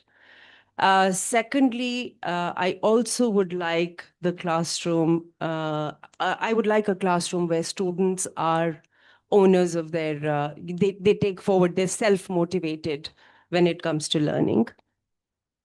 And thirdly, I think inclusion in the classroom is extremely important, especially when we're living in a society which is so divided, the world order which is so divided. I think inclusivity is extremely, extremely important, and that is what we need to look at. See, classrooms in the future are going to be without the walls, as said by Rashid. They're going to disappear. But let's remember what we are teaching at the end of the day. What are we doing? First is the billowing of the mind. See, mind is like a parachute. If it's not open, it's of no use. So how we are going to ensure that the minds are open, the Chetna is, assessed and realized. Then we have to teach the civic sense to a kid. How he's going to exist in a society. What is the mannerism? What is the rules and regulation he or she has to follow so that he can be a part or she can be part of the society? Then we need to teach them managerial skills. That's very important. You see, we have house systems and we teach team building. Gone are the days of the star performers. Singular performers are gone.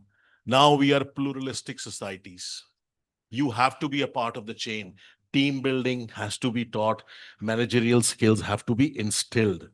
How are we going to do it? That classroom has to keep that in mind. Then the goal, that what we have come here for. We have been on this earth. God has blessed us with a beautiful life. But what are we doing to achieve the end point or the goal of this life? That has to be instilled again. That he has to be brought to that spirituality awareness. That's again the role of that future classroom, which will be doing. So this is what I think. And I'm very happy that what we do here is a fine example of my school sitting here, Mera Bacha, Aditya Malik. Since you've just graduated from us for about how many years? 10 years. 10 years. So here's this boy, confident, knowing what to do, what to go and seek for. Well done, son. And I'm so proud of you. That's when the time is up. There you go. Time is yours. Time's up. And I'll be speaking for the bonus time. Yes, I bring the bonus to the community. Yeah, I think the three wonderful panelists have spoken a lot about the vision and what an ideal classroom is. I will give you a peep into an ideal classroom. The year is 2006. The class is your K1. These are 3 years old, and they're seated in a circle in their chairs in a quadrangle, which is outside the classroom. There's sand there. There's a picture, or rather the painting, a replica by Raja Ravi Verma. I'm sure we've seen that, the lady with the swan, we might have. And there are two teachers who are talking with these 3 years old and asking, what do you see? Yes. So a few of them say, we see a lady. Others say that there's a bird. There is one who says, I see somebody who's worried. So the teacher asks, why do you say that? Because she's not looking happy. Yes. So then she again asks, why do you say she's not looking happy? So the other pitches in to say, because the bird is there and the bird is not flying in the sky. The birds are meant to fly in the sky. Why is the bird there with the lady? Yes. The class was on quest with questions for understanding, exploring, seeing, and thinking. And this was being done with, I asked the audience, what was the age of the children? 3 years. There was language that was happening. There was conversations which were happening, which were meaningful conversations. And there were children who were participating and thinking. And where you have a thinking class, you have an ideal class. The class was beyond the four walls of the classroom. where the temperatures were very soon going to touch 40 degrees centigrade because Ahmedabad 2006 was really hot. A lot of problems had come over, chikungunya and whatnot included. Yet what those two teachers mastered with those 3 years old was formidable. I was in Oxford this June. I don't think Oxford also matched what was achieved with those children. That's not all. The discussions continued and then two students digressed. So the teachers immediately asked, why are you not participating? They answered to say, we have already given our share of answers and now we would like to color. And the teacher very nicely says, yes, you've given your answers. Would you want to go back to the class to color? They said yes. And the teacher permits, they pick up their chairs, take their chairs back to the classroom. And one teacher moves to ensure that they color and they color well. So there's color being added to life. Mindful routines, habits of mind, and everything happened in a span of 10 minutes. That is what an ideal classroom for me, where students are allowed to be engaging dialogues, engagement, no distraction of temperature or sand billowing around them, all focus out there and each one having a space to carve out their own journey of learning. That is what is an ideal classroom. Yes, I hope the bonus was worth it. I put the question before the audience. Yes, thank you so much. And I would say that is how an ideal panel looks like. And the message is clear, by the way, that the best thing about education is education itself. And it's not about just filling the bucket, it's lighting a spark. So on that note, we'll finish this panel. And thank you so much for being such a lovely audience. Thank you. I also have to add that this is Vishal's first moderation. Yep, it's his first time. So जिसने लगाया है वो तो हो जाने, but for him as well, let's just applaud his confidence also, no? And a group picture, please. आइए. And I always say this, from food for thought, it is now time for food for your stomachs. It's time for lunch. It is 1:40. We will reconvene at 2:30 sharp and start with a next discussion. Thank you. Thank you so much. Thank you.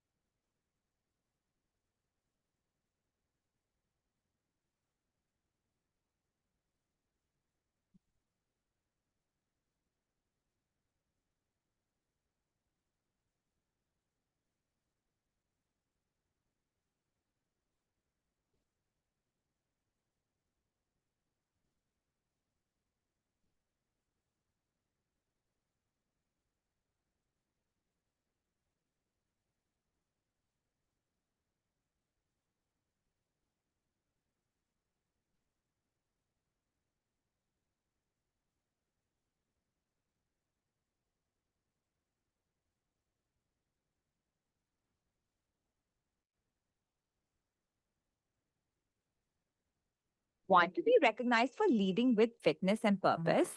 Want to inspire others through your wellness journey? In a competitive world, your well being is your greatest asset because the fittest leaders don't just perform, they inspire. Nominate yourself for Right Shift, fittest 40 above 40 now.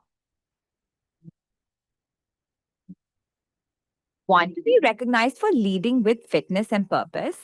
Want to inspire others through your wellness journey? In a competitive world, your well being is your greatest asset because the fittest leaders don't just perform, they inspire. Nominate yourself for Right Shift, fittest 40 above 40 now. Want to be recognized for leading with fitness and purpose? Want to inspire others through your wellness journey? In a competitive world, your well being is your greatest asset because the fittest leaders don't just perform, they inspire. Nominate yourself for Right Shift, fittest 40 above 40 Hello. now. Welcome back, everybody. If any of your colleagues or your friends are not here, I would request you to please call them inside. 2 minutes more and we'll start with the next discussion. Students, guys, are all your friends here? Are they here? The teacher is not here. How happy are you? On the contrary. You guys, so you are college students, isn't? From Meerut, aap log. And you people? Look at the confidence. What juniors? What do you mean? That's a separate table. What year are you in? What year are you in? And you guys? ये second ही तो है. First होते फिर भी हम सोचते. Are they good seniors? That's okay. You can be honest. Only one said. You need to have a chat amongst yourselves, guys. But okay, a minute more while we call everybody else inside and then we'll start with the next one. Badhiya. Thank you. Recognized for leading with fitness and purpose? Want to inspire others through your wellness journey? In a competitive world, your well being is your greatest asset because the fittest leaders don't just perform, they inspire. Nominate yourself for Right Shift, fittest 40 above 40 now. Want to be recognized for leading with fitness and purpose? Want to inspire others through your wellness journey? In a competitive world, your well being is your greatest asset because the fittest leaders don't just perform, they inspire. Nominate yourself for Right Shift, fittest 40 above 40 now. Want to be recognized for leading with fitness and purpose? Want to inspire others through your wellness journey? In a competitive world, your well being is your greatest asset because the fittest leaders don't just perform, they inspire. Nominate yourself for Right Shift, fittest 40 above 40 now. Want to be recognized for leading with fitness and purpose? Want to inspire others through your wellness journey? In a competitive world, your well being is your greatest asset because the fittest leaders don't just perform, they inspire. Nominate yourself for Right. Okay. Welcome back, everybody. First questions first. Everybody's had lunch? Yes or no? Yes. Okay. Badhiya. Surely, our next one. It's a fireside chat on total parenting solution. I have a nice introduction about our upcoming members for the fireside chat. Total parenting solutions is the much needed concept in parenting conversations in today's world.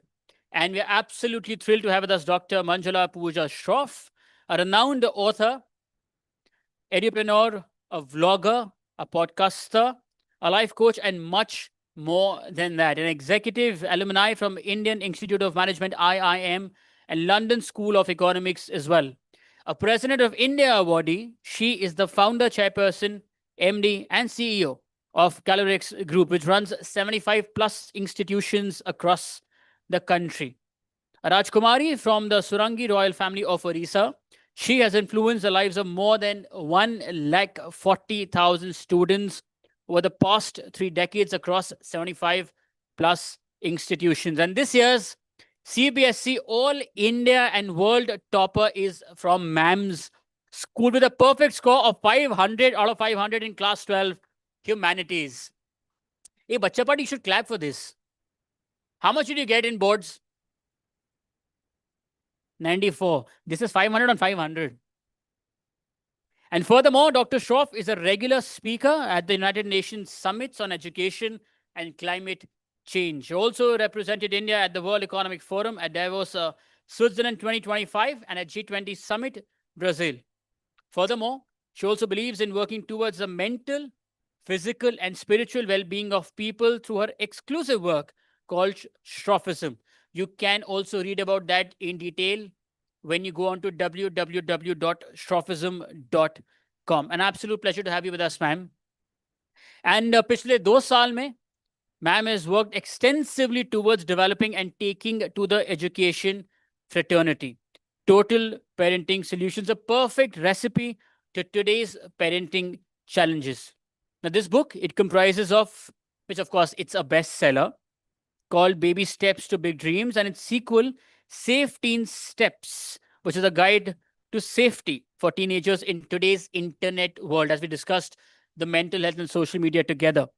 The VUCA deck curriculum based on NEP guidelines and recommendations, Parent Community Network, which is being launched this very year, and also Maya AI Parenting Solutions portal and app, an online AI-generated interactive portal, and of course an application as well, where Maya, India's first AI teacher, mentor, and influencer, provides solutions to the questions raised by parents and students. And आज Dr. Shroff हमारे समक्ष हमारे साथ हैं, and she will take us through total parenting solutions. Before we introduce and invite her on the stage along with Mr. Ananta, we have a video to showcase to all of you. Can you please have the AV? Namaskar, I am Ananta Krishnan from Calorex Group, and we welcome you to a partnership with parents to achieve the NEP's goals of mental health and emotional resilience in students. If you are an educator or represent management, you are pivotal and central to delivering and establishing the fact that mental well-being comes before academic excellence as strongly recognized in the NEP 2020. In the past 18 months, we have presented to you Dr. Manjula Pooja Shroff's contribution to the education fraternity, popularly known as Total Parenting Solutions. As we keep adding new solutions to TPS each year, this year we bring to you an added dimension of VUCA steps, aimed at building emotional resilience in students, which is essential for surviving in a volatile, uncertain, complex, and ambiguous VUCA world of the future. Let's take a brief look of our tour across the vast expanse of India, as well as at several prestigious international forums such as United Nations, COP28, B20, and the World Economic Forum in Davos, as we triumphantly completed 108 transformative sessions.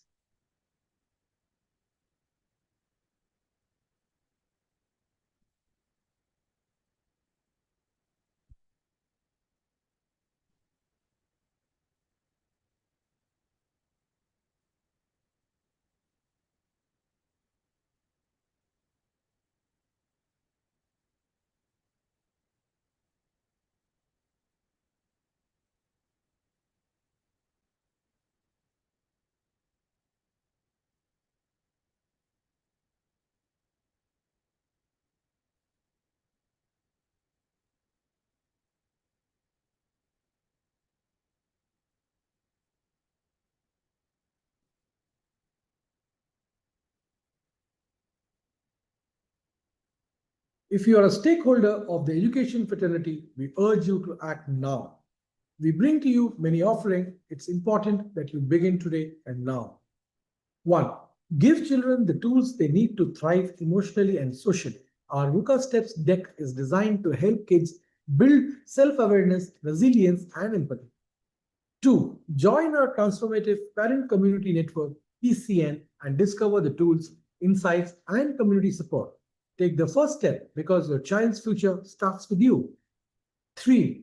Be AI ready to make smarter, more informed parenting decisions. Download our AI-powered Maya AI Parenting Steps app today and unlock personalized insights, expert tips, and real-time guidance. Please join us in our journey to create resilient and empathetic students who will be better prepared to thrive in an increasingly VUCA world where human race and AI will intermingle and coexist. Thank you. Let's please welcome the CEO operations at Calorix Group, Mr. Ananta, for a fireside chat with Dr. Pooja Manjula Shroff. Let's do the welcome again, no, audience. Thank you.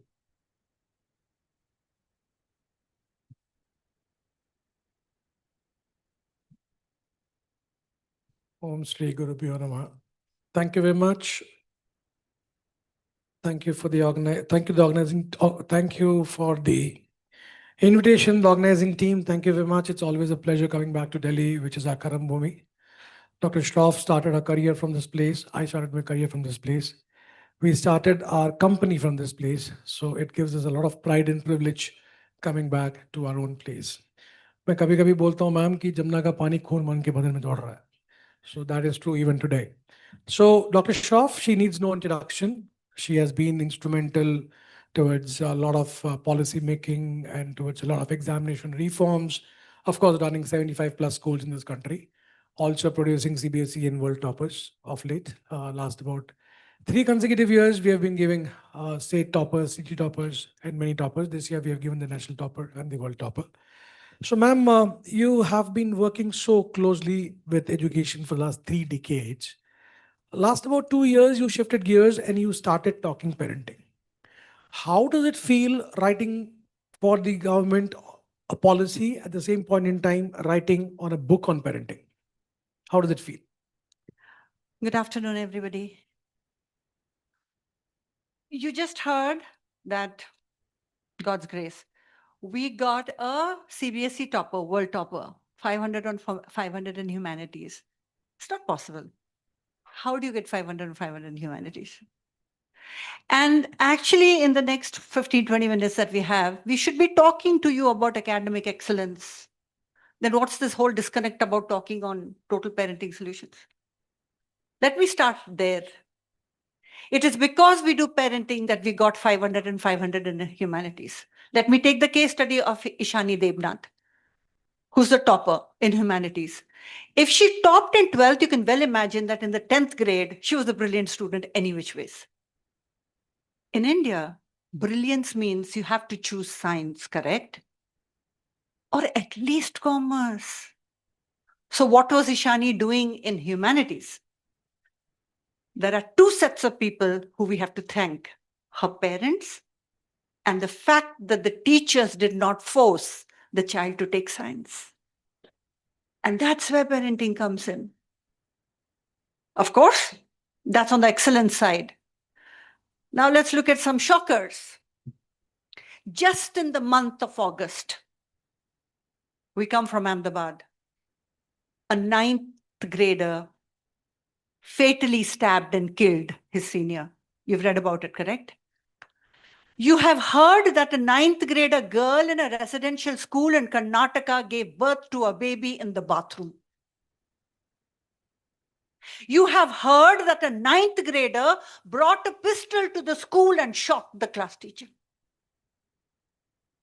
You have also heard that the first case against ChatGPT was filed last week because a teenager committed suicide and ChatGPT helped him.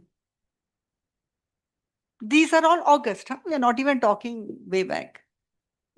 Subsequent to Ahmedabad, many other incidences happened of stabbing. So what's going on? Do you think that schools are teaching violence? I dare say no. Do you think parents are teaching violence? Clearly no. Then what is happening? Up until 6 months ago, we were thinking that shootouts happen like it happened 2 days ago in Minneapolis. Today, shootouts happen in your classrooms. And you still think we cannot talk parenting? We don't have the bandwidth as schools to deal with violence or sex or pornography or teen pregnancy. We can only teach curriculum. Let us know our limitations. And if you do not partner with parents, you will no longer have a safe society. And that's why parenting. Yes, parenting partnerships are very, very important for a safer society. Absolutely, you go bang on, ma'am. Dr. Shroff, this beautiful book, Baby Steps to Big Dreams, which was launched about 2 years back by the President of Mauritius, also being the only book to have ever been read at a United Nations event. It talks in great detail about a topic called as fear, which is actually a delimiting factor in a human's growth. I think you have detailed out more than 36 kind of fears in this. Even Bhagavad Gita chapter 16.1 outlays a lot on fear. Why do you think is it important to talk about fear in such a great detail between a parent and a child? Our schools believe that excellence is about marks. I'm part of the same system, and I believe it that if we don't perform in marks, we are not considered a good school. You know, the difference between a Western organization or environment and ours is empathy. When there is shootout in America, the classrooms are already teaching empathy. The sad part is we don't teach empathy. So when there is violence and shootouts in our classrooms, there are many more children impacted, and we never talk mental health. Thankfully, it's sort of prophecy. In this book, which was released 2 years ago, we started to propagate that parents need to talk about emotions. I mean, what is when a child commits suicide or is forced to react to maybe cyberbullying or rejection by a girl and commit suicide or kill, it's because they can't handle their emotions. But really, when have we taught them how to handle emotions? We don't teach in schools. And clearly, parents don't deal with it at home. So who's going to do this?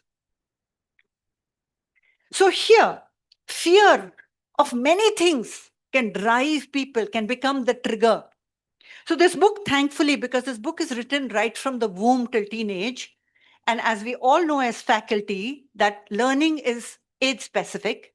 So it's taught on topics what you should deal with in preschool, primary years, middle years, senior years. How should you talk?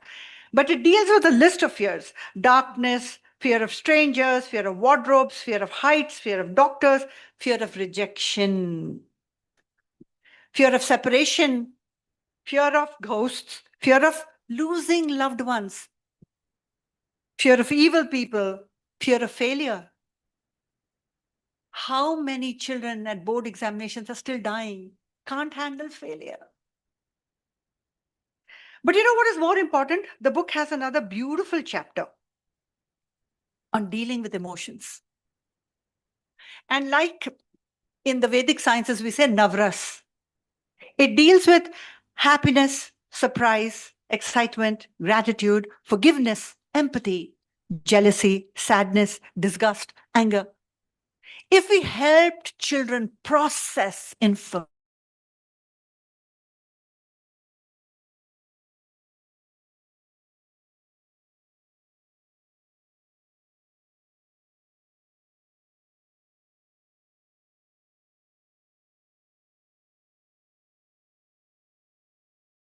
have the space, the time, the bandwidth, they only stay with us 6 hours in a day.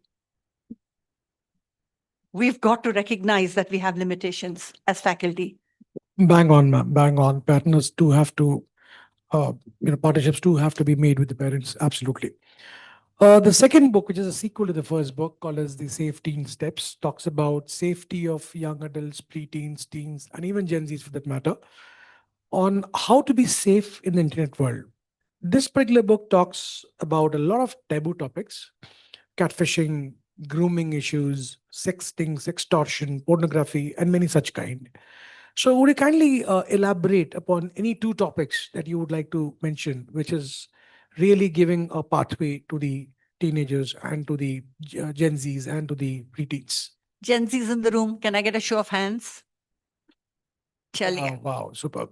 Chaliye. About 20% of the room is Gen Z's. Let's talk to you guys. Memes तो देखते हो ना social media पे, क्या मजाक उड़ाया जा रहा है आपकी जनरेशन पे, क्या मजाक उड़ाया जा रहा है. And whether you believe it or not, it is true. I want to tell you this. India believes, okay, so everybody, all adults, even you know that India is the 4th largest GDP nation in the world. We just surpassed Japan, correct? With the hope that once we will, in the future, the next goal will be at least developing or developed. The second power that we believe we have, is the young demography, on the basis of which Prime Minister of India is possibly making dreams of a developing country. But let me tell you what our young generation is doing. While the youth of America is studying and building AI, our youth and Gen Z is making an utter fool of themselves by going to Sayara movie. Have you seen the memes?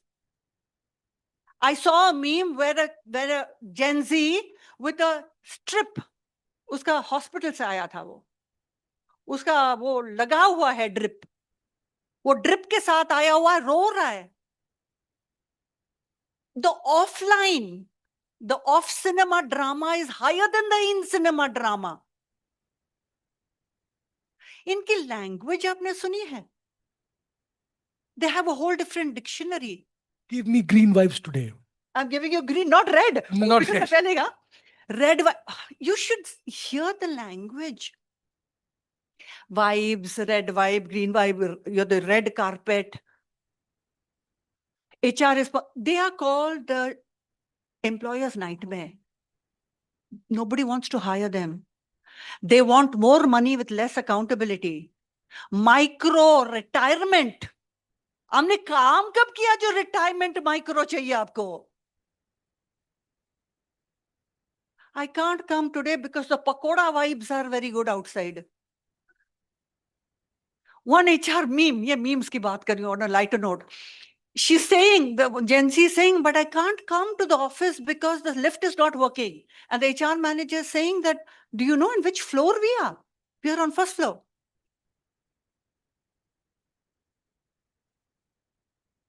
On what basis we'll take this country to the next level? On what basis? Coming back to, अगर ये हाल है यहाँ पे, तो आपकी classrooms में जो Gen Alpha बैठे हैं ना, वो तो confused lot of people हैं. This book deals with the safety of teens. Every case study that I gave you, class 9, class 9, class 9, class 9, class 9, class 9. What is going on with class 9? I'll tell you.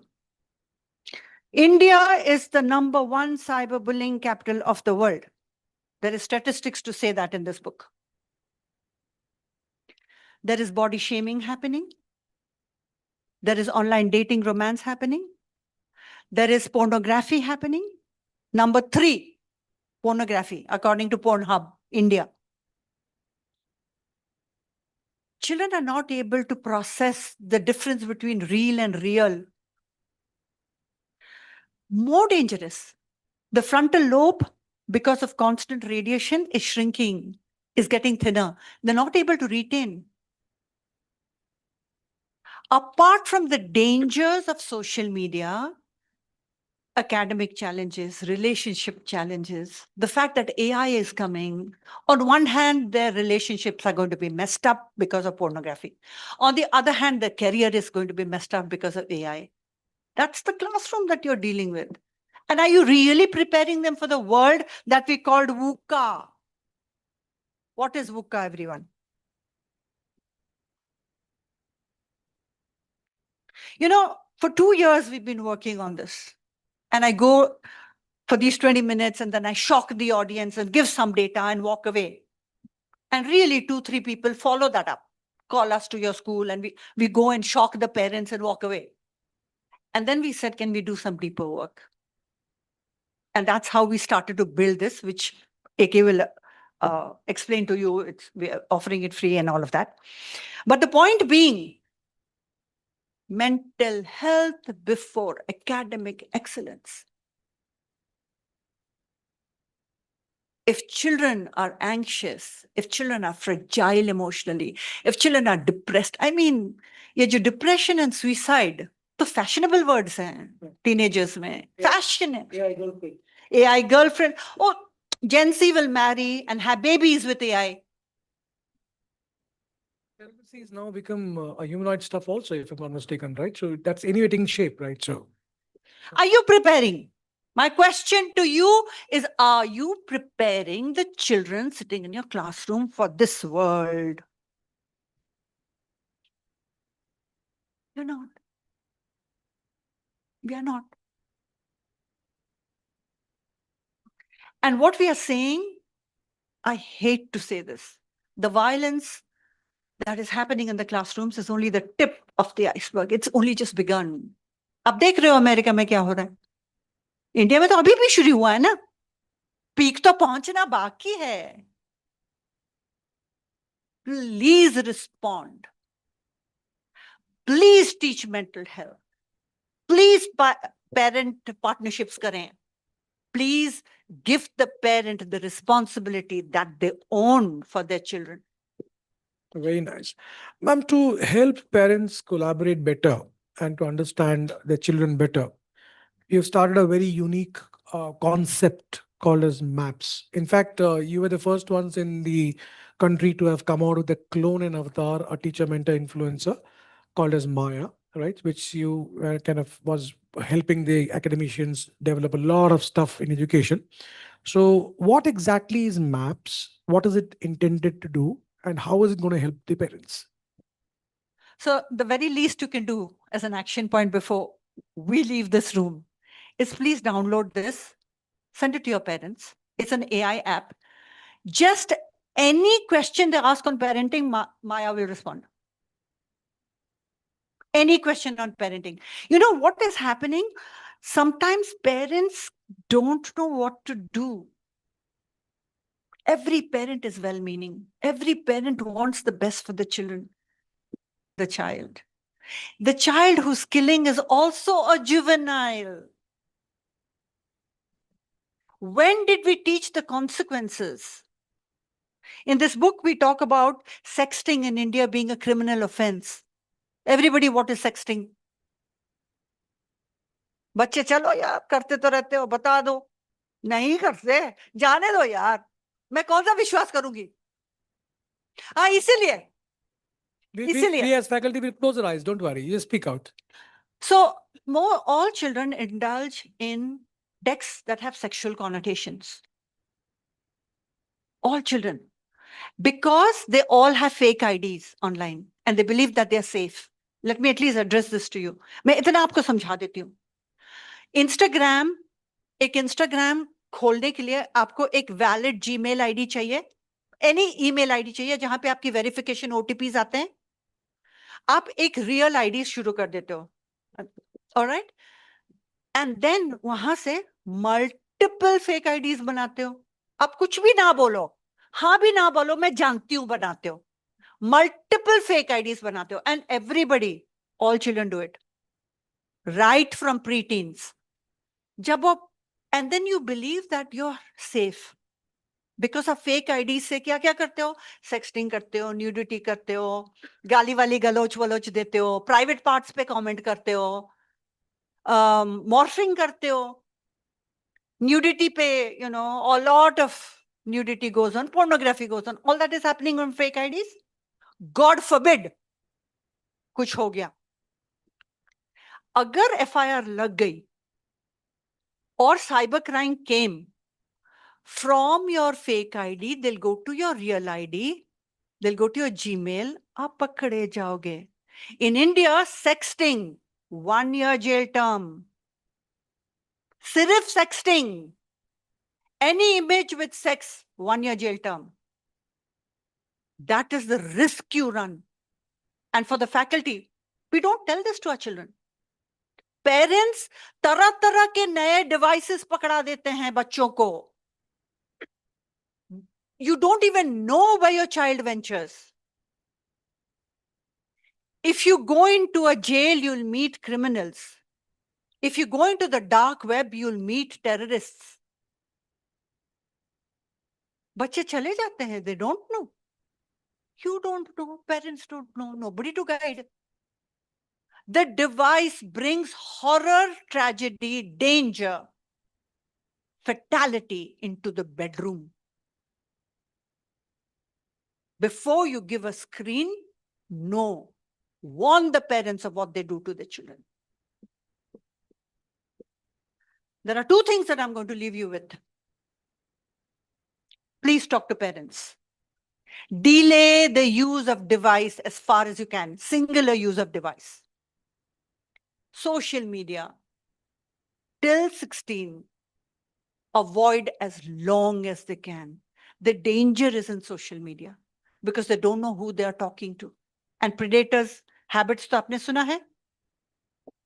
Do you want to take another question on predator or we'll wind up? I would definitely like to take a question, ma'am. But I was thinking I should first tell them that the books, both Safe Teens and Baby Steps, these are fantastic book. The second book was launched by the CBSE secretary and the MHRD secretary.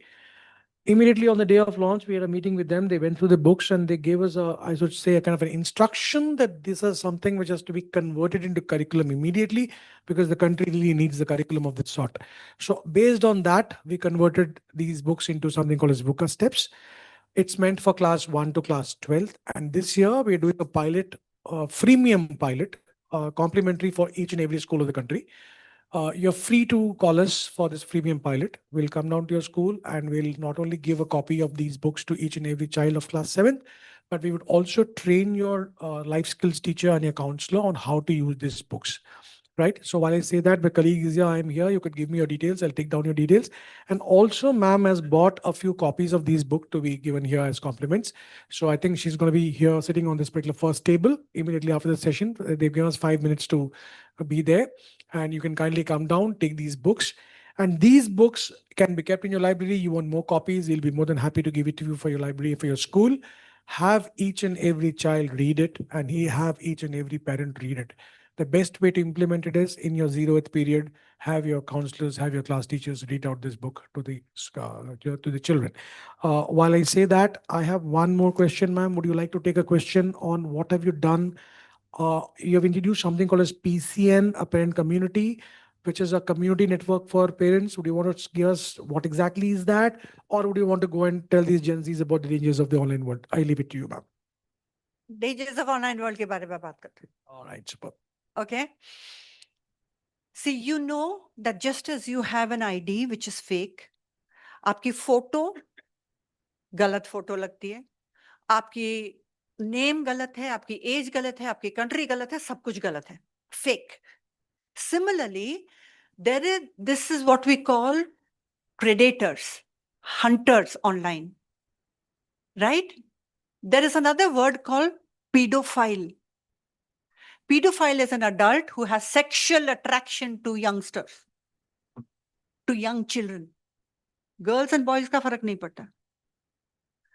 You don't know who you're talking to. There's a case that we talked about a 45-year-old school principal, junior school principal, who got into a honey trap with a Frenchman. And she shelled out 32 lakhs. Because he came to meet her and said, I'm stuck in customs, etc., etc. If adults can get trapped, you can get trapped. Think about young children. So there are some studies in the book. There is a chapter called Stranger Danger, where alarming statistics. So what happens is the predator sort of befriends the child. And the child starts giving information. Mummy 9 baje aati hai, meri didi khelne jati hai, main 2 baje se 6 baje akela rehta hu ghar pe. All of that stuff. And in the process of befriending, the trust, sometimes the predator will say, share a bikini picture, share a night dress picture. बच्चे दे देते हैं. After that, it leads to a stage called come and meet me in the same city if they are. And this book, like I said, it's alarming that 66% of students meet. And if they don't meet, blackmailing, sextortion. It's a very, very difficult world for youngsters. I'm going to leave you with that note. Time is up. And thank you for the extension of time. I'm going to leave you with that note that it is time that we partner with parents. It is time that we warn them.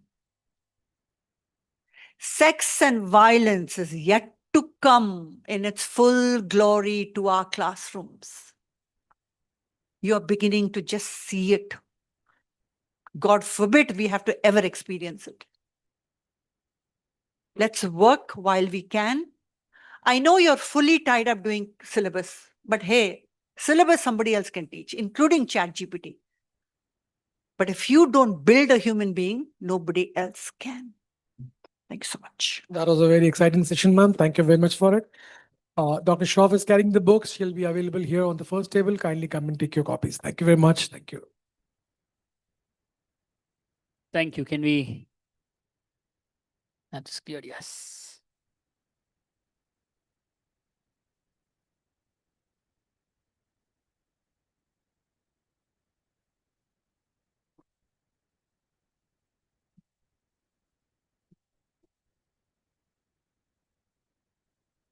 I please request our friends that to kindly settle down. We have another session. Meham, can you help us? Just request them to settle down.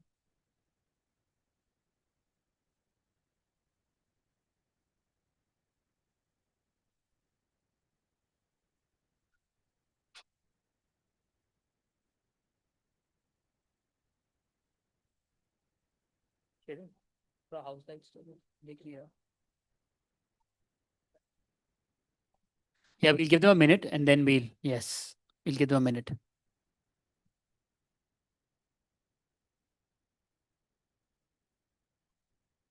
Next, it's a keynote address.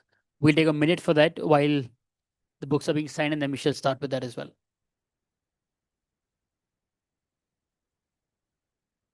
Yeah, 2 minutes is all that we have, sir.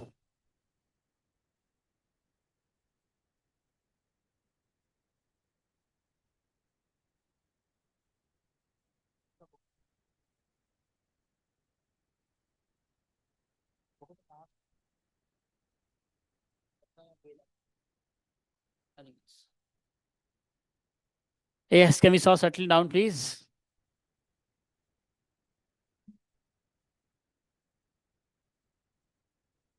Yes, a minute more, sir. Mr. Anant, I believe this is your mobile phone, sir, which is.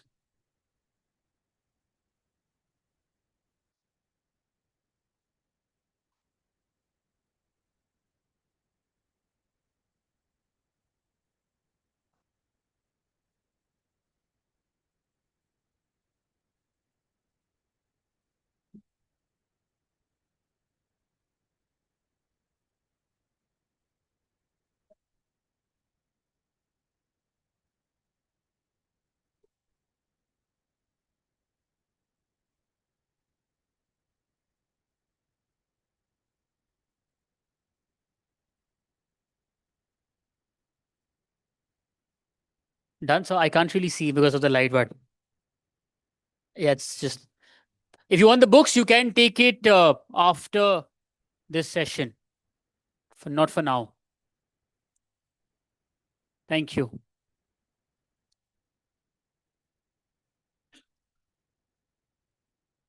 I am waiting for the last member to sit, and then we'll move on to the next one.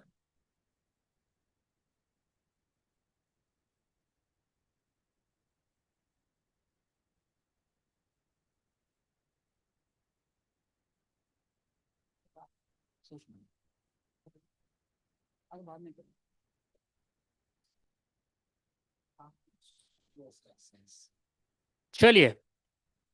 For our next keynote address, we are being joined by a working royal, Shriji Huzur Dr. Laksharaj Singh Ji Mewar of Udaipura, proud 77th custodian of a 1500-year-old legacy. Our leaders on a mission to help make a difference by providing perseverance and commitment. इनका ये मानना है जो इनको संस्कार मिले हैं, education that he's got, the opportunities he's got, he wishes to inculcate the same in the youth of today via his educational trust, various sports organizations, especially cricket, and he's also actively involved in community service. A key figure at the HRH group of hotels. He's humble, he's approachable, he's a leader whom I deeply admire and, of course, learn from. Please join me in welcoming to the stage Shriji Huzur, Dr. Laksharaj Singh Ji Mewar.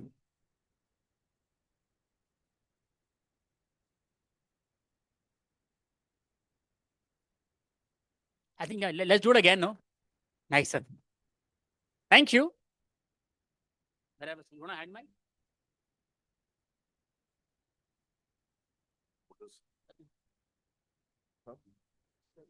No, that's fine. Be least torturous and least painful, especially after lunch, especially when you had a lovely fiery session and putting me back. Namaskar, greetings, good afternoon.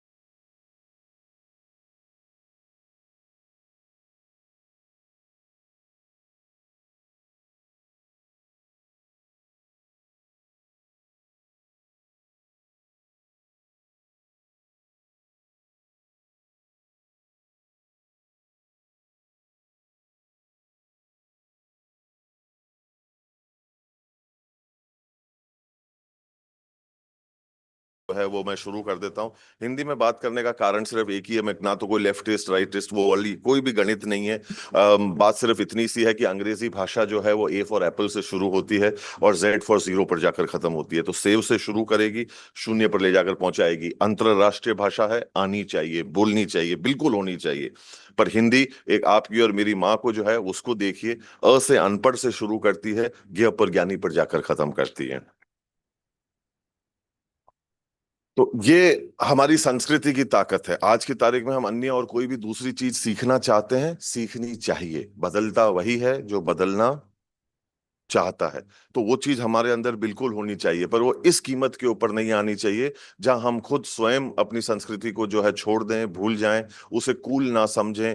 वो लगे कि भाई मेरी girlfriend या मेरा boyfriend क्या सोचेगा अगर मुझे अंग्रेजी नहीं आएगी, तो मैं संसार में जाकर क्या करने वाली हूँ या करने वाला हूँ। मैं विश्व के पटल के ऊपर जो है वो कैसे अपना जो है वो नाम या अपना लक्ष्य को जो है वो कैसे स्थापित करने वाला हूँ। इन सारी चीजों से कहीं ना कहीं हम लोगों को ऊपर उठना पड़ेगा। तब मैं कहता हूँ कि आज we are all caught up in this rat race about having to prove. हम लोग सब साबित करने में लगे हुए, किसी ना किसी को साबित करने में लगे हुए। And the first qualification you need to participate in a rat race is that you need to be a rat. So we need to ask ourselves those questions, that you are participating in a rat race. Are you one? No harm. Again, nothing wrong with it. But that's a call and a conversation you need to have with yourself. कि इसमें हम कर क्या रहे हैं, करना क्या चाहते हैं। So those are certain fundamental principles, fundamental questions that we need to know. तब मैं कहता हूं कि जब हम लोग ये प्रूविंग के गेम में, चाहे वो टीचर्स को हो, पीयर्स को हो, सोसाइटी को हो, पेरेंट्स को हो, सोशल मीडिया के लिए हो, for whatever reasons that it may be, the idea is never to prove. The idea is always to improve. So the thought process that should be that we are doing anything in life, it should be because we want to improve in life. मतलब मेरे को उस time पे बड़ा fashionable था जब हम लोग late 90s के अंदर we were in our 10th 11th and this new concept of having assessments and tests done psychologically came into being कि अब चाहे कोई बढ़िया मुर्गों को पकड़ो और ये हिंदुस्तान के लिए और खास तौर के ऊपर उस जमाने के पेरेंट्स के लिए ये एक नई सोच है क्योंकि पेरेंट्स भी उतने ही ढीठ थे क्योंकि अगर हमारे जैसे जो थे तो आप आगे वाले को तो सोच ही सकते हो और अगर हमारे पिताजी की बात करो तो हमारे पिताजी बड़े पिताजी किस्म के पिताजी थे तो जब उस जी तो अब उस समय पे करो तो करो क्या तो खैर कोई बात नहीं अब उस होड़ में किसी को तो पकड़ना ही था तो ये सारे लोगों को पकड़ा गया तो उस समय पे एक नए शब्द का हम लोगों के लिए आज से 20 साल पहले 25 साल पहले उस शब्द का इजाद हुआ डिसलेक्सिया का अब हमारे खानदान में किसी को पूछ लो उसकी स्पेलिंग तो हमको ये ना मालूम होगी कौन से अल्फाबेट से चालू हो वो अब उस बीमारी को खोजने लग जाओ कि शरीर के कौन से हिस्से में होती है वो तो दौर कहीं ना कहीं वहां से शुरू होता है so the idea is about getting educated idea is getting informed today that is the journey that we are kind of passing from there to today where there is a lot more awareness there is a lot more और अगर वो चीज अगर आप में निकल गई सबसे बढ़िया तरीका उसके इलाज का क्या है बुलाओ दो झापट रखो और उसको वापस भेज दो कि तुम्हारे अगली बार नंबर कम नहीं आने चाहिए रामबाण इलाज था किसी भी चीज के लिए और it worked for a certain extent and it got the due results that there were required और तब मैंने कसम खा ली थी कि किताबों को मैं जीवन में वापस कभी नहीं पकड़ने वाला हूं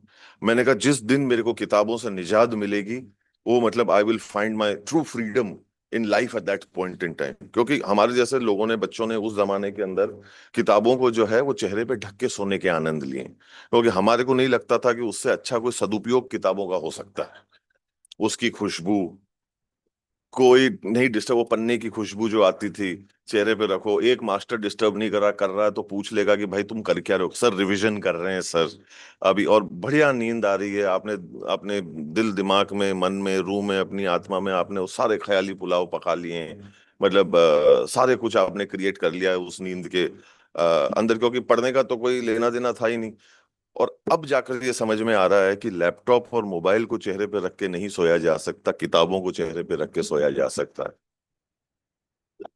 तब मैं मेरे मित्र की दो पंक्तियां कहता हूं कि सादगी थी बंदगी थी सरलता थी जब फेसबुक और व्हाट्सएप न थे तब जिंदगी थी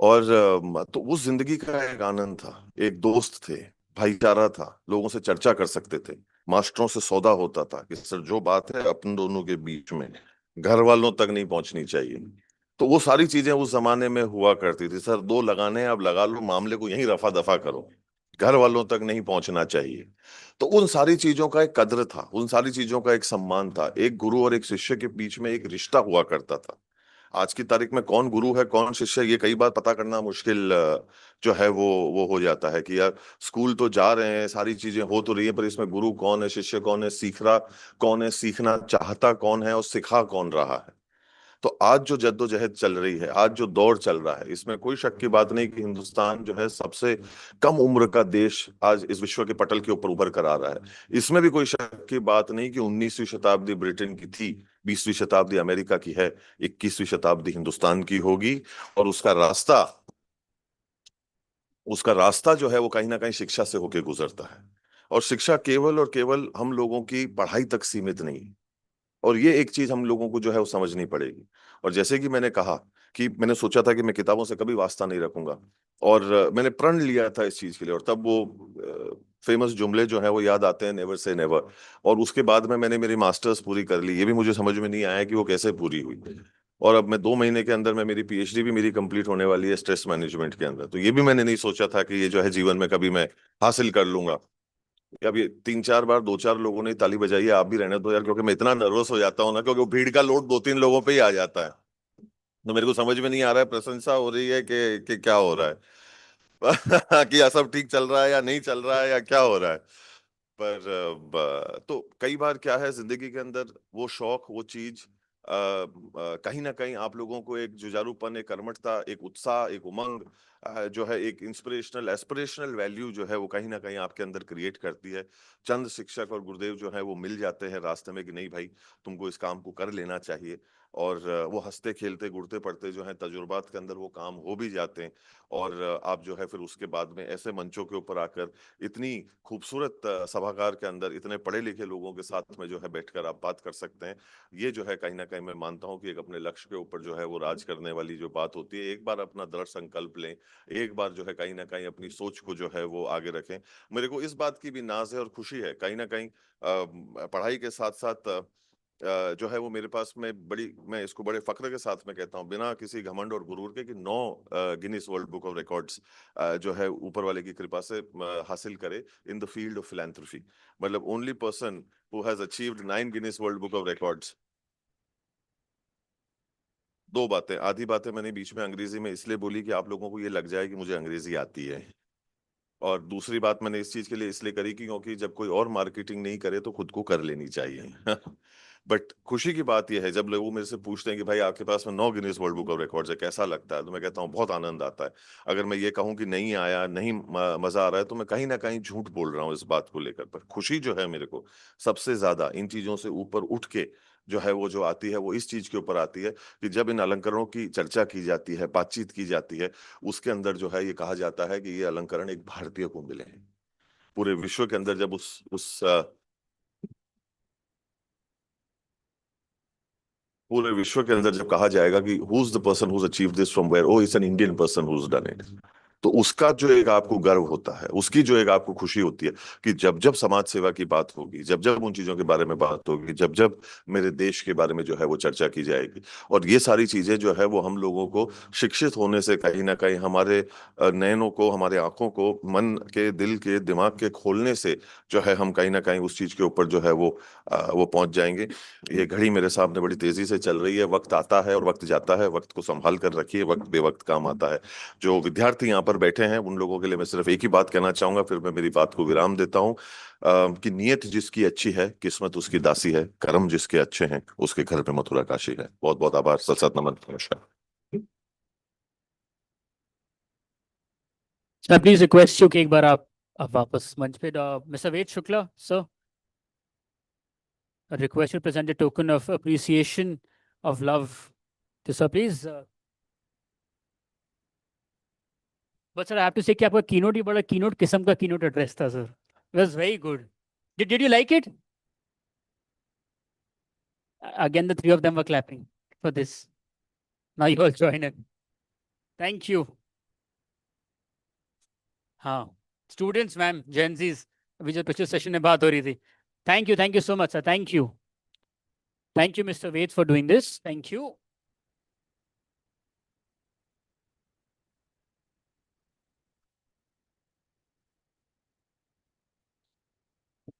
That was a keynote address, और इसी के साथ we will now move to our last two panel discussions. The students, yes, your teacher, someone asked me, they want a picture with, yes, they're all waiting. Wow.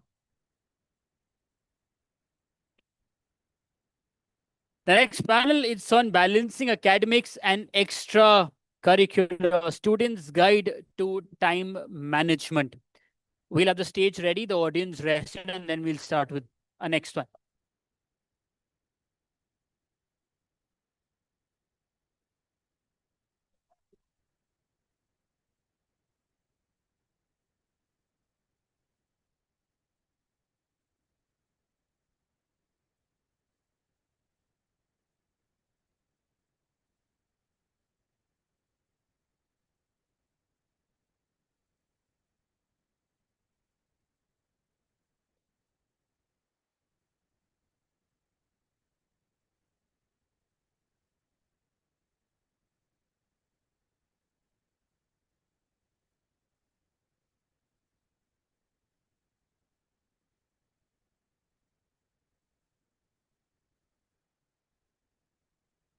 Chaliye, next one, academics and extra co-curriculars, a student's guide to time management.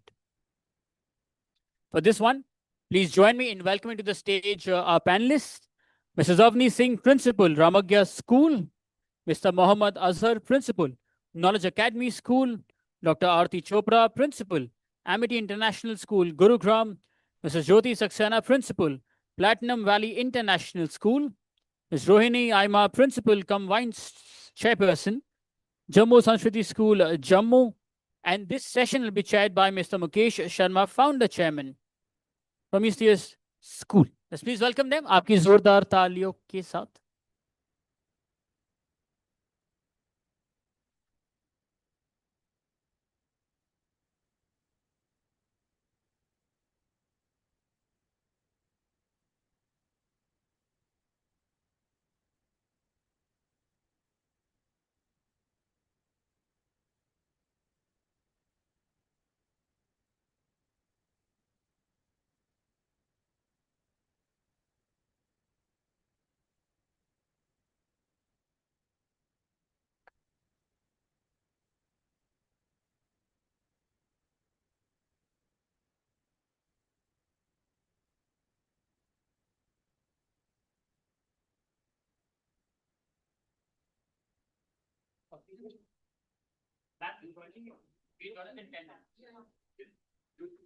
Let's sit in front of all the children.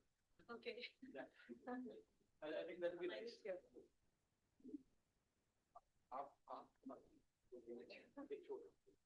I am in the right place, right? Oh, you are.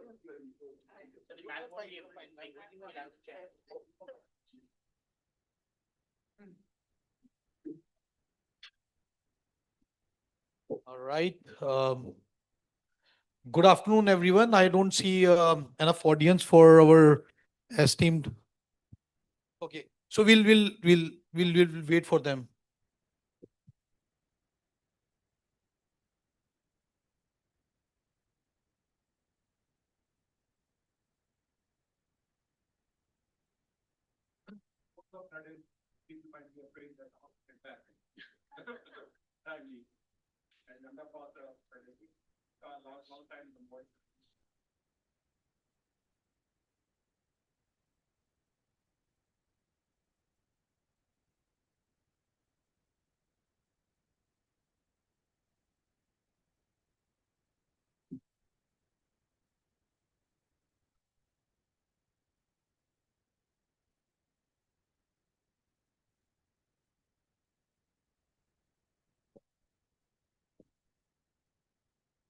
It's always a challenge, like Maharaja Laksharaj said, that, after a session of Dr. Manjula Shroff, he had a difficult time.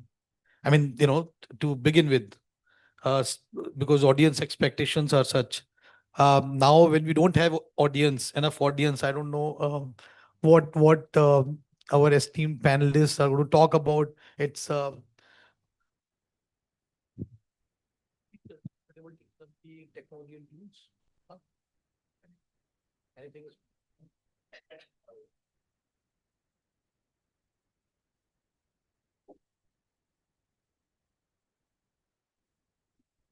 Shall we begin? All right. Good afternoon, everyone. Our theme today is balancing academics and extracurricular, and a guide to students' guide to time management. Now, when we talk about time management for students, it's always either parents or teachers who are telling them how to manage their time. Where is students' choice? I think the focus should be on taking students' voice and choice. And, if that is taken, I think it's going to help in managing time much better, because students would be more focused when their choices are taken into consideration. Okay. So through this discussion, we are going to explore how schools and parents can create that space for students, not just to take decisions for them, but how do they provide them voice and choice. So we are fortunate to have a very experienced panelists with us today, each bringing unique insights and experience that we are going to hear from them today. We've we've divided this there are 5 subtopics that I have created, and I'm going to start with Miss Dr. Aarti Chopra, who's MET International School principal. MET International School is located in Gurgaon. She is going to talk about overcommitment. And what does overcommitment mean? You know, many students want to do it all. And sometimes they they don't know how to say no. They just want to take everything. Giving them the confidence to voice when they feel stressed and to say no when needed is a powerful lesson. Dr. Aarti Chopra will share her thoughts on how we can help students avoid overcommitment and burden.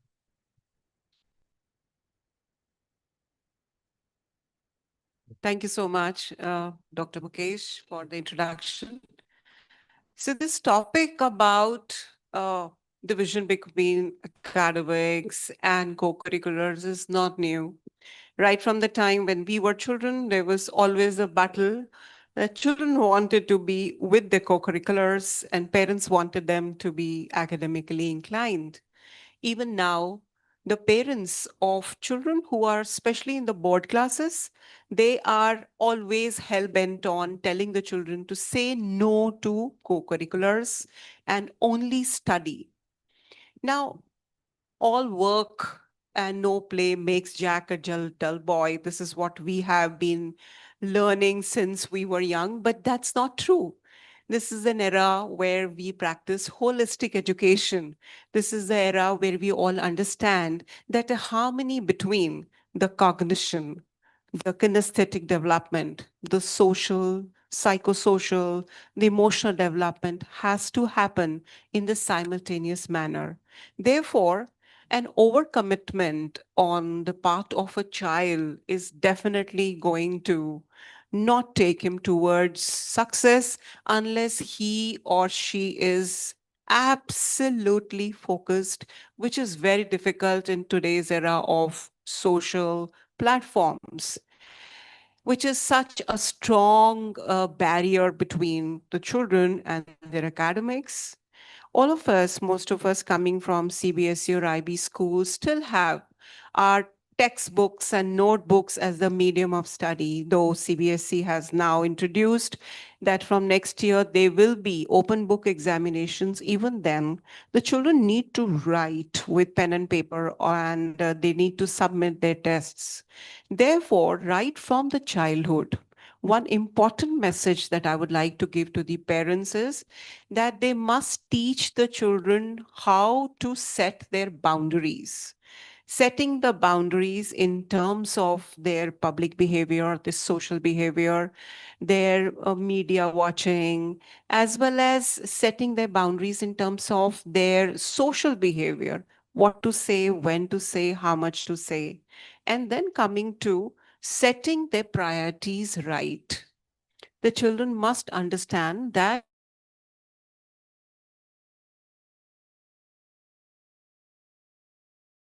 so once the set of priorities is decided by the child, he or she knows how to do the time management.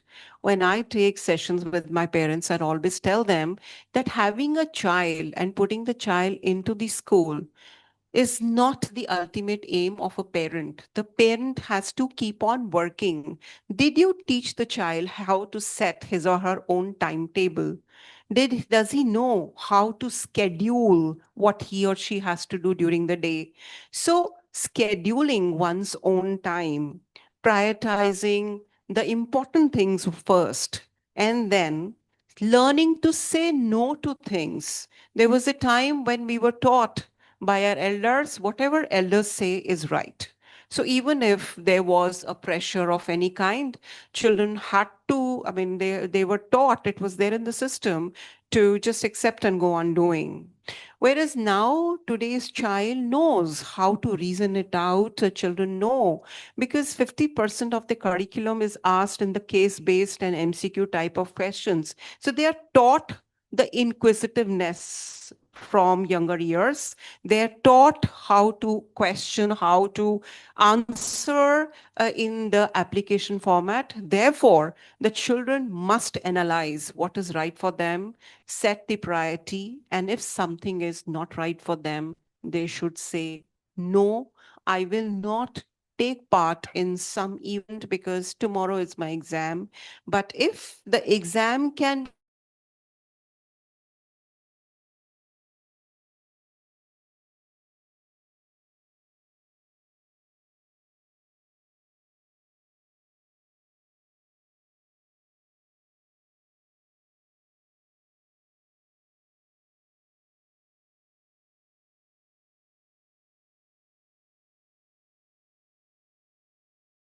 what they're going to do, it is imperative on the part of the parents and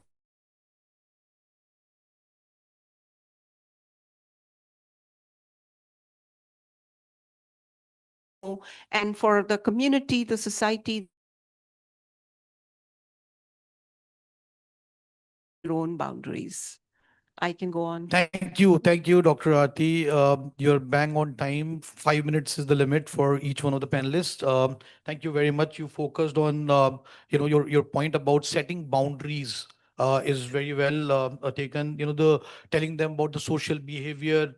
And one point, which resonates with me because I run an IB school called Prometheus School, is these days children are inquisitive. That is not taught in the class, but I'm just wondering, uh, for international schools or IB schools, because of the teacher-student ratio and the way curriculum is designed, where you are having more of inquiry-based learning, it is fine. But when it comes to CBSE schools, which is what we have majority, when we talk about 15 lakh schools in India, it is not possible to have children inquire in class because you have to complete the course, syllabus. You can't just you can't take 20 questions in your class.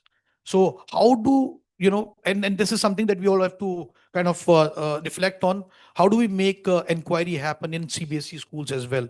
Now I'm going to move to Oh, I'll come back to you. Right now, it's just 5 minutes each to each one of the panelists. We have with us Ms. Rohini Aima. She is principal come vice chairman, Jammu Sanskriti School. Welcome, ma'am, to the panel. I'm going to have you talk about habits and routines. And routines work best when they are not just imposed. And here also, one thing that is common is students' choice, but when students have a say in what rhythms suits them, what works for them. So Ms. Rohini will speak about how daily and weekly practices can help students build balance and how their own choice in shaping those habits make it sustainable.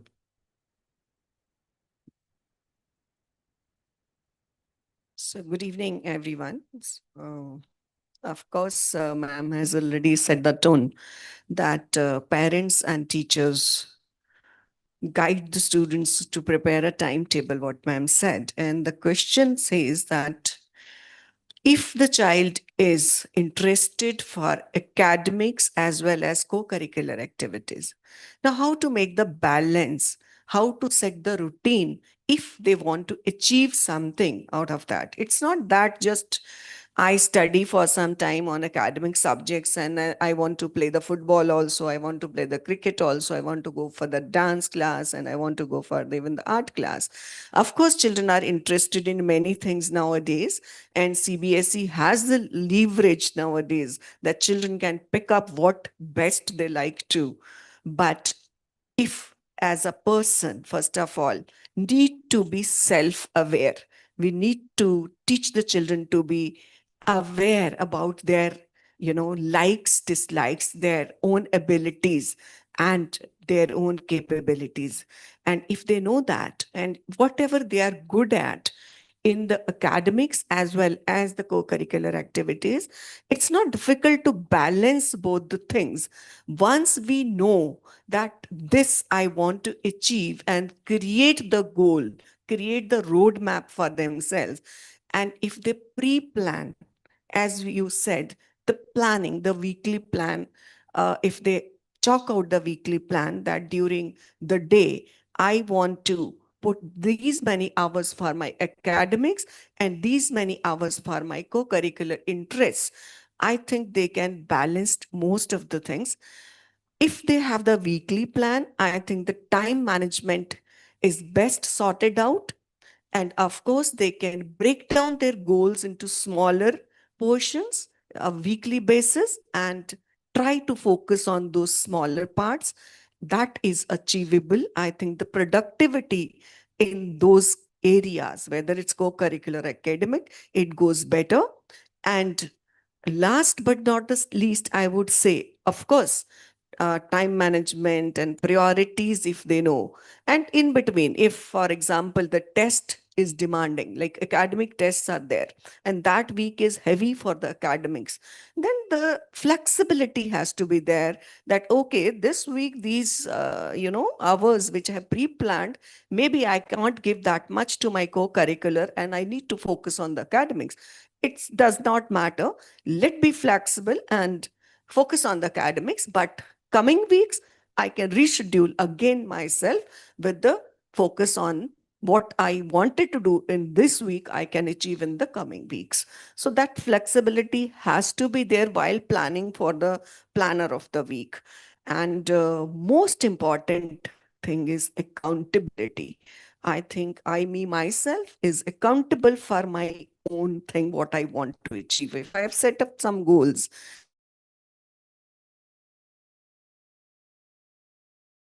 I prioritize what I have planned for the week or not. So that accountability has to come from within for each child, from himself, for himself, and for herself. So if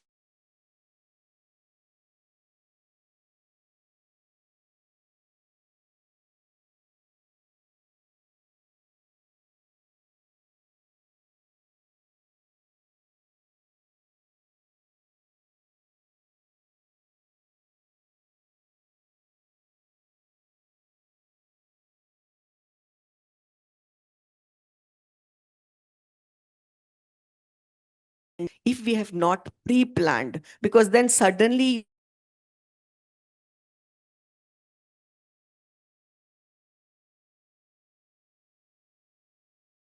weekly or monthly, whatever suits to the children as per their own capability, I feel the co-curricular and academics, they need to pick up, pre-plan, and work for that.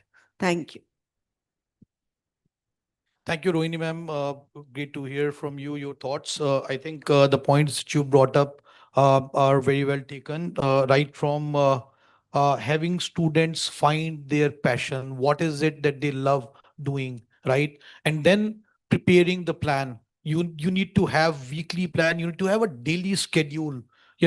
What is it? So what is the balance, especially when when let's say you are a basketball player and you have tournaments coming up, right? How do you change? Are you adaptable? And are the schools supporting them enough? And if we are already doing all this, I don't think we'll be sitting here and talking. And I'll tell you the reason for it. You know and Dr. Aarti very rightly put that students are more inclined towards sports and the extracurriculars more than academics. What has academics done to us? How has sine theta, cos theta, tan theta helped us? Whereas the sports and the extracurricular help in building life skills, which is very important. You've learned coding. Would that help? Coders don't have a job today. But if you are a smart individual who can speak, who's full of confidence and who can adapt, then you have a job or you can create jobs, right? What role does school play in helping children who are more inclined towards academics and are doing well? I think schools today are only killing their passion for extracurricular or sports, because if you are, if you have a child studying in grade 9, by 9th, they start telling them that now you have to be serious with your academics. Why? Because you have to score. If you don't get A grades, then you are not going to get a admission in a good college. But nobody is talking about what would you do after graduating from your college. Do you have a plan in place? The child is really good in sports, they have exams. Are schools telling them that, hey, you know what, in your routine, it should be, even in classroom hours, we want you to focus on the sport, we want you to focus on nutrition, we want you to focus on your fitness. And when it comes to exams, we are going to provide you that extra support. Children who are inclined towards academics, they are going to be competing at a different level. They cannot compete at a level with the individual who's also representing school, or has the potential to represent the nation. The school should be providing that additional support and add to the routine. That is the kind of contribution that I am looking for, and I'm expecting to see the change in the schools, to support students who are passionate and have the potential to represent not just your school but the nation at international stage. So that's where I think routine, it helps to add them to it helps to give them that flexibility to just focus and provide them the required support, be it giving them additional weightage, which colleges do, right? When you're playing college golf in US, you don't even have to attend classes. Here in schools, you don't have 80% attendance, you can't sit for the exam. Now the child is having issues in balancing. So, now I'm going to request Mr. Mohammed to talk about the role of technology and tools in managing in the managing the time. Technology can be both a distraction and a powerful enabler. The key is to let students decide the tools that work for them, and to hear their voice on what helps and what doesn't, rather than just pushing out or rolling out the tools and technology and telling them use this because this is what can help you manage your time better. So Mr. Mohammed Azhar, who's principal of Knowledge Academy School, is going to share his ideas on how students can use technology smartly to manage their time. Thank you. You have 5 minutes. Yeah, good afternoon. By the way, it's good evening. My name is Mohammed Azhar and I'm founder principal of Knowledge Academy School. And thanks for the opportunity to being here as a panelist. And thanks for the question which you asked. Before I answer the question, so the whole the concept of this manage extracurricular activities and the managing time with that, this will be done by the children who take their life as a matter of their choice. Number one. Number two, this will the academics and extracurricular activities who will take those studies, academics for their life, not for the exams. So these are the two people, two characteristics of students who will take serious about time, their life. Time is all about life, right? So with that, now when they take their choice, are they studying for the societal pressure or peer pressure or parental pressure, or as a matter of choice, they're taking their choices in their life? That matters in balancing.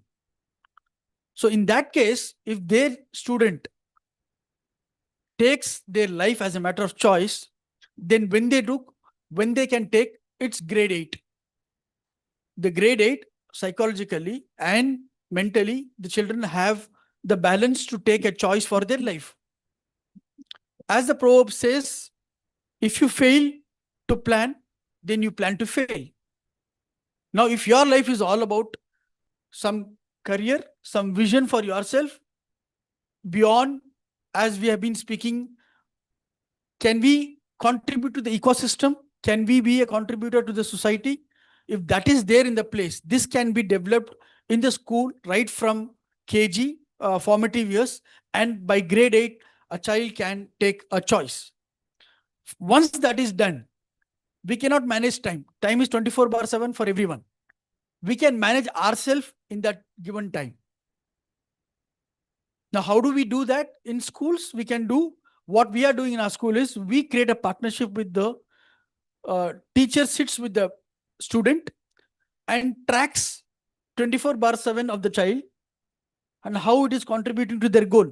And we decide the child's goal, child's future plan, that is till college, which college they're going to take and what stream they want to take, what kind of marks they should get. Everything has been planned by grade 8, starts with grade 8 and ends with grade 9. So by grade 9, it's very clear the child is going for these 4 professions. We take 4 professions and they plan their life around it. And as a matter of choice, not because parents says, not because principal is saying, not because teacher is saying. And we do career counseling as well. Once that is done, they're very clear. Every day, 4 hours, we run IGCSE school. And every day, it's 4 hours they have to spend. It's very clear. And Saturday, Sunday is a buffer time for them to manage if something got missed. And the technique what we use, or it's there are 5 to 6 techniques, but majority the successful technique is getting things done by David Allen, and which has n number of technologies, apps available where you schedule your whole life. And there is a methodology to that, which tracks each and everything with reminder. And the very best in our school, what we use is Todoist is an app which gives very clearly whole life is scheduled. And all the techniques. What app is this? Todoist app. Todoist. Yeah. There are To-Do app and Microsoft, all the companies have, but what has worked best for us is Todoist app. And you can schedule whole life using this app, which gives enough things to schedule. So with that,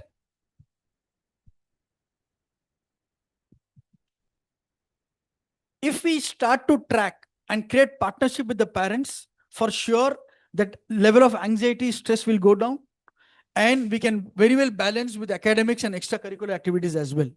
So with this, I think I answered your question. No, absolutely. No, I think you're bang on. As far as technology and tools is concerned, you are leveraging tools to help students manage their time effectively.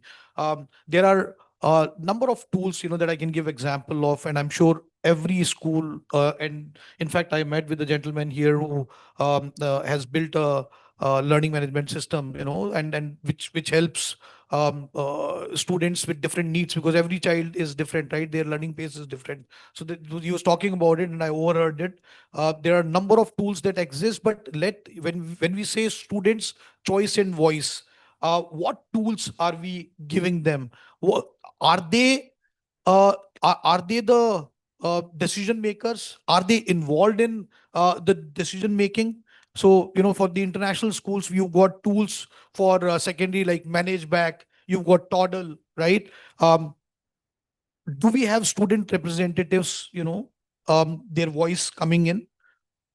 I think in majority of the schools, answer is no. I'll give you example of what we are doing when it comes to helping students manage their time effectively, balance things out. There's a tool called It's Credible. We use It's Credible platform to recognize individual for their unique learner attributes. So all the recognition goes on it through It's Credible to students, and it stays with them for life. It is instantly verifiable. Students, you talked about, you've got career counselors. you help them plan, and there are 4 types of professions that. So we at Prometheus School, we don't talk about professions, we talk about your interest. Let the child be, let them figure out what they want to be, but create that entrepreneurial mindset.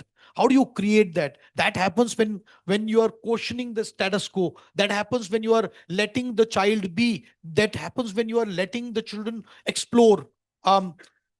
By It's Credible, what we've done is we've given students ownership of their credentials. There is a, like DigiLocker of government, there is credentials locker of It's Credible. So CreduLocker, all the credentials go into CreduLocker. If child ends up moving to a different city, or when they grow old, they still have all the credentials that are instantly verifiable. So they own their portfolio, right? So that definitely plays a significant role in giving them that confidence that they are the owners of whatever that they're building.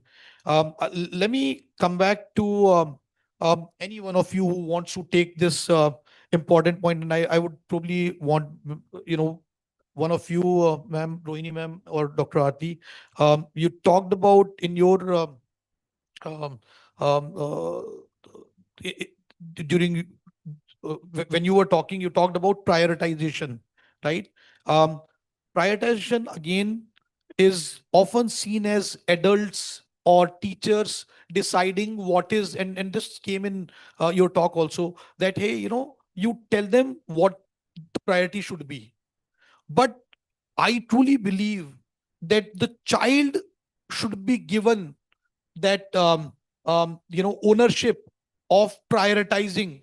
Decide what you want to do. What do you want to be? Here are 2 things. You want to be a musician, you want to spend 2 hours, 3 hours learning a particular instrument and balancing academics. So how do you what are your thoughts about prioritization? And in the digital age that we are living, what do you think a teacher's role is, school's role is, and parents' role is when it comes to prioritizing the the extracurricular with the academics for students? So, Dr. Aarti. So that's interesting question. How do we use technology? First of all, technology is a great tool, definitely. But Dr. Aarti, I asked you about prioritization. Technology part, we're done. We'll come back to technology, but prioritization. okay, so Right? I'll tell you about prioritization. I personally feel that the tools that we offer to the children right from the age when they are in 7th and 8th, they are given a lot of opportunities to choose the skill that they want to build themselves in.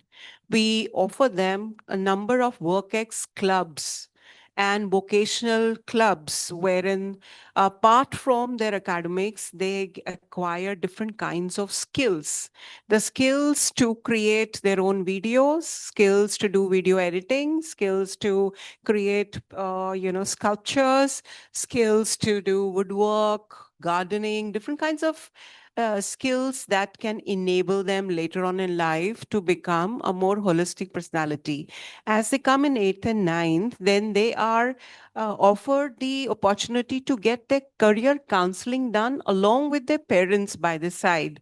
So then the parent, the child himself or herself, along with the class teacher and the counselor sit together to work out on the basis of their aptitude test which is given to them, what is the future course of study plan that the child is blessed to have, that the child has the aptitude to excel in, and what is it that the child wants. Sometimes there is a gap between what the child wants to do and what he has the aptitude for.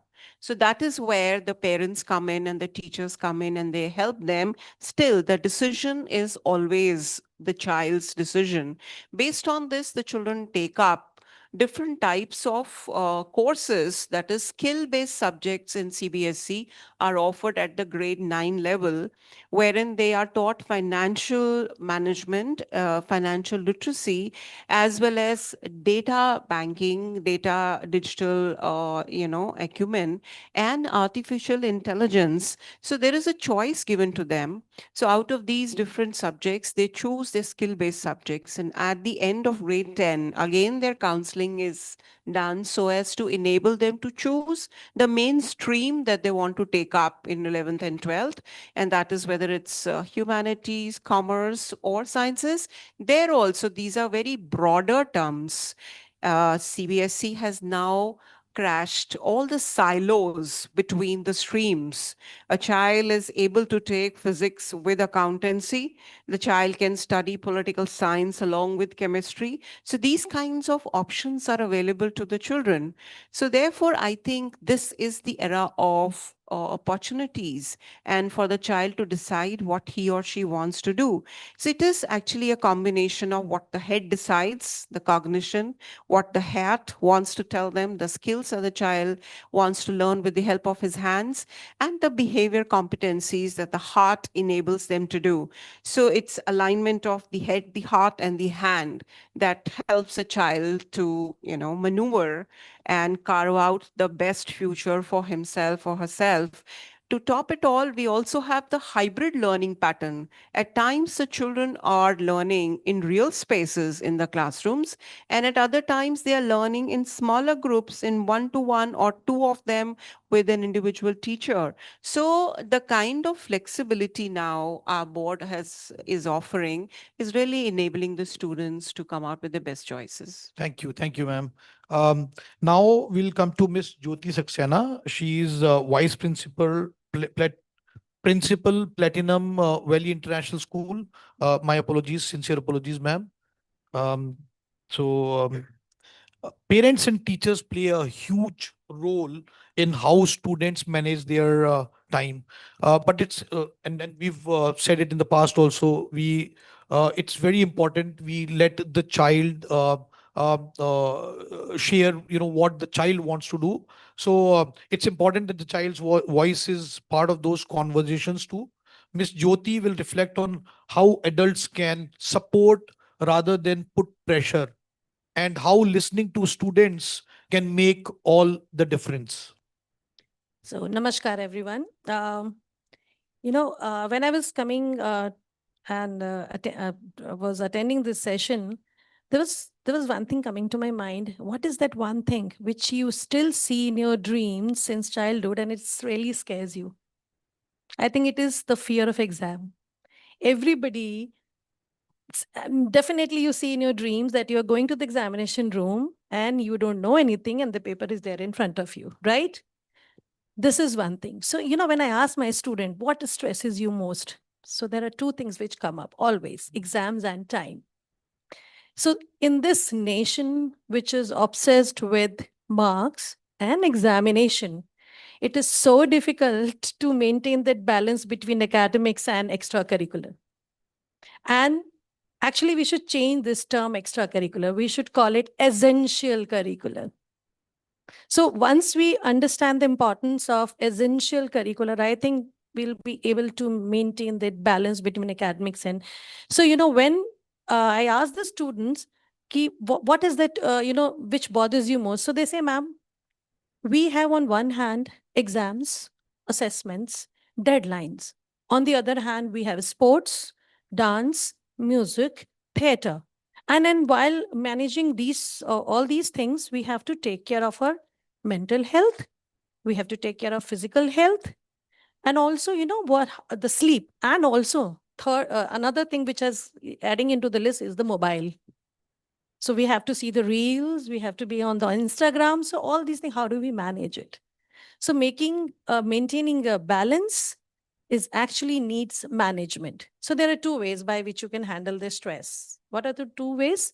You get stressed due to stress, or you manage it. So I think the second option is better, to manage your stress by making a schedule putting everything in your calendar, because I always tell my students, if you want to do something, if you want to achieve something in life, but if it's not there in your calendar, it will not happen.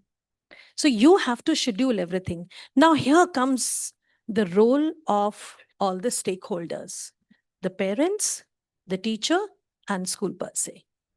Now, we always advise students, schedule, plan, manage. But what is our responsibility?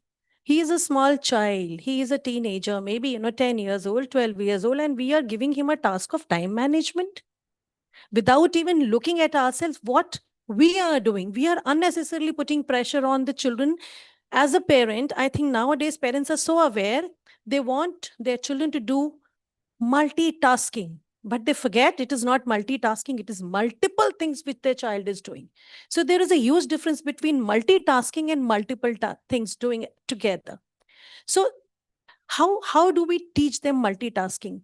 We have to be little flexible in our own schedules. Now I'll give you an example. Today itself, my half-yearly examinations are going on in the school, and there was one competition for hockey and one competition for entrepreneurship quiz. I told my teachers, let the children go and attend that. I will take the exams later, no problem. So I made myself flexible. I made my routine, my schedule flexible to suit the requirement and the need of the students. So what children are looking up to, the adults, looking up to the adults, that they should be more flexible than what we are doing. We always ask children to be flexible, make a plan, schedule your events, make a balance out of, but somewhere we forget that first we need to make our schedules flexible, examination particularly, because the schools are so rigid that they will not take the retest, even if the child has been, so the parents are, as it is, very skeptical. So they will not let the children participate in the debates or sports competition. Nahi, exam miss ho jayega. एक महीना पहले से वो रोना शुरू हो जाता है, होमवर्क हो गया, रिवीजन हो गया, वर्कशीट कंप्लीट हो गई, एग्जाम सर पे है. So this kind of phobia we are creating in the minds of the child. I think we need to do away with all this thing. Jyoti ji, I echo every word that you've said. I think one thing that I want to again point out, when you said stress, managing your stress, you need to learn to manage your stress if you've not planned it. I think there is nothing that is called stress. It is basically when you are doing something that you don't love doing. Yes, it is stress, right? When you don't want to be somewhere, you get stressed out. If you are doing what you love what you do, then stress is not there. There are no challenges. Those are opportunities. Anyways, that's the way we work at Prometheus.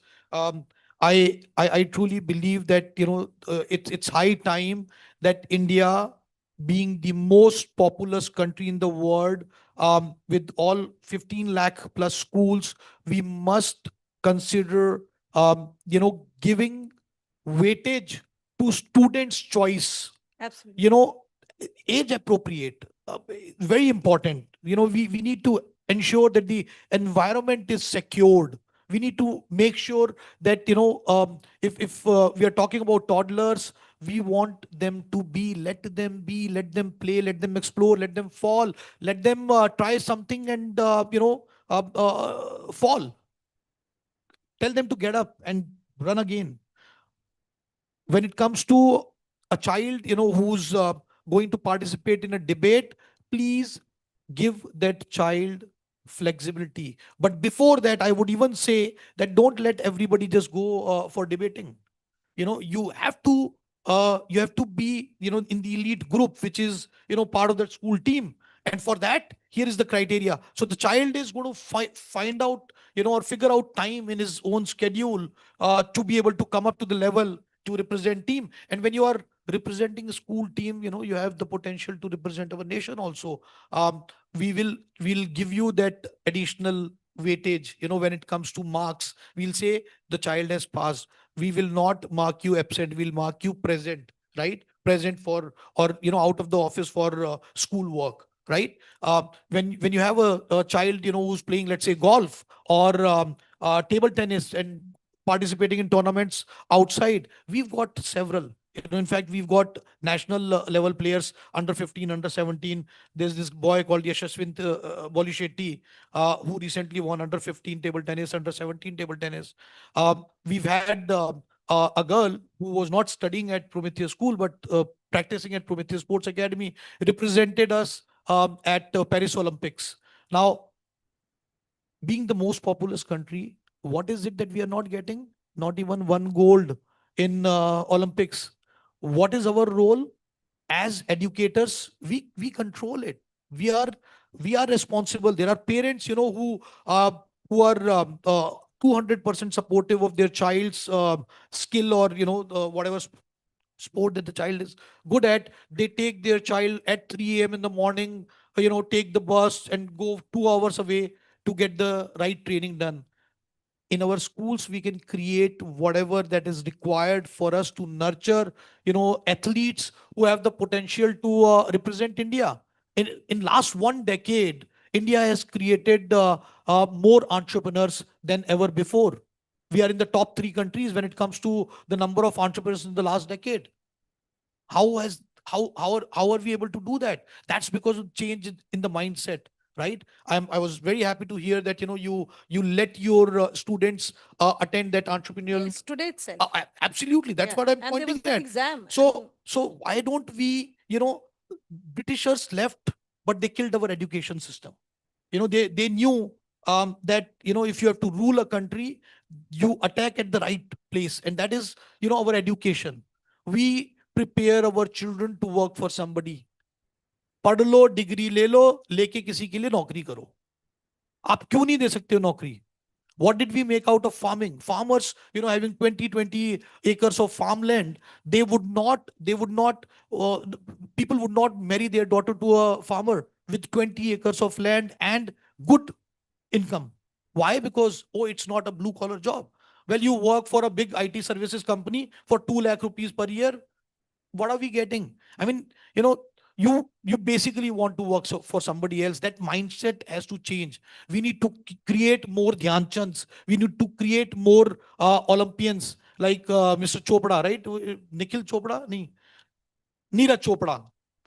Neeraj Chopra. But again, there are not many who have fire in their belly. The privileged ones, they do not want to, right? They are laid back. They are busy on their phones, watching OTTs and all.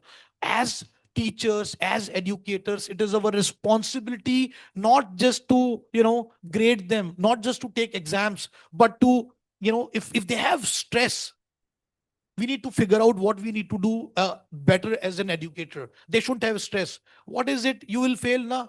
You've not prepared, so what? Next time. No big deal. I mean, if you walk into Prometheus School, you will see students are very confident, even if they have failed. So what? I mean, they've got the founder who's sitting, who says very proudly that, I got compartment in 7th grade. I barely passed my math exam. But, math has not helped me. It's the life skills. And schools need to recognize, and as educators, we need to recognize every child for their unique learner attribute. You may not be good in academics. You may be good in academics, but not in everything else. We'll recognize you for your academic excellence. We'll recognize you for your leadership skills, for your open-mindedness, right? Because that is what the world needs today. Now, we've got 8 minutes left, and I'm going to request each one of the panelists for, as a closing thought, what is one thing that you would like to suggest as a key takeaway, each one of us, and we'll start from Mr. Mohammed, in this direction, that and in one word or one sentence, that would be a key takeaway when it comes to balancing. What we are talking about is a life skill, and this is something which we need to implement, as you are telling. This is a skill which will, for sure, this will help their life to move forward, and this is very much required. I as a school owner, I interview people, they were nowhere our graduates are linked to this.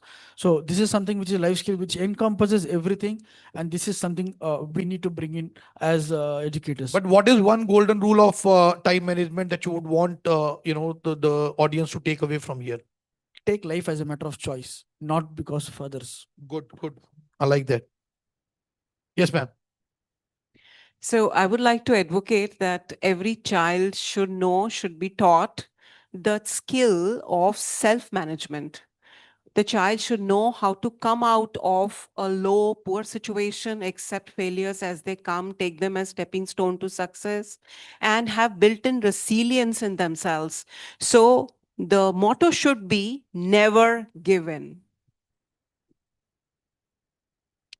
Okay, so my one message for all the educators sitting here, the school is like a bicycle where one tire is academics, another tire is essential curricular, and pedals or brakes are in the hands of the parents and the teachers. They should know when to put the brake and when to pedal it.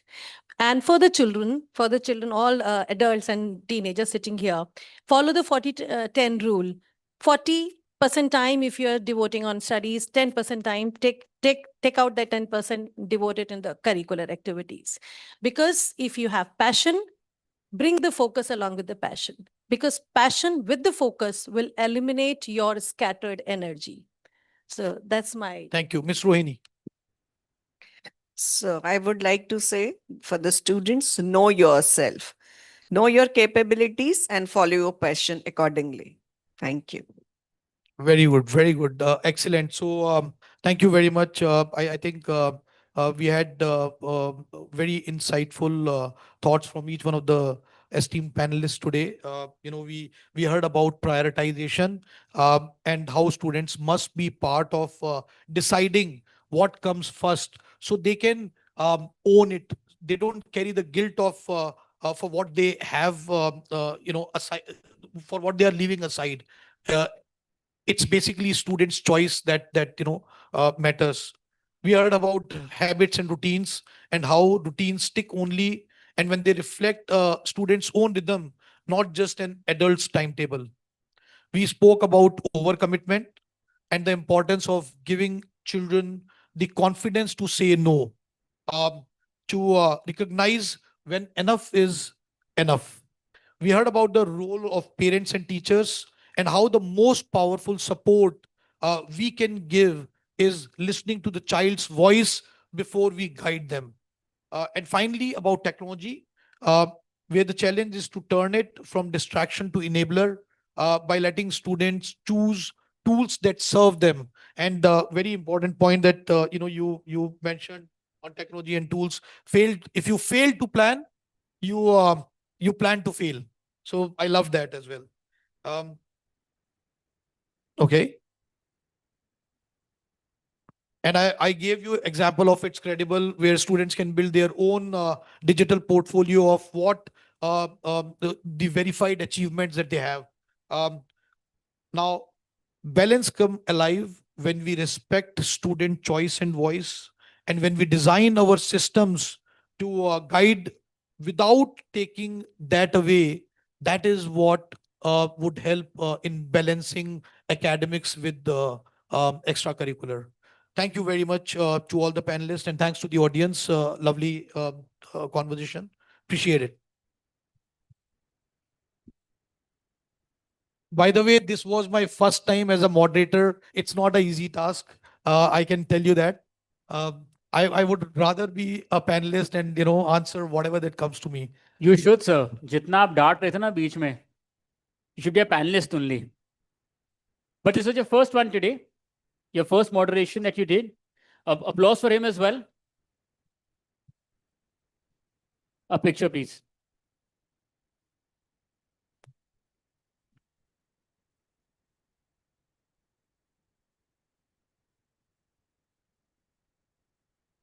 Thank you. Thank you so much. Thank you, Mukesh, sir, for moderating that.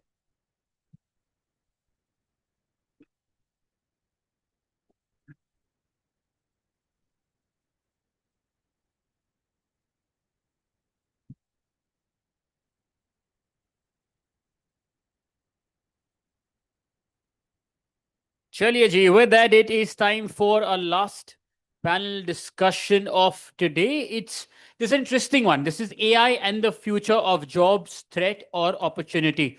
Before I invite my panelists, I want to ask the audience members, what do you think? AI and the future of jobs, it's a threat or an opportunity? कितनों को लगता है कि ये एक threat है? AI in various jobs, it's a threat. By a show of hands. Audience, I see one. Is AI a threat to your jobs or an opportunity? First for threat. कितने लोग लगता है कि threat है? I see one. I see two. How many of you think that AI will be an opportunity? Okay, students feel that. A couple of you there as well. ठीक है. As of now, पल्ला थोड़ा opportunity की तरफ ज़्यादा है. But after the discussion, let's see where do we head. To share the views on the same, let's please welcome our panelists. Up first, Mrs. Priyanka Barora, Principal, Salwan Public School, Rajendra Nagar, and also Mr. Mridul Batra, Co-founder, Prakriti School. And this one will be moderated by, once again, Ms. Miha Mathur, Consultant Editor, BW Education. Let's please welcome them. आपकी तालियों के साथ. देखो मेरी एक request है. Because someone is doing their session the last, it doesn't mean कि हम उन्हें थोड़ा कम जोश दिखाएं. जो पहले दिखाया था पहले सेशन को, we should do the same again for now, no? Thank you. So can we please settle down, everyone?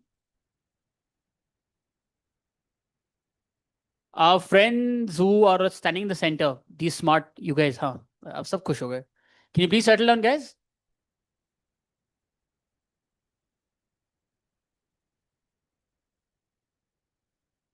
Mukesh sir, sir मुझे डर लगता है आपसे. आप प्लीज यू कैन. यस, चलिए ma'am. So good evening. And as you can see, the strength of this panel, Rain has posed uncertainty in this panel. By the way, my name is Beha and it stands for rain. So, just like the uncertainty about who will be attending, who will not be able to make it in time, similarly, AI has introduced uncertainty in every walk of life. We are just grappling with what shape will the world of work take. किसी को पूरा picture अभी नहीं पता है. So that being the case, the uncertainty being the only definitive element, how are schools, guiding students about how to brace for life? What kind of guidance are schools giving, and how are you equipping students and teachers for this task?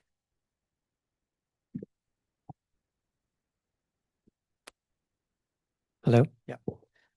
Okay, so a general note first. I think, like all technologies, we only build them, right? And we know how to exploit them. We know how to turn them into opportunities.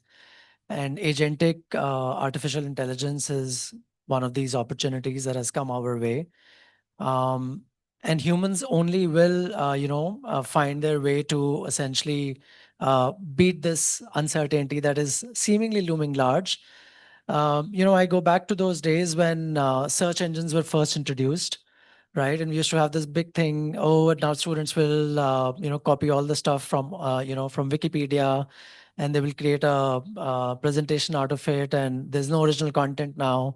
I think we're having the similar fears now. But even in that time, we did find our way in making technology useful for us, and using technology as an enabler. And I think AI will also sort of in some time prove to be that. Schools specifically, continue to doing what they do best, essentially work with, human relations, work around themes of compassion, kindness, empathy. I think those are our big tasks. In this time, I would say yes, schools are even more important, because when you have relationships crumbling at homes, when you have relationships turning into digital ideas, having relationships with AI, fictional characters, then of course school, I think, repositions itself and comes out even more strongly in that space, and takes the center stage. So I think that's my general thinking on this, and we will delve on this further, as you go along. But yeah, that's it for now from me. So may I also ask you, in addition to what you'll be answering, what are the typical fears that students are expressing about job losses? On the contrary, students are quite excited about it. You see a lot of excitement in children about it because they are explorative by nature. Fears per se are more in adults, where fear is being instilled in children that jobs will become obsolete. But if we talk about guidance, like he said, schools forever have guided by modeling how they use something. As we brought in technology 20 years, 25 years back into classrooms, we guided our children by using it optimally in various facets of school administrations, running of school, academics. Similarly, now we are modeling how AI can be used in saving time, how AI can be used in making our own research more effective. So, more than fear, it's more about excitement and how we can explore and become better learners. Also, in terms of reskilling and multi-skilling, which is important both for students and teachers, what kind of opportunities are schools providing? That question is for both of you. Yeah, so I think schools have always played center stage in adopting new technologies, taking it to the next generation.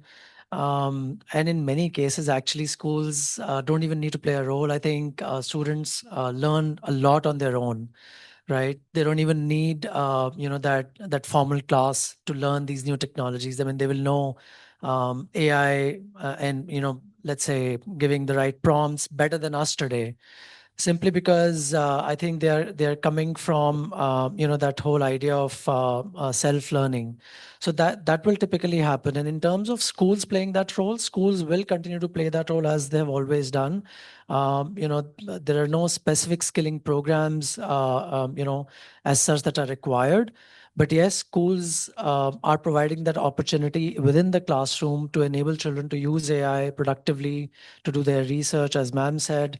And I think that is already happening. The schools just have to create that right space and to create that right environment for them to thrive.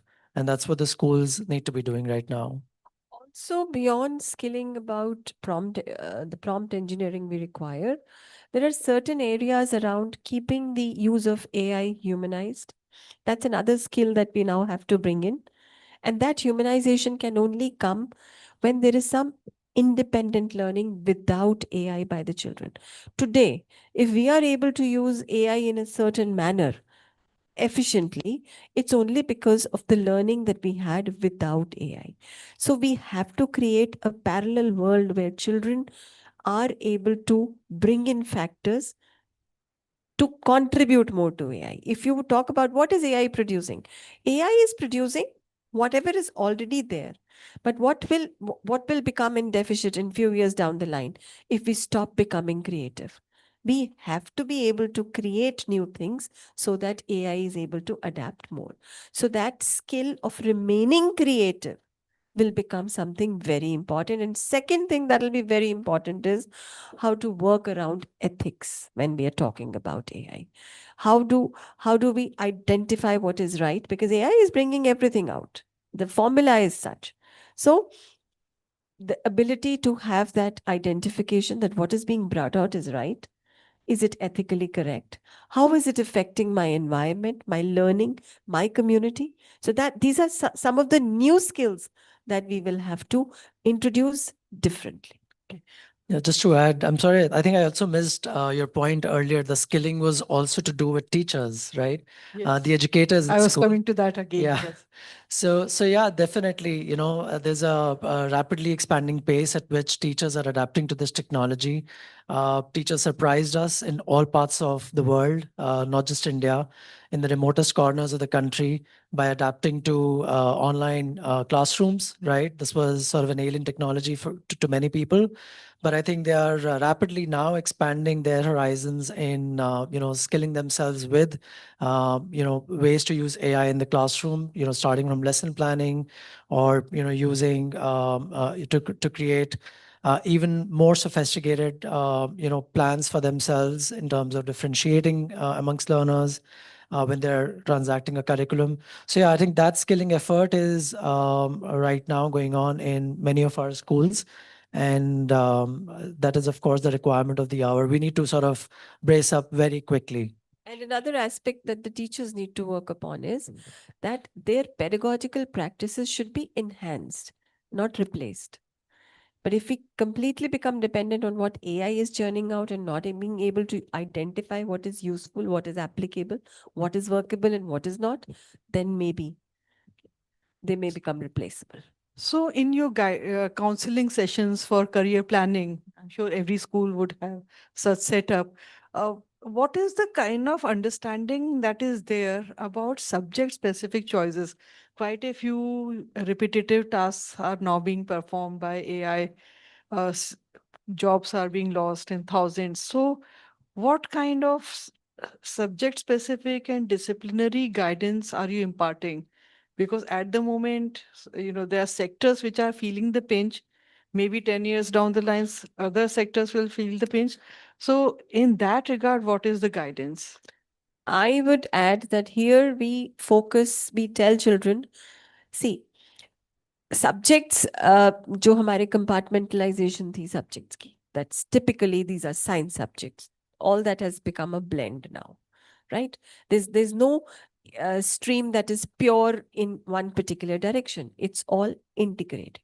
So we are focusing on integration of streams, but what matters is that how well are you able to apply the concepts that are given. So rather than focusing on the subjects, we are focusing on whatever subject you choose on the basis of your interest, how you deal with it. That is what matters, because in these times of AI, what is not replaceable is my own unique ability. A lot of things are going to become replaceable, but my own unique ability will never be replaceable.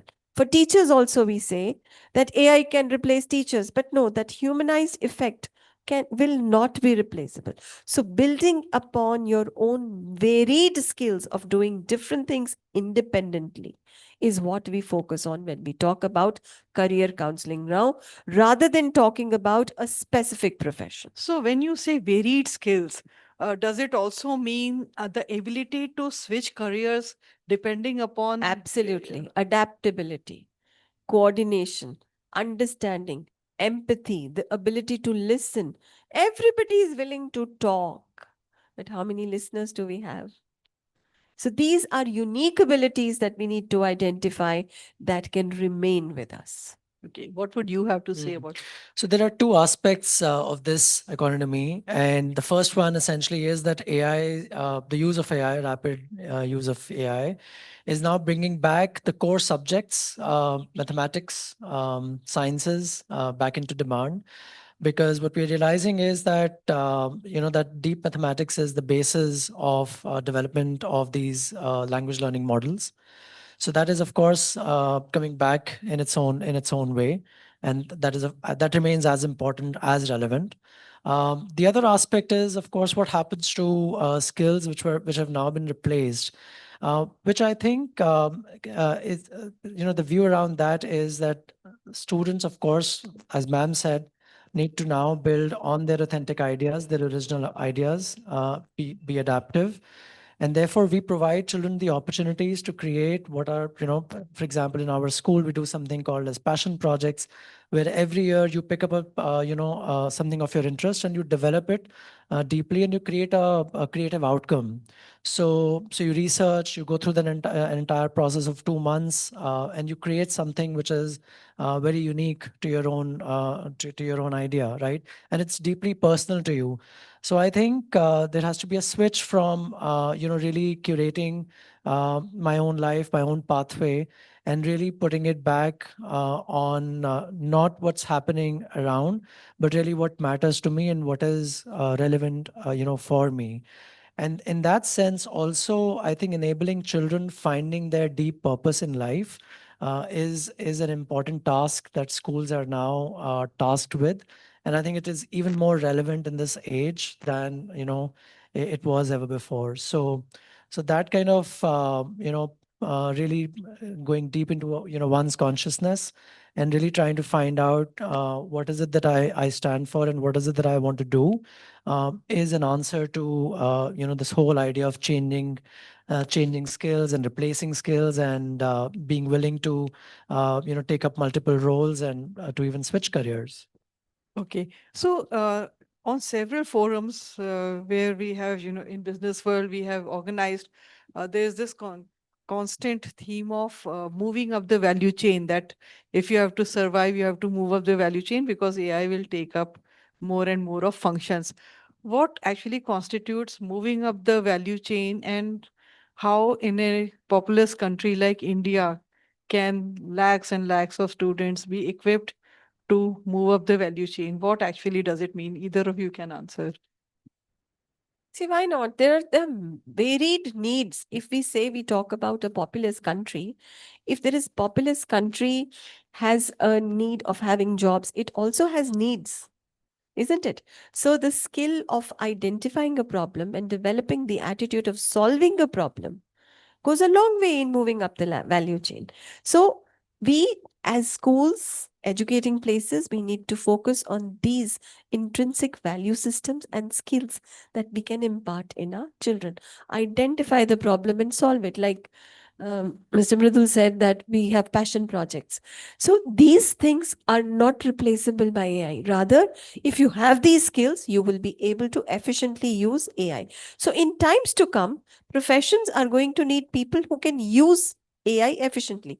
We often see people, even in schools, teachers are making use of AI in different ways, depending on their own ability, what they have developed. Some are able to curate it to the specific needs. Some are just able to lift ideas and just put it somewhere.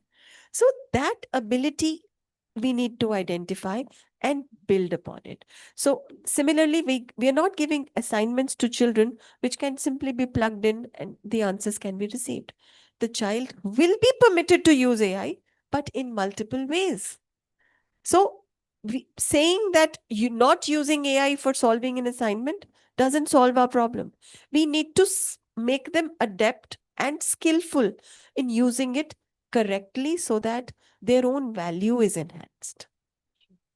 So before I move to the concluding remarks, I would like to have a few questions from the students who are present here. So in the opening remarks from Aditya, he asked, do you have fear or do you see it as an opportunity? Students raise their hand for opportunities. So maybe you can ask questions or remark on why do you see AI as an opportunity? Anybody from the students?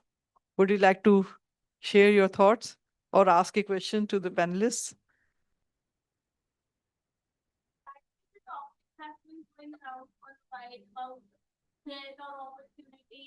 And it is a threat to many a job, but it is going to create a lot more jobs. And to those that it is a threat, I think it is more of an opportunity because it will only automate the task more.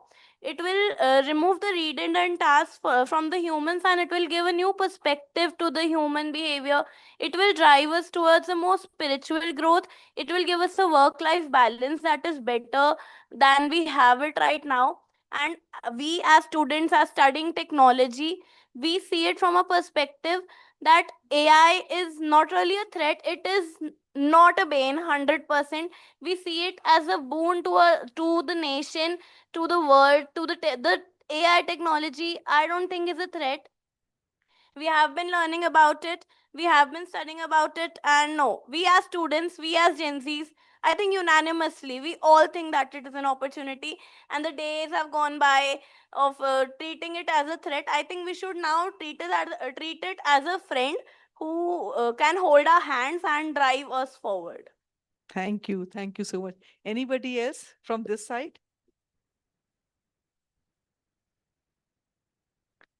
Okay. No questions? Yes.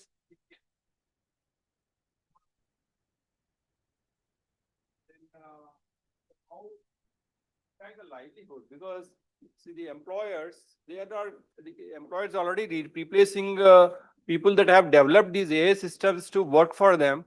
Once they are developed, they are hived off.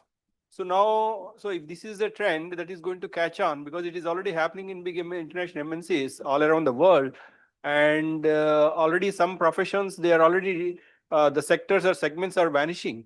So the big IT MNCs, international MNC founders, Indian people, also the people that can see far ahead of others, that it is going to impact the job scenario. So who is going to pay for your livelihood? It is good to think about this. As a student has actually verbally put forth very good ideas just now, the girl. But who is going to pay for you to sit at home and then think about it, or spiritually cogitate about it? So this is my, because we are going towards billionaires and trillionaires world, and who is going to pay for your job, and what are you going to do? So, Sir, as I said earlier as well, that the humanized effect can never be missed, and neither can it be ever created by AI. Yes, it aids me. I don't need an intern to draft a letter for me if I have to reply to a parent. That saves me time. But I cannot just send the letter like that. It has to be personalized, it has to be worked upon. And similarly, if I have to talk to a child, talk to a parent, AI will not be able to replace it. As the student rightly pointed, that the people who need a spiritual help, people need psychotherapy, all that cannot be covered by AI. And I'm sure we have survived other technologies earlier. There have been years of, in fact, decades where we've received a new technology, and every time we felt like it's a threat. It's all about using it judiciously and making place and space for everyone. We're going to need people who will develop more AI models, because each time a model gets redundant, and we are now going to need people who are adept in using it smartly and judiciously. So I wouldn't say that all professions are going to be wiped out like that. I'm not saying Yeah. that, but the Yeah. point is, AI is not going to just stay in the palm tops and laptops or on the desktops. It is now being rolled out in a large way. Robots also, and Yes. which are already replacing like functions like what do you call the servers, couriers. So things like that are happening. So what they are seeing is, we are at a level, we are at implementation stage. They are looking at the design stage. So they are seeing a different world than we are seeing. That is my point. Also, right now, agentic AI is representing the average intelligence level, learned by, scavenging all the data that is available on the internet. It is representing that, right? And as I said earlier as well, that humans have to find a way, and it's not that they have to, but I mean, they will naturally find a way, because that's our nature, that we create something and we put another layer over it, and then we put another layer over it, which is far more, I would say, intelligent. So I'm sure that, those things are coming up. Also, I would like to quote something from classical economics. There's this idea of creative destruction that you have, and it's used in it was used in the 40s and with reference to capitalism, that how capitalists essentially create new and new technology or new and new businesses, and they kill the existing ones. So there is always that layering that is going to happen, and that's the nature of human society today. So we just have to prepare ourselves, and of course there are shocks. There are shocks that many of us are going to absorb, have to bear. So I'm not denying that, but yes, there are also other ingenious ways that the next generation will then take up to overcome. AI engineering curriculum as a course. A couple of years later, I designed entire courses around it. But slowly, over a period of time, I slowly observed how this AI slowly being misused. against the people that it's supposed to serve. So that is a challenging and That is a risk. That definitely. Yeah. Yes. I saw a raised hand there. Yeah, Yeah. can I also add to it? I'll just, because Sir mentioned that point, it also clicked to me and I received that message from our student. Please here. mention your name. All right. I am Deepika Sharma, Principal Maxwood School, Dwarka, New Delhi. When we are seeing the threat and the opportunity, it is basically the perception of mind. When we talk about boomers and millennials, the ones who are born in our age, they take it to be threat because we have adapted AI over a period of time. When we are talking about the Gen Zs, they are born in the AI age. For them, it is easier to immediately creep in what AI has brought over. For us to think, okay, I can write a vlog and I can write blogs and I can have my YouTube channel and I can earn from that. They have that thought. For us to break this ice, to take that as a career, to reach in, okay, from this we can earn money, it is not very easy to even think. So that is the difference where we are taking it to be threat and opportunity is what I see. Also, what Priyanka ma'am did mention, that the humanized touch will never go. And we also spoke about creativity, ma'am. I think AI is based on algorithms. It is picking up data, what has been fed on the web.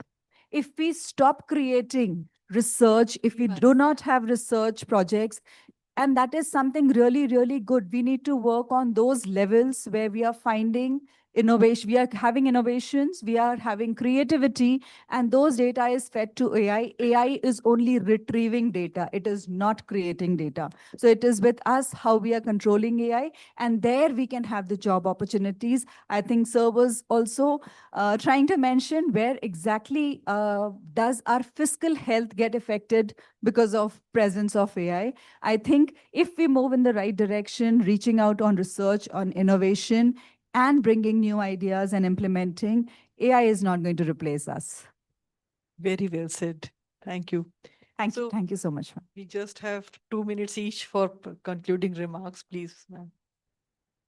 So as an educator and a school head, I urge that whoever is teaching or plans to teach further, use AI to improve upon your pedagogical practices. Make your students creative, drive them towards creativity, and be patient, be flexible. Our own flexibility and patience only helps building adaptability and creativity in our children. We have to move away from fixed models of education that lead to rote learning or even idealizing careers which we are seeing today, because children who are being taught today will land up in the field of career in another 5-7 years. Those careers may not become relevant. So that's where you need flexibility in thinking. We still come across parents who come and talk about, no, my child needs to prepare for FITG. So I need to take him out of grade 10, put him into a coaching center, needs to go. The parent is not realizing that 7 years down the line, whatever degree you're trying to prepare for at this stage may not just be so relevant. So the ability to learn and unlearn has to be created, has to be inbuilt in our children so that they are able to adapt to the multiple changes that are going to come forth. We are in a very dynamic space. I would like to say that schools are today at a very in the very right space in terms of creating opportunities for learners to stay connected with their own conscience and the real conversations. You know, the difference between real and real. So schools are really establishing that. Schools are having the hard conversations around social emotional learning, themes such as relationships, such as conflict. I think schools are those spaces that are, as I said earlier, that are now even more relevant than times earlier. So as we know that learners are going to get remain increasingly alienated with relationships at home because of the way we are seeing the impacts of technology on their lives. I think schools are going to claim back that space and really going to create that social idea, back, for them. And I think the whole idea of creating authentic spaces is something that schools can do successfully, and that's where teachers can never be replaced, and that's where peer relationships can never be replaced. So yeah, so I have my big hopes on schools playing that role. Thank you. Thank you. That's a good note to end the conference. Thank you. Thank you. Thank you. Thank you so much. A picture, please. And thank you, Meha ma'am, for moderating that. We started the first moderation with you, and we're ending the day with you as well. And with that, we come to an end of the BW Education School Leadership Summit 2025, the third edition. Thank you for being a lovely audience. We hope that you got to learn, network, and make the most of it. And we'll end the day with some lovely chai coffee, I believe, which is now being served. Please enjoy that and go back home safe, and a happy weekend as well. Thank you, everybody. Thank you so much. Thank you.